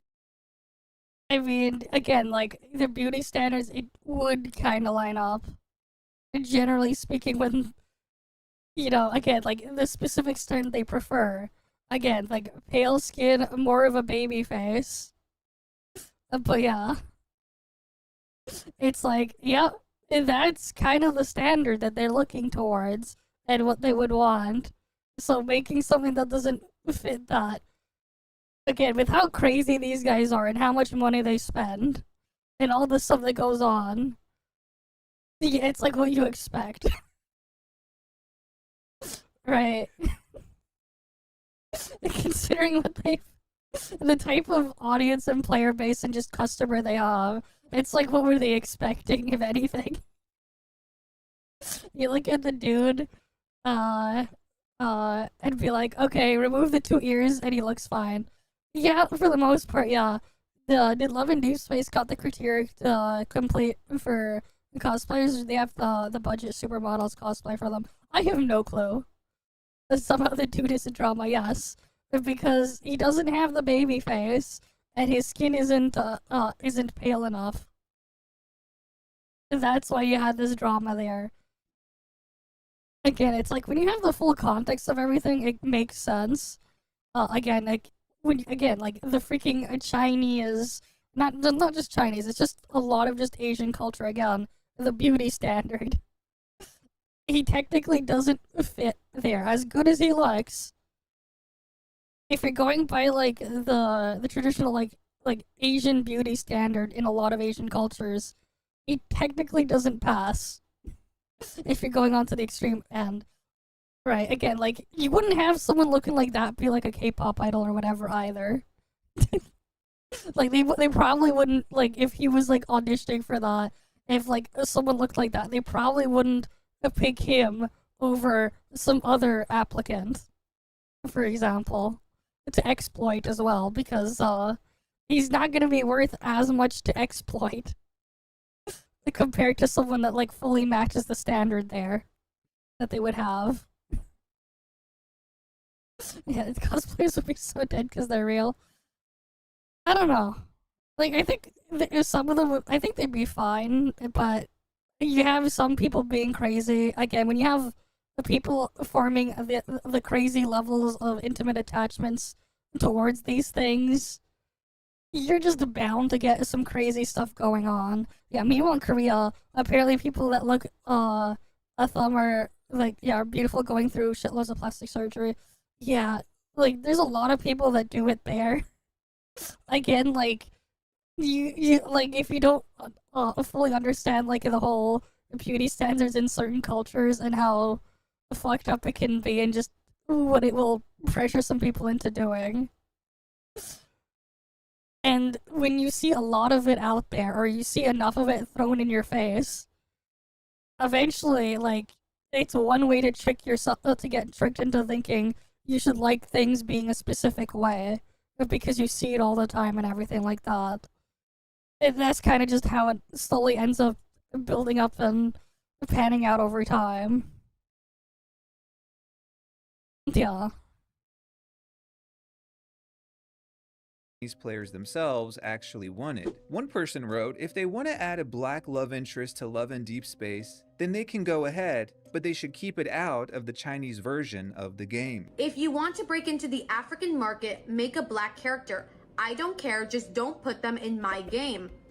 Which practically sounds to me, don't put black people in the game. That's what it sounds like to me, right? Just straight up racism. Volko, I want to remind you, Volko. Yeah. Let's find him. This is the guy. Brother man. This is not black. Now, I don't know if this was supposed to be a hypothetical or... I mean, again, like, they don't realize with how the Great Firewall of China is and everything, a lot of people in China have probably never seen a black person. They've heard they exist. They probably don't know what it is. They don't actually know what it is, though. So they assume it's something with, again, like, the darker tone. Again, it's just the beauty standard, though. It's not necessarily being racist. It's more so just the beauty standard. If they're literally saying Valko is black, actually, I don't want to know the answer.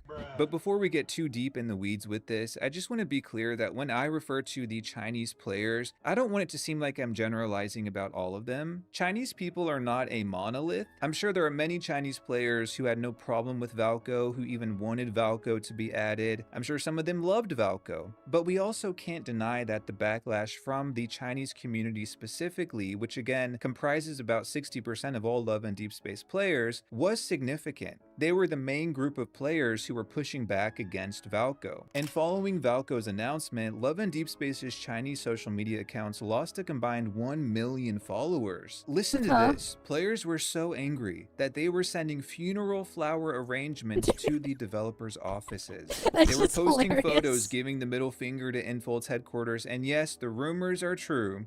They sent literal shit to the company's doorstep. The Love and Deep Space community sent in. I mean, it's fucked up and crazy as it is. It's still hilarious. Fold's offices cow poop. So just when you think the gacha space, like gacha gaming space, can't get any crazier, the Chinese players have sent cow dung, chrysanthemums, curse banners, and ritual items to EnVtuber offices over the controversy of Love and Deep Space. Remember earlier how I was talking about players being super emotionally and financially invested in this game? We're seeing the consequences of that right here. This behavior is a direct consequence of players investing hundreds, if not thousands of dollars and thousands more hours into this game, into characters and storylines that they're heavily committed to on an emotional level. I mean, the developers literally program the love interest to get mad at you if you don't log into the game. Forgot to respond to my messages?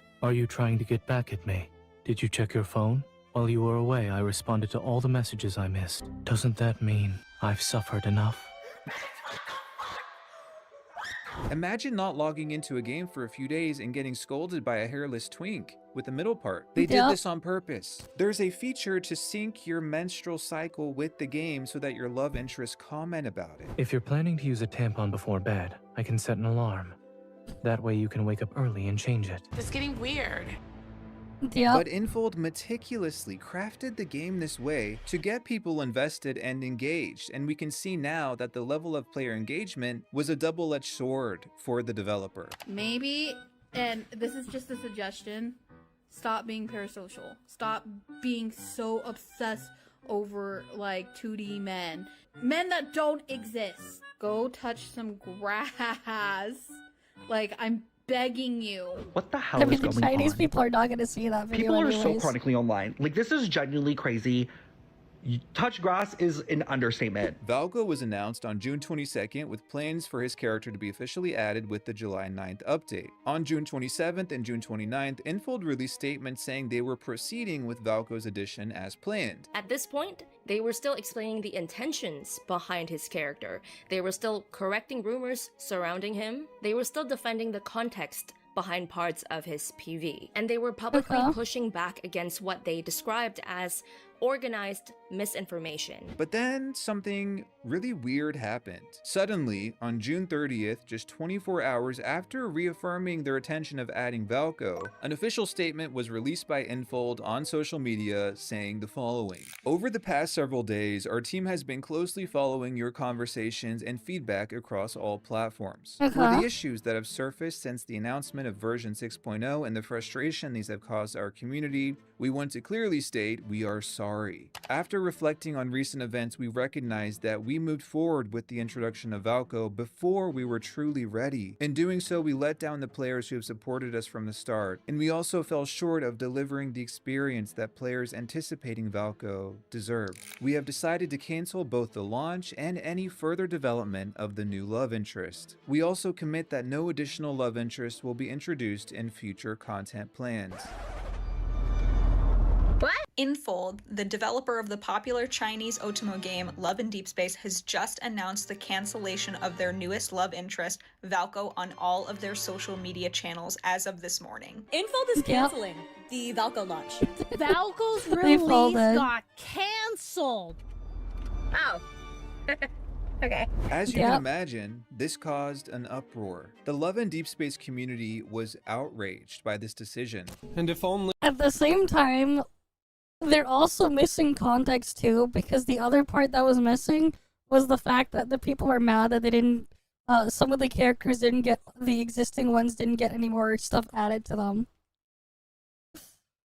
And like, when stuff being based around the existing characters being built up and just being focused on is the content that they're there for and what they're spending money on. Missing that kind of context is, I'd say, important, because like, it's not the full story there, because like, to them, what it looked like was they were basically ignoring them just so they could sell them a new character. Yeah, either way, like, they lose either way. There was somebody to blame. Oh, wait. There is. What do you mean you introduced Yeah, it's just a Falco, lose-lose got us all hot and situation. bothered, and then turned around and said, just kidding, we're killing him. You people that were against Falco and any other love interest coming out ruined it for everybody and yourselves. And you're finally realizing that. And then to take it one step further and say we won't be introducing any new love interest in the future seemed like such an extreme choice. One day they were issuing a formal company stamped statement defending the intentions behind Falco's character and confronting what they described as organized misinformation, and the next day he was gone. Was the backlash from that loud minority of Chinese players really that severe? Did it really again, they're this missing half dramatic the response? context. Well, there's actually more to the story. Will he go over the missing context now? The escape wolf of, Back in April, a storyline was added to Love in Deep Space, and one of the files associated with that storyline had the name A0731. For those who don't know, the number 731 has a very specific historical meaning in China. It's the name of a Japanese military unit that conducted some pretty gross experiments on Chinese citizens during the 1930s and 40s. Anyone who lives in mainland China is aware of the association between the number 731 and that gruesome event in Chinese history. So, back in April, when Chinese players saw A0731 in the game, they were furious. Just seeing the sequence 731 in the game was enough to piss a lot of people off. If you don't know, the number 731 is very, very sensitive, and that number in that context, that's what actually enraged the people online. To be honest with you, I can't defend EnVtuber here. They're a Chinese company, they should have known better. And out of all the complaints from the player base, this one I can really understand. Whether the developers did this intentionally or accidentally, according to them, it was not on purpose, it was just like a date placeholder or something. It doesn't matter. It was a massive oversight. They should have caught this before it went live in the game. Even if it was genuinely accidental, I can understand why people were upset. Chinese players, of course, felt this was a completely inappropriate thing to include or associate with the game whatsoever, and it caused a lot of resentment with Love and Deep Space's Chinese player base. But here's the weird thing. Even though all this happened 3 months prior to Falco even being revealed, when he was announced, there was all this misinformation going around and people saying that the A0731 drama was connected to Falco's character, and that simply was untrue. It's not even Falco. This is not Valco's chapter, and this is not Valco's storyline. This is connected to Isaiah, Soren, and Xavier's side of the lore. So why is Falco being cancelled for Xavier's lore? And why is this suddenly being brought up to the surface now? There was no association between that number and Falco. Again, that happened 3 months before Falco was teased. Now, we can't deny that it may have played a role in the negative reception to Falco because tensions in the Chinese player base were already high at the time due to that scandal. Players were already on edge, but it seemed like Falco was just being used as a scapegoat, or escape wolf in this case, for players who were already angry about other stuff. Poor guy was just in the wrong place at the wrong time, like a twisted version of the Three Little Pigs, where all the angry players were just bullying Falco and trying to blow his house down instead. But there's actually even more reasons why people were so angry at the big bad wolf. A constant complaint Love and Deep Space players have had for a while is how slow the pace is with which love interests are updated and given new storylines. One of the most upvoted posts on the Love and Deep Space subreddit talks about this. Many players have actually quit the game after spending so much time investing in it because they feel like the content is just coming out so slowly. The payoff or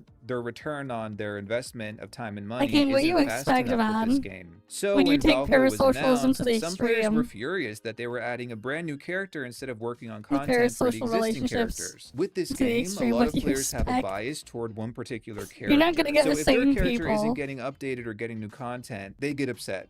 Naturally. As they stated, there are no updates for other characters' storyline in the main story for over 5 months. So the Chinese girls are thinking that it's because they pour like the most of their productivity into Valko and the other characters are neglected. And look, I understand if you're emotionally and financially invested in a game, you want to feel like you're getting that return, but at the same time, getting mad that your favorite fictional character in a video game isn't getting enough attention is kind of giving K-pop stans levels of crazy. Yeah, I'm sorry, I somebody know, had to say it. it's crazy. Why are we fighting battles over a fictional character? And why are we acting this parasocial over them? I'm tired of people acting like a multi-million-dollar gambling game company cares about the fan base for real. Yeah. It's a game designed to give you an addiction. Oh, be nice to the company because they make girl games or whatever. But I'm like, it's a gambling game. That's like saying that the casino likes you, you know? That's like saying the stripper likes you or you're going to propose to it. Like, she don't care about you. I guess at the end of the day, that is Infold's fault because they created this game to get people super invested in it. But when the roles were reversed or the tables were turned and they realized that, hey, this is actually a two-way street. And when things are good, they're really good. But when things are bad, people are going to turn on us. They created this monster is basically what I'm saying. However, there was no proof that the developers were prioritizing Valko and thus ignoring the other love interests. Historically, Infold has always been very slow to give updates to storylines for the existing 5 guys anyway. That infrequency has always been a problem, and we can't blame Valko for it. But when we consider how invested so many players are in these But it would hairless technically, you in can theory, could make understand it how it worse. contributed to even more Because now it's frustration. However, 6 the 731 characters instead of scandal 5 and the lack of to updates deal for with. existing love interests wasn't even the full story. In a teaser trailer released for Valko, he was allegedly shown entering the main character's house uninvited and kind of roughhousing with her. Apparently, when some Love in Deep Space players saw this, they equated it with domestic violence and said the game was glorifying home invasions. So on June 28th, a promotional trailer that was released for Valko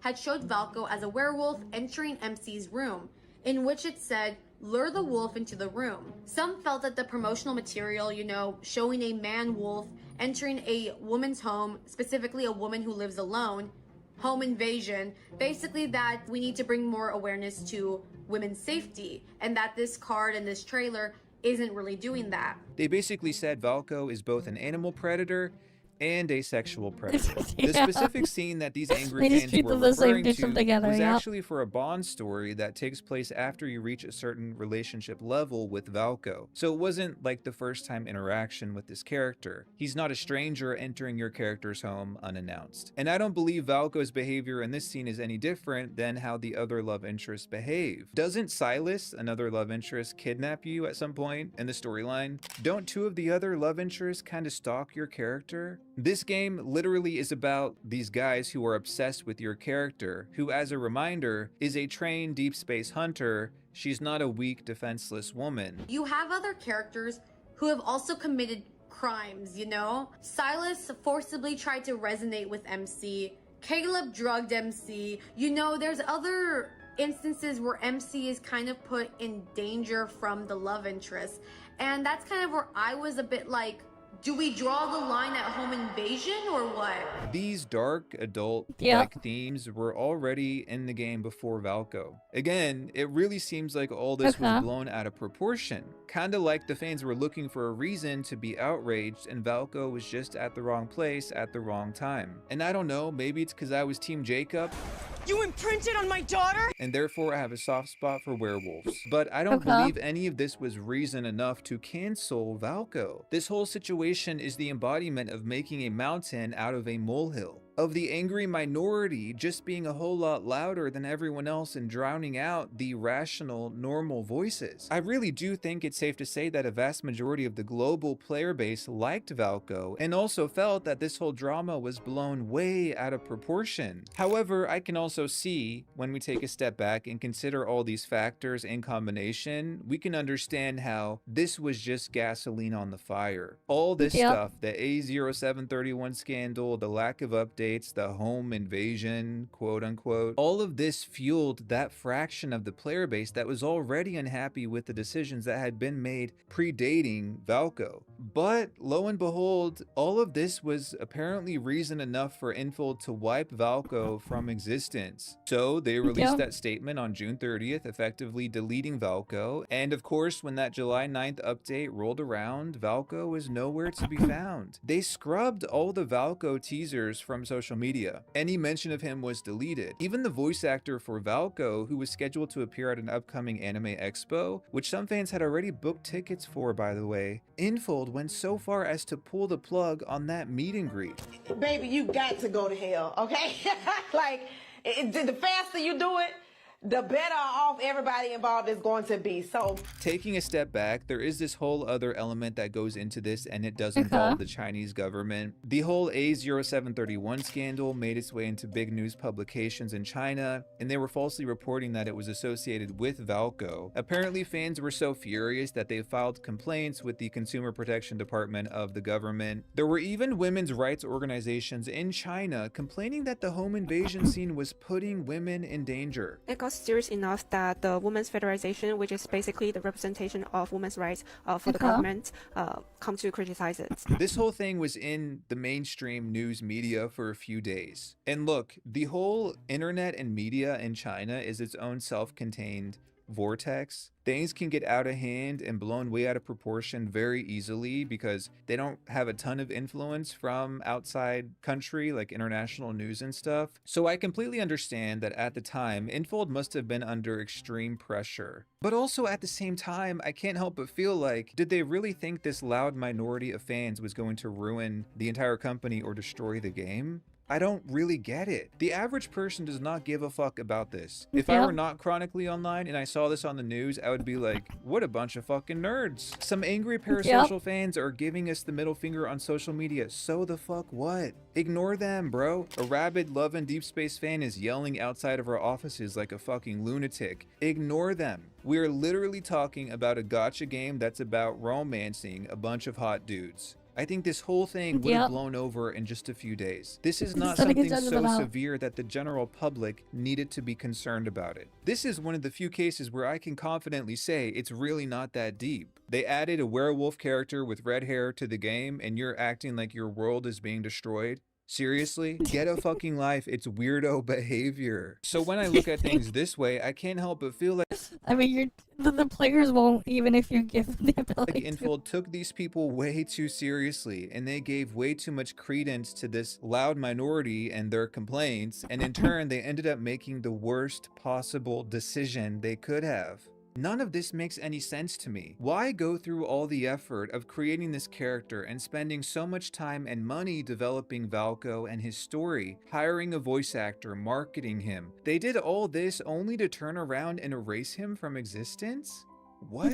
It just feels like such a waste, not just on a creative level, but also financially. You're telling me EnVtuber believed it was more cost effective to pull the plug on this character and just absorb all the hundreds or thousands or millions of dollars they spent creating and marketing Valco. They chose to do all that instead of just ignoring that loud minority of fans who were angry and releasing him. Why just abandon all that hard work? That part is what confuses me. It's the damage this decision did to EnVtuber financially and to their reputation. The thing is, even if they did that and released it, transpired, but the problem is then you'll end up with a new situation where now you have to maintain what you put out there. And then if you do get people for Valco and that whole situation, you then have to make stuff for them too, otherwise it'll cause another set of problems too. So it's better to just get rid of any more potential future problems than to just have it happen. And the CN players are still the bigger influence anyways. That June 29th statement by logically EnVtuber speaking, reaffirming their commitment to Valco, and then the June 30th statement canceling him altogether. Was there a noticeable decline in revenue? Did Chinese whales stop spending that much? It doesn't appear to be the case. Actually, the revenue started declining after they removed Valco. Did some high-up executive at EnVtuber step in and tell them they had to cancel Valco? Was the social media backlash too much for the company to handle. There were even rumors going around that this whole thing was a scheme orchestrated by a rival gacha game company to sabotage EnVtuber. Honestly, I'm starting to believe that, because it would make a lot more sense than any of this other shit. I really don't get it. And sadly, I'm not sure we will ever get the full story here. Maybe there was something nefarious going on behind the scenes that we're oblivious to, but since we don't have the full story, perhaps the only likely scenario that can explain all this is just mismanagement. I really do kind of feel like EnVtuber may just be incompetent as a company. And I'm not referring to the developers themselves, I'm referring to the leadership, the executives making these big decisions. This is not the first time EnVtuber has been put through the ringer by their own player base, and it's not the first time their reputation has been tarnished due to a decision they made themselves with their own IP. Last year, there was a massive drama with Infinity Nikki, another EnVtuber game. They released that now notorious 1.5 update, and it sent shockwaves through the Infinity Nikki community. Players organized a boycott, or girlcott as they called it, due to the changes that were made to the game's monetization. And it was a lot more effective than other things, but yeah. Mismanagement is no. I'm good. Yes, it was the half anniversary. That's when, like, the decline really... It's more so, it wasn't just that, it was just a bunch of other stuff piling up that really just freaking snowballed.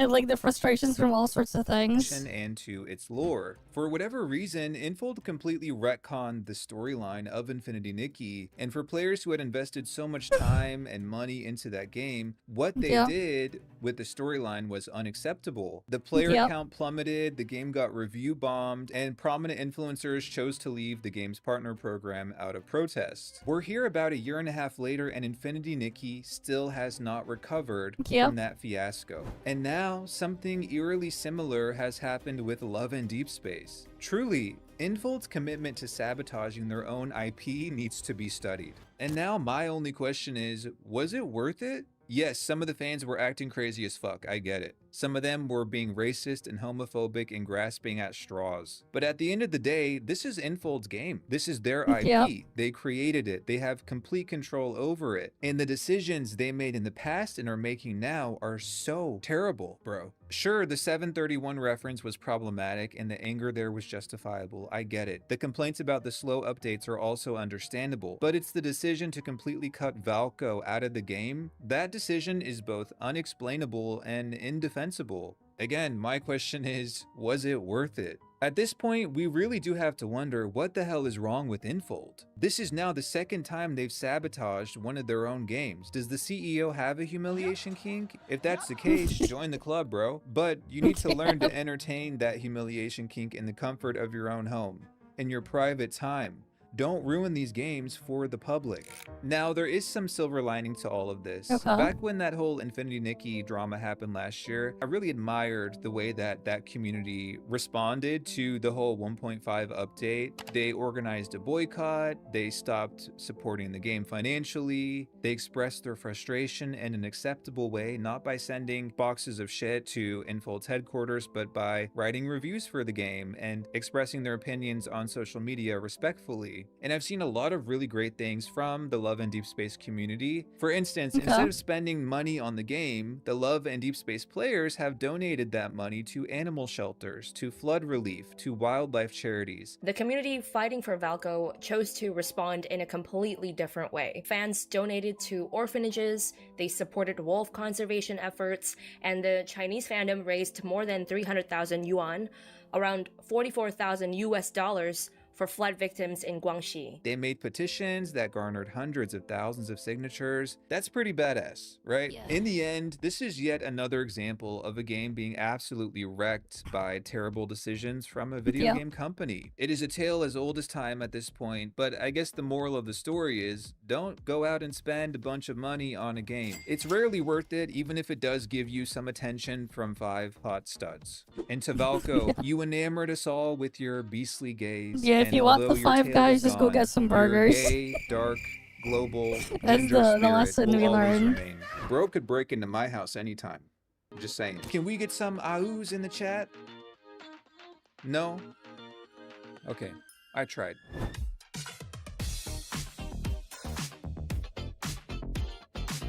Okay. So there's that. That was quite something.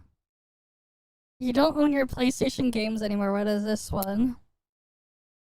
Yeah, the whole getting rid of physical games is pretty fucked. There is an $80 accessory you can buy for a PlayStation 5 that refuses Yeah, the to disc work drive. until it calls Sony and asks for permission to exist. Yeah.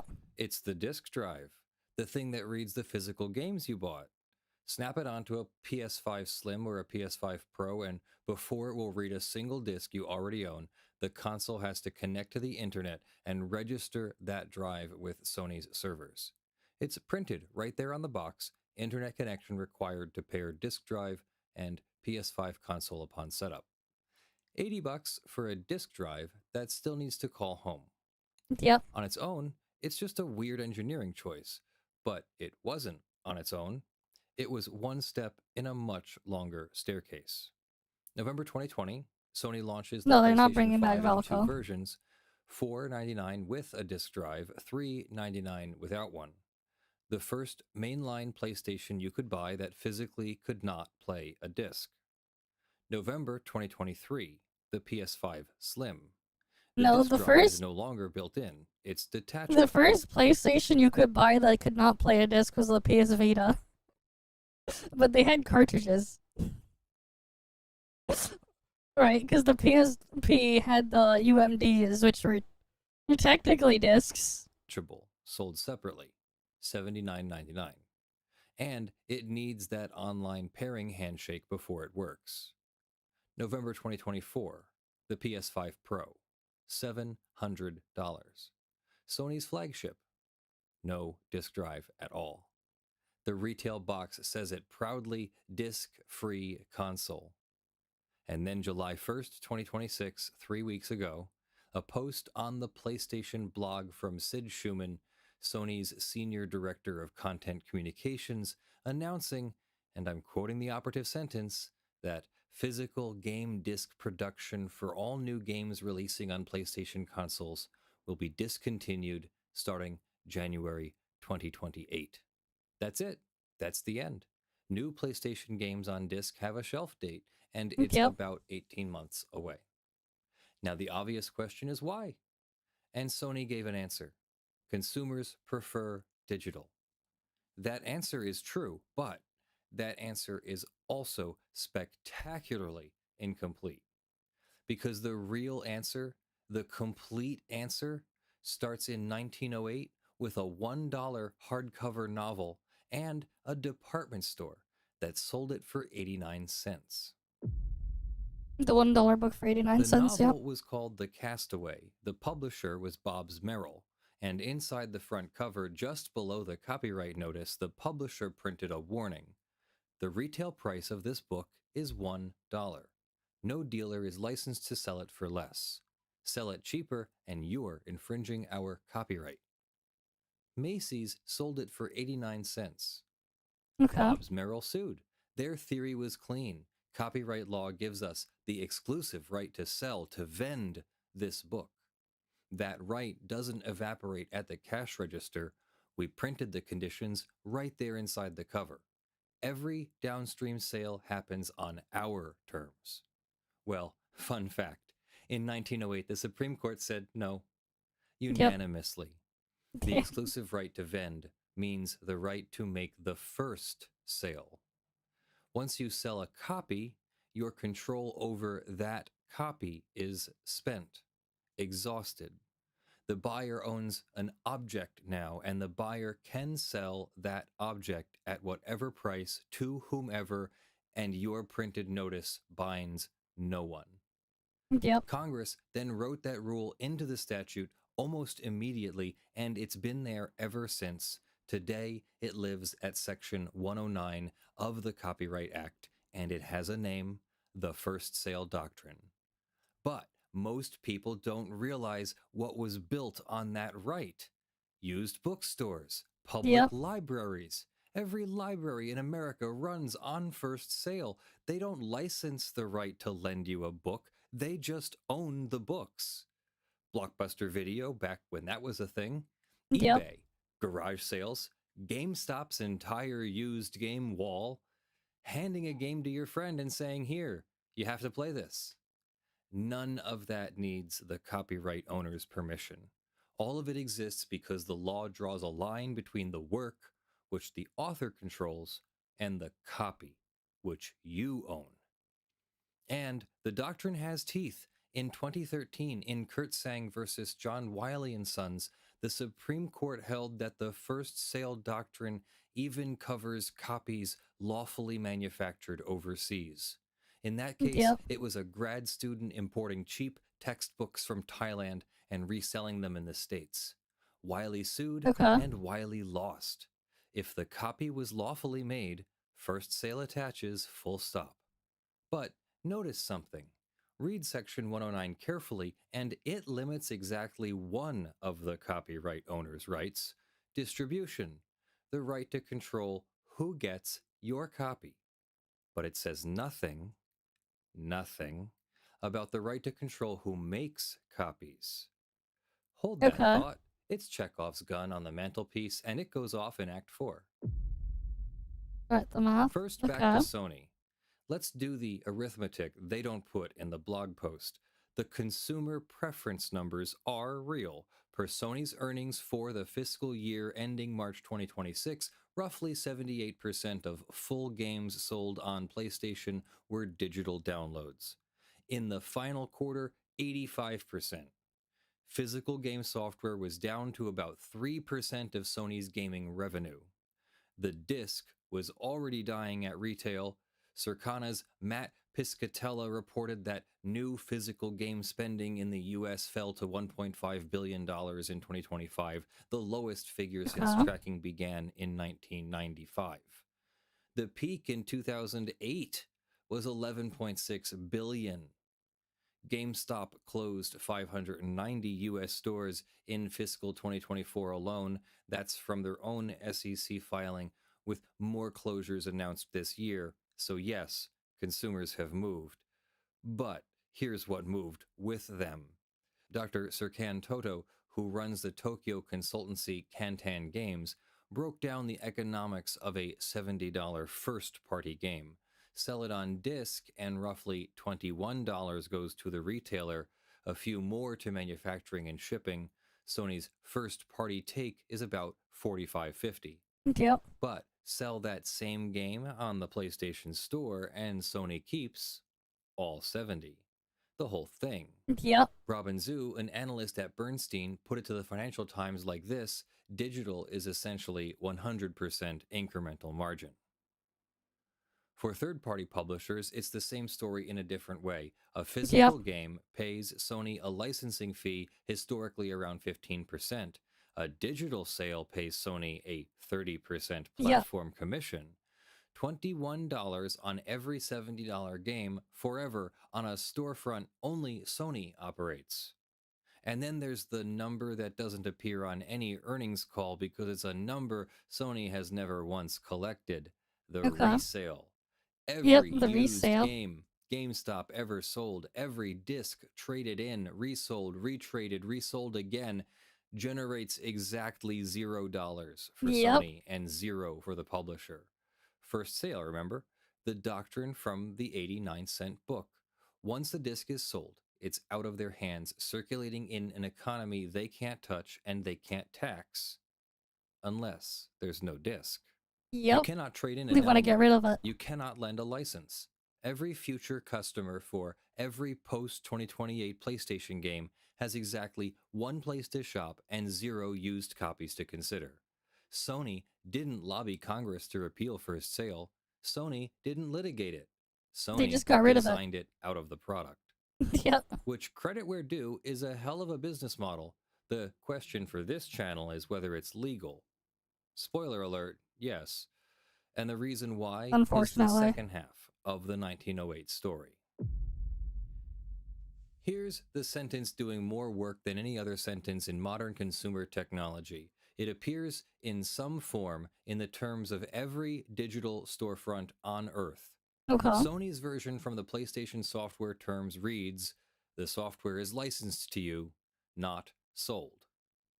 Licensed, not sold. 5 words, and the entire first sale doctrine slides off like rain off glass, because Yep. Section 109 protects the owner of a copy. If you never owned a copy, if what you received was a license, a permission slip, a revocable grant of access, then there is nothing for first sale to attach to. There was no first sale. There was no sale at all. Don't take my word for it. Take Sony's Section 10.1 Yep. of the PlayStation Network Terms of Service. They're verbatim, technically not quote, selling. Use of So the if terms buying own, isn't owning, ownership, purchasing purchase, isn't sale, say, sold, sell, owning, rent, or buy does not right? If buying isn't owning, then piracy is not stealing, guys. Keep that in mind. mean or imply any transfer of ownership. All content is licensed on a non-exclusive and revocable basis for your personal, private, non-transferable, non-commercial, and limited use. The button says buy, but the contract says the button is lying. Yep. Can they do that? Can a company just declare that a sale isn't a sale? The Ninth Circuit answered in 2010 in Werner v. Autodesk. A guy named Figural is Timothy Werner justified, bought yes. second-hand copies of AutoCAD and resold them on eBay. Classic first sale behavior. The court laid out a 3-part test. If the copyright owner says it's a license, significantly restricts your ability to transfer it, and imposes notable restrictions on use, then it's a license, you're not an owner, and first sale never enters the room. Autodesk's paperwork checked every box, so does Sony's. So does everyone's. Yep. The test is public. The industry drafts to it. But suppose you fought through all of that. Suppose a court agreed you truly owned your digital copy of a game. Try to sell it anyway, and you hit that gun from the mantelpiece. To transfer a digital file, you must transmit it. To transmit it, your device makes a copy on someone else's device. And first Yep. sale limits distribution. It has never limited reproduction. A company called Redigi built an entire marketplace for used iTunes music on the theory that Okay. if you deleted your copy the moment the buyer received theirs, the transaction was morally identical to handing over a CD. In 2018, the Second Circuit shut that down. Morally identical, maybe, but legally, the transfer created a new copy. The reproduction right was infringed, and Section 109 offered no defense. The court's suggestion to anyone who thinks the law should work differently: go persuade Congress. I want to sit on that mechanic for a second because I've spent 15 years on the other side of it. My practice is defending people accused of copyright infringement over BitTorrent, and every one of those cases lives and dies on the same question: was a copy made? That question is the whole machine. It's what made my clients defendants, and it's what makes a used digital game a legal impossibility. The doctrine isn't confused. It isn't a loophole someone forgot to close. Copyright is a statute about copies. First sale is an exception about objects, and a download is a copy without an object. The law is working exactly as written. That's the part that should bother you. Yep. The Copyright Office looked at this squarely all the way back in 2001 and recommended against creating a digital first sale doctrine. Congress has revisited this exactly never. So what does a licensed library actually look like when the license gets exercised? We don't have to speculate. Sony keeps showing us. Yep. December 2023, Sony users get an email. More than 1,000 Discovery TV seasons they had purchased, that's Just gone. their word again, purchased, would be Yep. removed from their video libraries on December 31st due to our content licensing arrangements. Not refunded, removed. The backlash was loud enough that Sony cut a deal with Warner Brothers and reversed course, promising continued access for, quote, at least the next 30 months. At least the next 30 months. Count forward from December 2023 and you'll notice we're currently living at the edge of that promise. Yep. June 2026, last month, Sony notifies customers in the UK and Europe that 551 Studio Canal films they purchased will be deleted from their libraries on September 1st. No refunds. This time, there's been no reversal. And it isn't just video. The Crew, an Ubisoft racing game that sold millions of copies starting in 2014, was delisted, and on March 31st, 2024, Ubisoft turned off the servers. The game required a server connection to function, so every copy on Earth, including every physical disc sitting on every shelf, suddenly stopped working. The disc still exists, you still own the object, you just own a game that no longer exists. Sony did the same thing to one of its own PS5 launch titles, Destruction All-Stars, in May of this year. Which brings us back to that $80 disk drive phoning home, because you can see now what the staircase was always descending towards. The disc used to be the game, a self-contained, playable object, yours. Now the disc ships Ubisoft always do some of the piss off players, yeah. Day one patch. That's now Ubisoft for you. License check. Now the drive itself that reads it needs Sony's permission to pair. The physical object has been hollowed out step by step into a plastic token that gestures at a license living on a server in California. January 2028 isn't a revolution. It's a formality. The ownership already left the building. Sony's just turning off the lights. Yep. Is The anyone counterattack. pushing back? Okay. Yes. Is it working? No. Let me show you the scorecard and you Not can judge quite. for yourself. We'll see. California moved first. Assembly Bill 2426, effective January 1st, 2025, makes it unlawful for a digital storefront to say buy or purchase unless it either gets your affirmative acknowledgement that you're receiving a revocable license or displays a clear, conspicuous, plain language disclosure saying so, including the cheerful detail that access may be unilaterally revoked by the seller. Violations run through California's false advertising law, their misdemeanors. The legislative history cites by name the Discovery Removal and the Crew. Okay. And it's already generating litigation. On June 18th of this year, 4 California gamers filed a proposed class action against Sony Interactive Entertainment, alleging the PlayStation Store's buy now flow violates the statute because the license disclosure is buried where no human will ever read it. Yep. That case is weeks old. No one has ruled on anything. The Crew has its own lawsuit filed in November of 2024, and Ubisoft's motion to dismiss is a document I genuinely recommend reading because Ubisoft's defense is my entire Act 4 in a court filing. Their argument, quoting, players received a limited license to access the game. Never ownership. The box told you online features could be revoked. In other words, you thought you bought a game. Adorable. Read the paperwork. What about Europe? Well, for one shining moment, Europe blinked. In 2012, the EU's top court held in a case called Used Soft that downloaded software sold with a perpetual license really is sold. Exhaustion applies. Used licenses can be resold. American copyright lawyers lost their minds. Then in 2019, the same court refused to extend that rule to ebooks, and the digital resale door in Europe swung mostly shut again, leaving games in a gray zone the industry's contracts and DRM have been happy to fill. And then there's the preservation angle, the people asking not to resell games, but just to keep them existing. It's called DRM because you have to be a dumb, retarded moron to think it's good for you. But it's not. To think it somehow benefits you.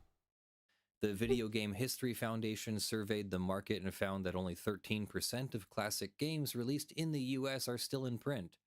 87% are completely gone from commerce, surviving only on old physical media and unauthorized copies. In 2024, preservationists asked the Copyright Office for a narrow DMCA exemption so libraries could provide remote access to out-of-print games. The industry's trade association opposed it. The Copyright Office said no.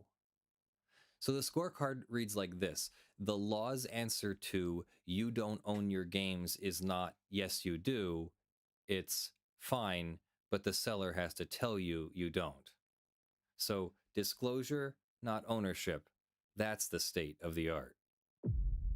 Yeah, the notice wins. Two Okay. stories. Let me put them side by side because they are the same story. In Stretch and 1908, hydrate. a publisher tried to control what happened to a book after it was sold. Its instrument was a printed notice inside the cover, a little block of text asserting that your copy wasn't fully yours, that conditions followed the object into your hands. The Supreme Court looked at that notice and said, no, you sold an object, the object is gone, your words don't travel with it. For 120 years, that was the deal. The work belongs to the author. The copy belongs to you. Everything this video is about, every used game, every library, every lent paperback lives in that gap. Now, look at what Sony announced on July 1st and tell me what you see. Not a company breaking the first sale doctrine, a company solving it. Bobby Merrill's mistake, as it turns out, wasn't the notice, it was selling the object. Remove the object, and the notice wins by default, because the notice is now a 10,000-word terms of service. The copy is a revocable database entry, and Section 109, which only ever governed objects, reaches into the transaction and closes on empty air. Nobody repealed the first sale doctrine. Nobody had to. It's still right there in the statute, fully operational, guarding a category of property that is being discontinued. Starting January 2028, for new PlayStation games, there will be no first sale. Not because the doctrine died, but because the sale did. The notice inside the Castaway lost in 1908, it just took the publishers a century to realize the fix. Stop putting the notice inside the product, make the product live inside the notice.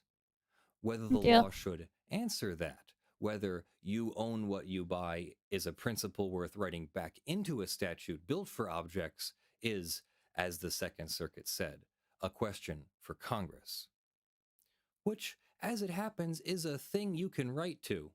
I've been working on a web app to quickly send a message to your congressional representatives via postcards. Check it out at postcardstocongress.org. Use coupon code JUST5 to send 3 postcards with printing, handling, and postage included for just $5. Lawful Masses is only possible because of your direct support. Support that has been truly transformational. Among the top and longest supporters, Evie, Ugly Grill, John Steele, Tech Potato, The Blood-Soaked Survivors, Kyle Seafring, Torpedon, Benjamin Hightower, Aaron Washington, Keith Morocco, Rudolph Bescherer Jr., Brian Flowers, and First Name McLast Name. Those are the 13 who have been giving the most over the longest Didn't expect to see that name in there. None of them there. has ever asked me to cover a particular case or to go easier on anyone. Thank you for your support. I intend to keep earning it. I am Leonard French, your favorite copyright attorney, your favorite pirate lawyer, and of course yours truly. All my love. I'll see you in the videos. Have a great day. Bye. Okay, let's see. Let's grab another one. We'll do one more. Sure, Android 17 sucks, so I put Linux on a phone. This will be the last one, and then we end off. There's one thing I can't stand about software updates nowadays, and it's the unrelenting slog of AI in absolutely everything. We're not actually getting better things anymore. It's just unnecessarily Don't forget the infinitification and the bloat. Is slated to release this year, and boy, is that thing just an absolute train wreck. If you weren't already annoyed by Gemini popping up anywhere and everywhere without your consent, just wait until Android 17 hits the market. It's too much. I'm done. It's time to look for something else. Something that's not just going to shove AI that I don't want all up in my face as if it thinks I don't have my own brain and I actually like using it. Thank you very much. So off I went, scouring for something that will save me from the horrors of AI pounding at my door. Oh, it's not even just that. So, like, during COVID, I bought, like, at the start of COVID, I bought an Amazon Fire HD 10 tablet. And, like, I I wiped the stuff in there, and I put I put my different launcher and everything. I removed all the Amazon crap from the tablet because it was one of the older ones that you could still do that too. This was the 2020 model, I think it was, the 10-inch Amazon Fire tablet. And I mainly used it as a thing for reading stuff. And for what I paid, it was a good value for that. But here's the thing, I'm still using the same stuff in 2026. But the fucking tablet is so much slower now to use for like anything, where it's just like, it feels barely, like, it feels like it's basically unusable. A part of it is the crappy eMMC storage that they have in there, but the thing has like 3 gigs of RAM. But like, having a fucking web browser open with a couple tabs, the shit's just lagging. Sometimes the fucking launcher itself just craps itself. I'm like, this shit worked fine, no problem, like 6 years ago, doing the same shit, but now it's basically unusable. I removed all the Amazon bloatware. It's just, modern web browsers and just Android itself has just gotten so much more bloated and shitified under the hood that, like, that freaking tablet's basically unusable. Even though everything it technically would still be working fine. It's just the software got so much worse. What's funny though is, like, you could technically, if you had enough RAM, grab an old computer from like 2011 on like what, socket 1155 from Intel. Not an AMD chip, but like an Intel chip. So like you get like an i5 2500 or 2400. And honestly, if all you're doing is like web browsing and stuff, maybe change the add in a graphics card for like AV1 video playback. If you have like 8+ gigabytes of RAM, even like running Windows, if you only have a browser open or use the IoT Enterprise version, it's probably going to be fine enough and perfectly usable today on, like, how old is that again? Like, from freaking 2011, like a 15-year-old computer.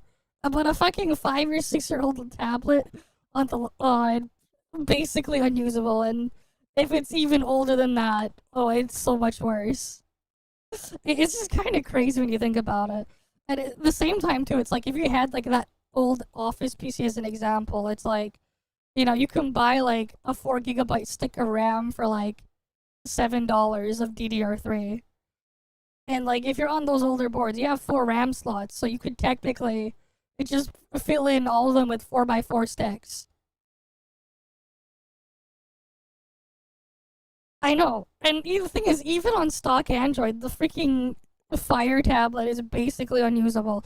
I had the thing wiped and I put the thing on, and it worked great if you're just reading stuff, because I would only use 2 apps, the Brave web browser and Challenger Reader. Right, so one was just an app to just read .cb extensions. Right, it's basically just a zip folder that has every single page of, like, whatever manga or whatever, or comic or thing I was reading, or I can open PDF files so I can read documents, and a fucking web browser. That was the only 2 things I used the tablet for. And it worked great, but now it's actually just unusable. It's just a complete junk, which is crazy. And that's kind of the problem there, and, like, it's not as simple or as easy or whatever to just put something else on there too, and yeah, and because it's also on ARM, it's just even worse, because there's not as many options for things that I can just put on it. Linux. Now you might be thinking, Linux. Linux on a phone could be nice if they actually made something good to put on your phone. But, like, what is this gonna be, like Ubuntu Touch or anything? That's a bit of a disaster. A phone. Now you're just crazy, but it's real, and it's called. You used to read your phone, it was fun. Apparently, this is an OS made Yeah. to run. For me personally, honestly, I would love to have like a competent Linux distro to just put on a phone. Because if I wanted to run something in Android, I could technically just put it in a container and use Waydroid or something. That's fine. The problem is there's like nothing good to put on your phone. So it's like you just stuck running Android. Which is unfortunate. You're gonna see the problems with Ubuntu Touch, I assume. I think this is gonna be Ubuntu Touch that she's using here. It's just the color scheme is just a very Ubuntu. Linux straight from your phone. Not some flavor of Android, but an actual it even said functional Linux Ubuntu system. there. Just imagine the endless possibilities. So I went to the official website only Yeah, to be Ubuntu disappointed Touch. to see that Ubuntu Touch only works with just over 30 devices, many of which not a lot of people own, like the Fairphone or the Vol phone, Yeah. whatever that is. But fortunately, I'm also it just wouldn't not a require fan any of complicated Ubuntu's tinkering on my part. There's a dedicated own installer on desktop every environment, OS, but that's its Linux, own Mac, other and Windows situation called there. UB ports. So in the name of education, I said Ubuntu, not your boob too. What? Ubuntu. curiosity, and rebellion, I went and bought a nothing phone 1 off eBay for the sole purpose Okay. of pursuing this elusive experience of Ubuntu Touch. Will it be good enough to completely replace Android? That's the other And thing would I too. be Getting a phone compatible to even like run some of these is its own other able to use mess. my phone like a desktop computer? And most importantly, could I recommend it to people who don't like Android or Apple? I just had to find out. We'll see. So once my nothing phone arrived, I Okay. gave it a quick once-over before wiping its DNA. While being on an Android phone, it uses its own flavor of it, called Nothing OS. There's lots of Yep. cool aesthetic design choices in the UI and the widgets, but the coolest part about this phone are these glyphs on the back. You can program these as different indicators, like for notifications or Duh. charging. All in all, it's a nice looking phone. You paid Linux remove Ubuntu. Ubuntu is a distro for Linux. A Linux distro. Phone that can make some people turn their heads. But we're going to give this phone a little makeover with Ubuntu Touch. I go into the settings to hit a few buttons, plug into my computer, and run the installer. Easy peasy, or at least it's supposed to be. Everything seemed to be going fine. Phone went back and forth between some scary screens for a few seconds, but I trusted that the cute little robot would take care of not to turn my phone into a brick. But I was wrong, because when the installer said it was done, my phone was stuck on this recovery mode screen. What the heck? It was supposed to work. At this point, I pretty much panicked. I've heard the horror stories of people trying to do funny stuff to their Android phone and then turning it into a nice little paperweight. And now, Yep. maybe I joined that club. If this phone was just running on stock Android, I probably wouldn't have freaked out as much. Google is pretty good at putting out tools and guides to help you get your phone back to normal. But since nothing runs on Nothing OS, my resources would be that much more limited. But I wasn't just gonna toss in the towel. It was time to put on my detective hat and my Google Jutsu skills to work. I found a whole forum where people like to root and hack their Android devices gather called XDA. There was a thread for basically every phone on the planet, including my Nothing phone. Remember flashing your phone with XDA's ROM back in the day? Diligently You reading felt and that praying ass. there was a way to salvage my poor device. I had to have sunk hours into doing pretty much everything that was suggested. All One to of the no things avail. that And I also annoys me really with destroyed a phones perfect is like a lot of freaking phone manufacturers, they like to like advertise having a big fucking swap file as more RAM, the whole virtual RAM thing. You know, using that shit is actually just bad for your phone. It is a great way to degrade the eMMC flash that they would put, or the storage drive on your phone faster. It's a great way to just shorten the lifespan using that stuff.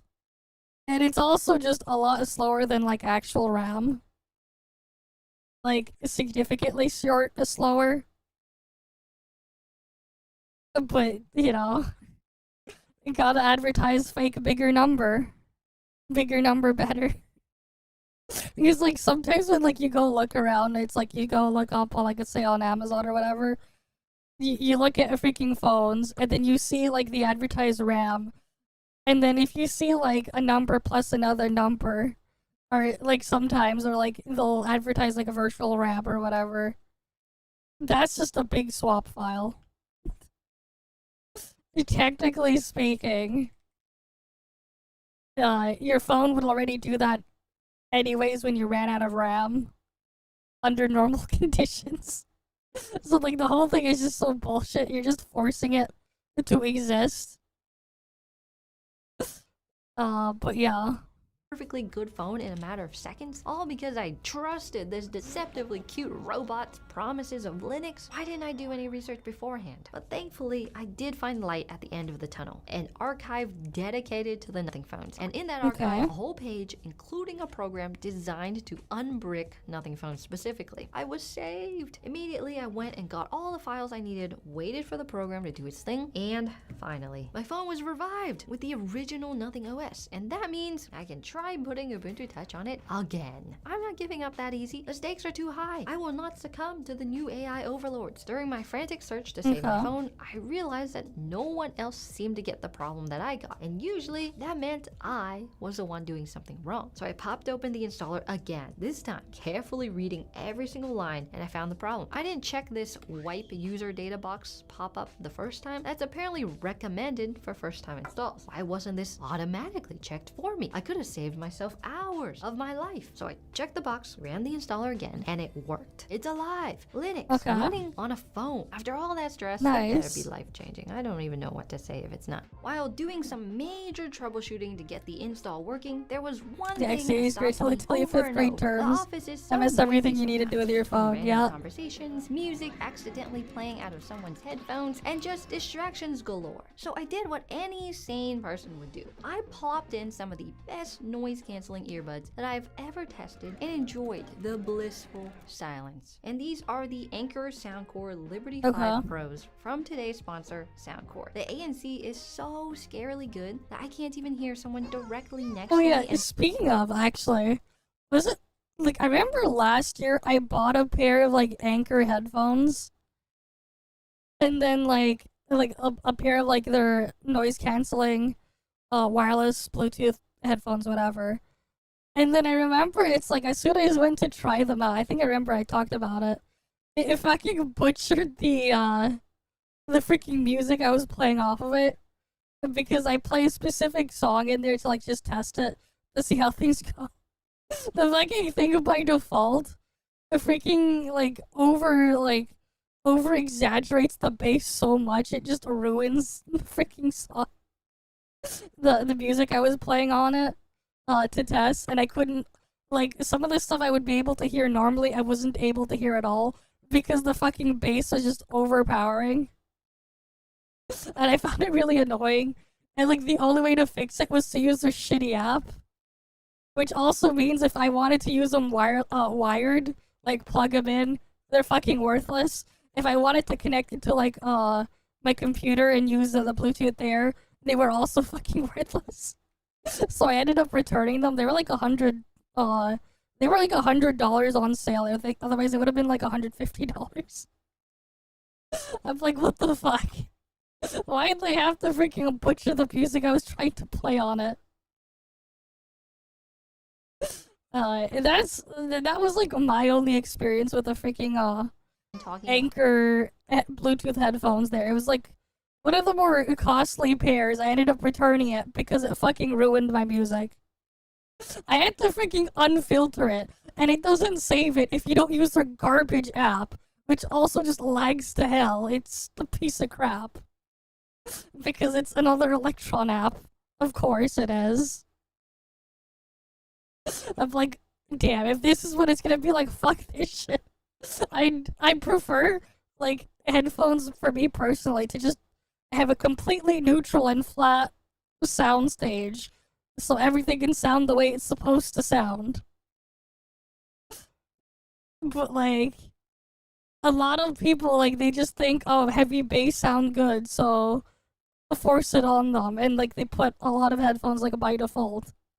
I remember, like, I think it was, like, 2 or 3 years ago, actually. So, like, Tim Hortons would do, like, a thing where, like, they would have this, like, a promo thing where, if you bought stuff like a coffee or some other drink or whatever, they call it roll up the rim or whatever, and, like, you would roll up your cup, or eventually they put it in the app. So after you bought your stuff, during that you could win a prize. Most of the time you would get duds or just, like, a free coffee, a free sandwich, or whatever. One of the things I won was, like, $100 gift card to like Skull Candy's online store. The gift card eventually expired. I ended up just being like, nah, I'm not getting these. Because like, even if I was to go redeem it and use them, I'd be like, okay, so I get $100 Canadian off. I could go buy like their $200 headphones. I'd pay $100. And that thing is still gonna butcher the fucking music. I'm like, why the fuck would I use this? So I ended up just letting it expire. Because I'm like, okay, what do they have in their store? I'm like, I don't buy earbuds because they're not comfortable. I don't find them comfortable, and I don't like shoving things inside of my ear. So like, I would get headphones, and I'm like, oh. I looked at reviews and I saw what they would do, and I'm like, you know what? Nah. I'm just gonna just pretend I don't have it. Yeah, but that was then. At least give a $100 Steam gift card. $100 Steam gift card I would definitely make use of. But that wasn't what I got. Honestly though, like, gift cards kind of suck if you were to like give them to someone or whatever. Because like, at that point, at least for me personally, like, I would much rather have cash, because then at least I could use it on actually something, instead of being locked into whatever store or whatever. Even worse when it's like, it's in a place where like you would never go to shop or whatever. Or like, they don't have anything that you would want to get. Like, it sucks. Because it's like, it's basically just money wasted. Whoever gave you the gift card basically just burned their money too. Like, just all completely wasted, but yeah. Like, that was a prize I technically won. I would have been way better off if I got like a free cookie or whatever, because at least I could have eaten the cookie. But that was years ago. At the same time, it's more intense than my Sony's and my AirPods combined. They're the perfect focus tool. Plus, they have this feature where you can tune But yeah, like, having noise canceling stuff is your nice. sound signature to your own taste by using their Hear ID test. It's like an eye exam, but for music taste. And if you're always on calls, you can take them anywhere now. I took one on a noisy street, and the person I was talking to didn't complain at all. I can't hear any of the cars. It's actually really impressive. You can't hear anything. That's crazy. They also give you some nice quality of life features, like a touchscreen on the charging case. You can see the battery life. Yeah, I don't like tuning, overpowering and even bass. pair with your device, all without the app, which you can download if you want some additional features. But yeah, There's it's also just an the story upgraded there. Liberty 5 Pro Max. I don't know. Also takes It's AI the notes. sponsored Just double tap section. the button on the do as a phone. Can I make? First thing on my list was 35 Okay, Pros let's just skip and through Pro it. Maxes using the first link in the description below. The first thing on my list was to sniff out how well does Ubuntu Touch do as a phone. Okay, Can I make how well does it texts? Does my do? camera even work? Right off the bat, Ubuntu Touch had me go through a setup process, passcode, Wi-Fi, location services, the whole shebang. The brightness was way let's see too the low though. interface. So after getting through all that setup process, naturally, I swiped down to adjust it, only to see a I don't know. completely different menu than what I was expecting. What is this? Instead of your classic control center that you get on Android or iOS when you swipe down, all the different settings are just in one singular row, which is actually really annoying to swipe through, Yeah. especially since most phones have a camera at the top. That's I mean, I would rather have everything just active like at once and just be able to not like all the things in a singular thing. row either though. Check out this dock on the side. I thought this feature was actually kind of cool. It seems cool on paper, and then like actually using it is its own other mess. At first, instead of having to swipe down and accessing your apps from the homepage like you would on other phones, you could just swipe right and your bookmarked apps would be right there. Swipe right again and it'll pull out all of your apps. I feel like I would accidentally touch a lot of the stuff on there all the fucking time because I use my phone left-handed. I hold my phone left-handed and I usually try to use only one hand on it. And like, where my hand would like, you know, grip the phone and rust, I might accidentally like touch all the things there. Is that Waydroid that she has installed in there? She got Waydroid onto this fucking Blender. God damn. They got Blender and Waydroid installed on here. It's pretty convenient, except in practice, that makes going backwards when you're browsing Blender on phone. You can. You know what Waydroid is? Waydroid is a container that you can just put Android inside of. I don't know, you connect a keyboard, mouse, and monitor to it. I mean, like, I don't know, you can find, like, inexpensive, XR glasses that you could plug into the USB-C port of your phone. Like, I got a pair, like, a year ago for $100. It's great. I use it to, like, watch stuff all the time. Because it's just so nice. Like, yeah, you could connect, like, I don't know, Bluetooth keyboard and mouse. You can get Blender working, I guess.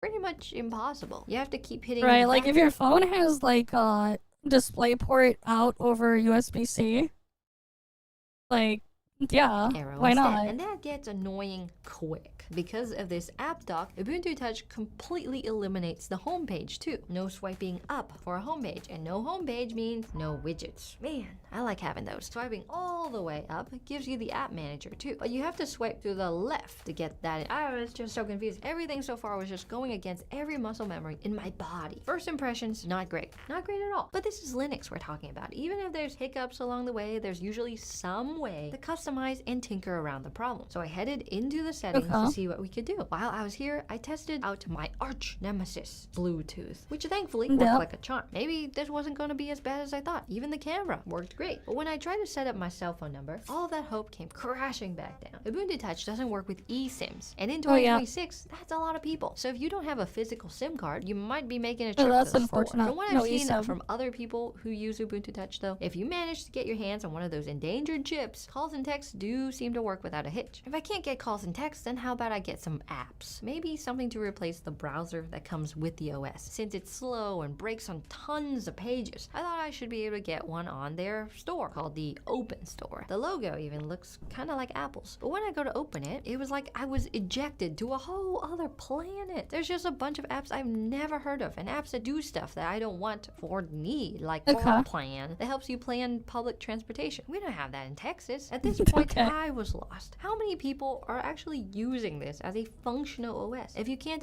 Yeah, that's fair. Like, North American public transit is something that's probably worse at scheduling stuff than fucking Microsoft's Windows. Something even worse at scheduling shit than Windows.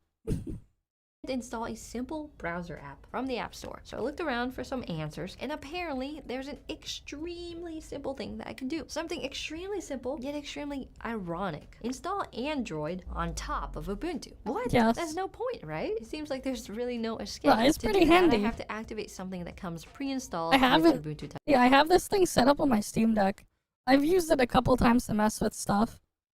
Called Waydroid. This pretty much just emulates Android on Linux machines. It's not emulating Android. It's not an emulator. It's just a container that's just running Android. It's Android inside a Linux container. It's not actually emulating anything. To activate it, I have to go into that terminal. Now, past me would think I'm insane for saying this, but accessing a terminal on a phone is honestly kind of exciting. Once I type in the command for Waydroid, it's off to the races. I have Android, or at least a version of it called Lineage. It pretty much looks and feels like Android, except I still don't have an app store on there. But that's a pretty easy workaround by installing some third-party stores like F-Droid or Aurora. Now that I've got some basic apps like Discord and Steam working, convert APK Pro. Yeah, I told you, you could just get Waydroid and you can then run Android inside of it. we're getting somewhere. Except we still needed Android to do that, which is disappointing. As a phone Yeah. OS, Ubuntu Touch has been pretty lackluster, to put it nicely. It has some bare minimum functionalities put together, but if we want some real apps going on here, we have to run back into the arms of Android. That makes no sense. Except, okay, we can't forget the one thing that put this thing back on top, and that's the potential power of having a desktop on my phone. The first thing you do when you get a brand new computer is, of course, you install software. So I did what any knowledgeable Linux user would do. I went into the terminal and I typed sudo apt install, in my case, Firefox. Except that didn't work. It just spat out some errors. It's Ubuntu. Maybe they just want me to use their Snap store. So I tried again, this time with the command Snap install, snap install Firefox. And the terminal started firing up. Finally, I have a functional browser on my Linux phone in no time. So I waited and waited for the process to finish, and It didn't work. It just gave me this operation not permitted error. Come on, what's the point of having a Linux terminal if my basic commands don't even work? I'm using sudo. I'm the super user here. Let me do what I want. So online, I went again to see what I was missing. Maybe this just calls for some on-brand Linux tinkering. Turns out I can't install software with a terminal willy-nilly like I can on a normal Linux computer. It's because while Ubuntu touches Linux, it still relies on Android hardware, which limits what can actually run on its code. Instead, I have to use this thing called Libertine in the settings. It imitates a full Linux environment that lets you install software designed for a desktop. So I tapped on the Get Started button and waited for it to get set up. And after a few minutes, I could go into the container it made and start installing some things. It gave me 3 options: install through a file name, a Debian normally package, we're or not through gonna do this Ubuntu's shit. own archives. I For didn't sure really they're want to go not. hunting for Debian files, so I tapped on the archive option, looked for Firefox in this weirdly massive and unhelpful. And this is the problem, because I can't just use it. Like, you can't just use it like normal. You have to go through all these hoops. Of software again. How many lists of softwares are we gonna have to dig through? I found what looks like probably the right one, waited for it to install, and nada, nothing, no app Yeah, it install, didn't work. nothing. At this point, I was ready to throw in the towel. Nothing was working. Not only was my ambition of escaping Nothing was Android working on her crushed, nothing but my phone. dreams of having the power of a But she doesn't computer in have my a phone, it's a pocket nothing burned into phone. ash too. Maybe this is why I've never heard of this thing in the first place. Nothing works, but I wasn't ready to give up completely just yet. There had to be something, anything, to salvage this train wreck of an adventure. Then I remembered one of the best uses of Linux is to make a server. So I went to see if I could install Docker in the terminal, and it turns out I can. What? Yeah, you I can put make the a commands Docker I needed in the terminal, and boom, Docker installed without a single hiccup. Things were starting to cook up. Yeah, but Docker on its own can't do much. It needs a program to run in a container. So I found something simple, something called Get Homepage. That's supposed to be a nice looking dashboard for all your different programs. Getting it set up on the phone though was clunky. I had to navigate into the files, find a text editor app to tinker with the code I needed, and then go back into the terminal to try and get it to run. I even connected a keyboard to the phone and everything. I punched into command to run the program, and I waited. I was trying not to get my hopes up since everything failed so far. It should work, basically. right? I failed, I'm a failure. But then check marks and green letters started to appear on my screen. It worked. I was self-hosting a program using Docker from my phone. With a second wind in my sails, I popped open into a browser to see if it was just a fib or a genuine work of technology, and the website was actually live. How cool would that be? And it worked. So even with that win, was this all worth it in the end? No. Honestly, Ubuntu Touch is not really user or beginner friendly at all. Maybe I was just too excited about the thought of Linux on a phone that I didn't really stop to think about what that actually meant. Or maybe some of it was overblown, misleading advertising. As a phone OS, Ubuntu Touch honestly feels pretty miserable to use without the help of Waydroid. And that's just going back to Android at this point, right? As a computer, there's sort of potential there. You can install Docker, run some self-hosted programs, and that's pretty cool. But what's not that cool is having to go on a wild goose chase. Yeah, but if you want to self-host stuff, I don't know why you would want to do it on your phone. That just sounds stupid. To figure out how to install basic software through Libertine. It's too confusing, too much work, and there's hardly any discussions on the internet to figure out how to make it. But it's cool that you can do it. So in theory, Ubuntu Touch sounds like it could unlock boundless potentials of a phone. But in practice, you'd either have to be a genius or someone who's willing to put themselves through a lot of torture to make Ubuntu Touch practical to use. And as luck would have it, I'm neither of those things. I'm a normal person. Really normal person. So this is not what I want it to be. So normal she put Ubuntu Touch on her phone. Alright, that's it though. I think this is just a good place to end it off here for the night. As usual though guys, thank you guys all for stopping by. Hopefully I can see you guys again next time. And tomorrow we'll have the 1.3 patch be live, so and then we can get in Zenko, and so I'll see you guys then. Alright then, I'll see you guys. See ya.